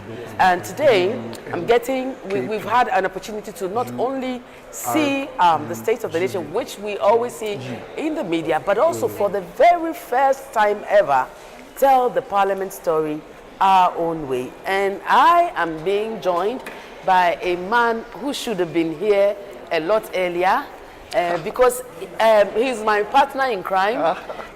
We worked very hard to see this come to fruition. Congratulations. I didn't get a chance to congratulate you on GH Parliament TV. Oh, thank you. Thank you well so done. much. Yeah. But I've been seeing your documentary. Yes. And anytime I see the documentary, I'm like, why didn't you say, oh, I worked with Kate on it? Kate, everybody knows that no. the team. So when we talk about Parliament TV, we cannot skip you. You know that you have been on the drive. How have you been? I've been very well. Terrific. Today, yes. How did it go? I'm so happy. I'm so happy, so happy. I can't express it because it is one of the best State of the Nation address that we have ever witnessed in the history of this country. If you consider the fact that Ghana was taken back, in fact, it is projected that we were taken back about 20 years. Just in 8 years, they took us back to 20 years. And then this president has been able to navigate through the challenges by paying all our debt, in fact, almost all our debt, because he highlighted that the debt owed by WAIC or to WAIC has been paid fully. We have also serviced many of our bilateral debt as well. And that alone gives me relief. It means that some people come to accumulate debts and show no results. Others come to pay our debt and show results just in 1 year.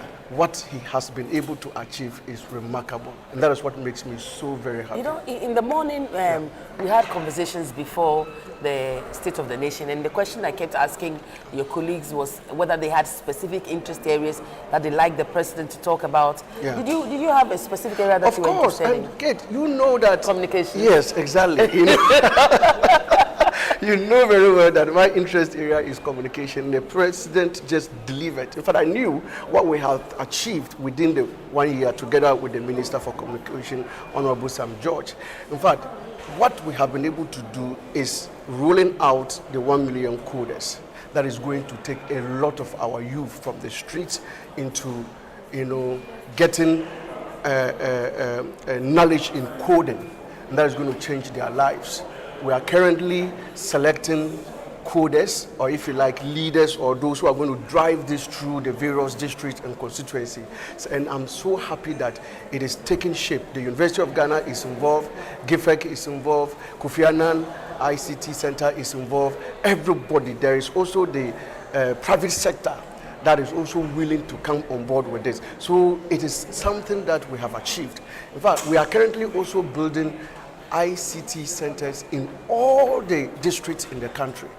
You know, I have youth parliamentarians in my public engagement department, so maybe I'll come and lobby and then, you know, we'll give them some special dispensation. Why not? The ministry is open.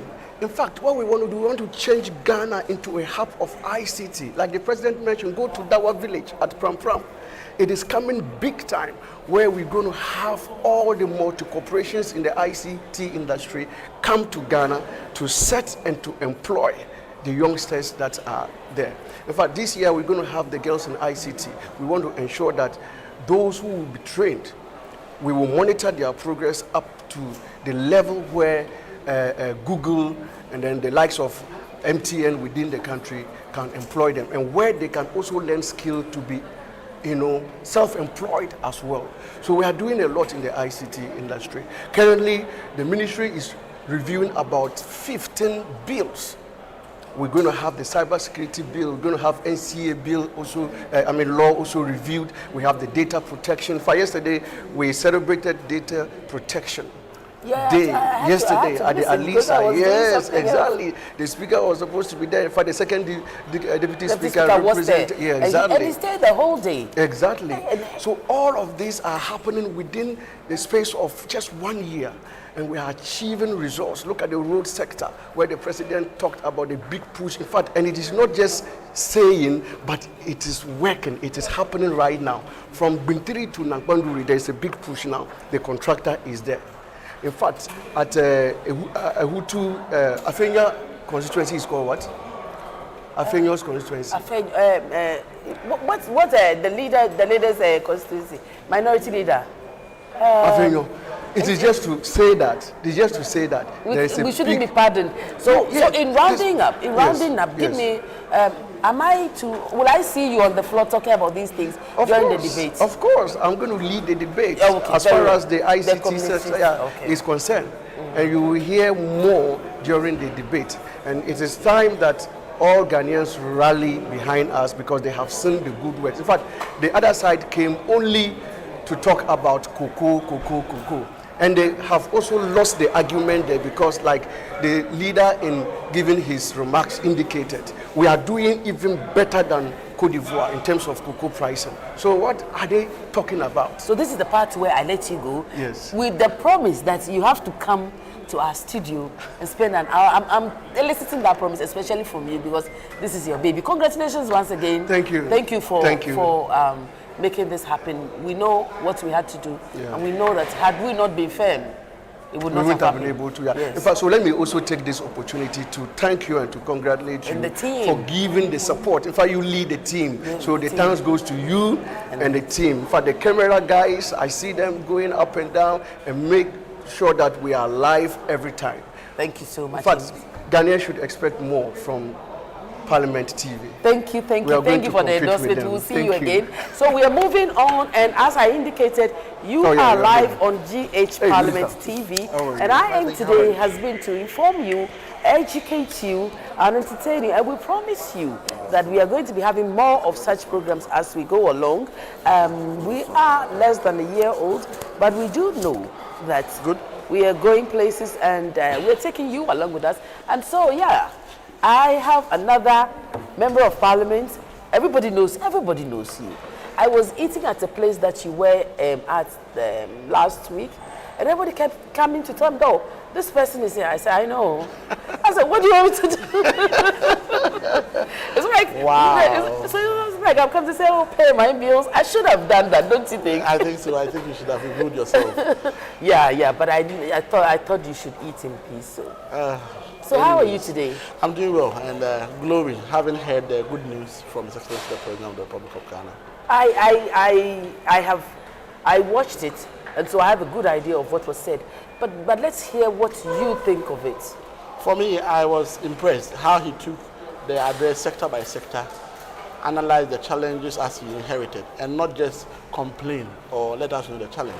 Also let us know the solutions he brought on board and the outcome of same. So if you realize health, he dealt strategically with it. And for me, as regional minister for Ashanti, I was interested in getting to hear the key hospital infrastructure or facilities within my area. And I heard his commitment towards Sewua Afari Konfanochi maternity block. And it was a good one for me. In education, having to be able to support the educational sector, especially to eradicate the double track system. And he did justice to same. And I'm so impressed. When it came to roads, he equally delivered in terms of letting us know that he's not just the president for Jubilee House, he's president for the country and he knows what is happening on the grounds.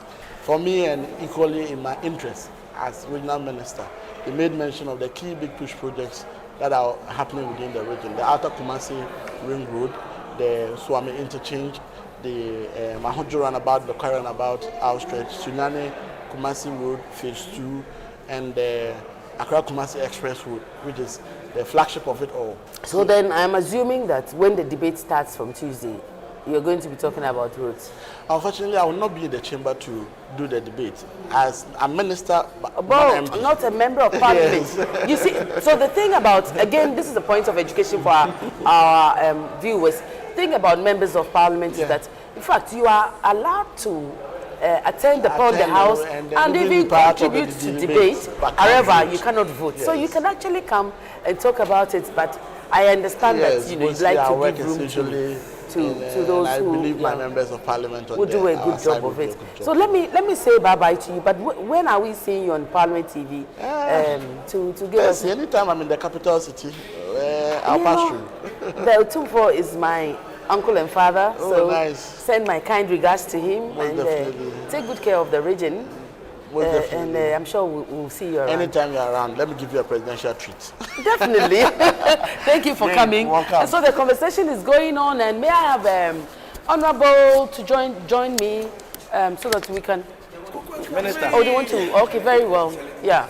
Yeah, very well. So we are talking about MPs and their expectations and whether these expectations were met at the just ended address by His Excellency, the President of the Republic, John Dramani Mahama, on the state of our nation. Honorable, welcome. Thank you. And I saw the cocoa and I'm thinking... When was the last time you saw cocoa? I am an Accra girl, but I do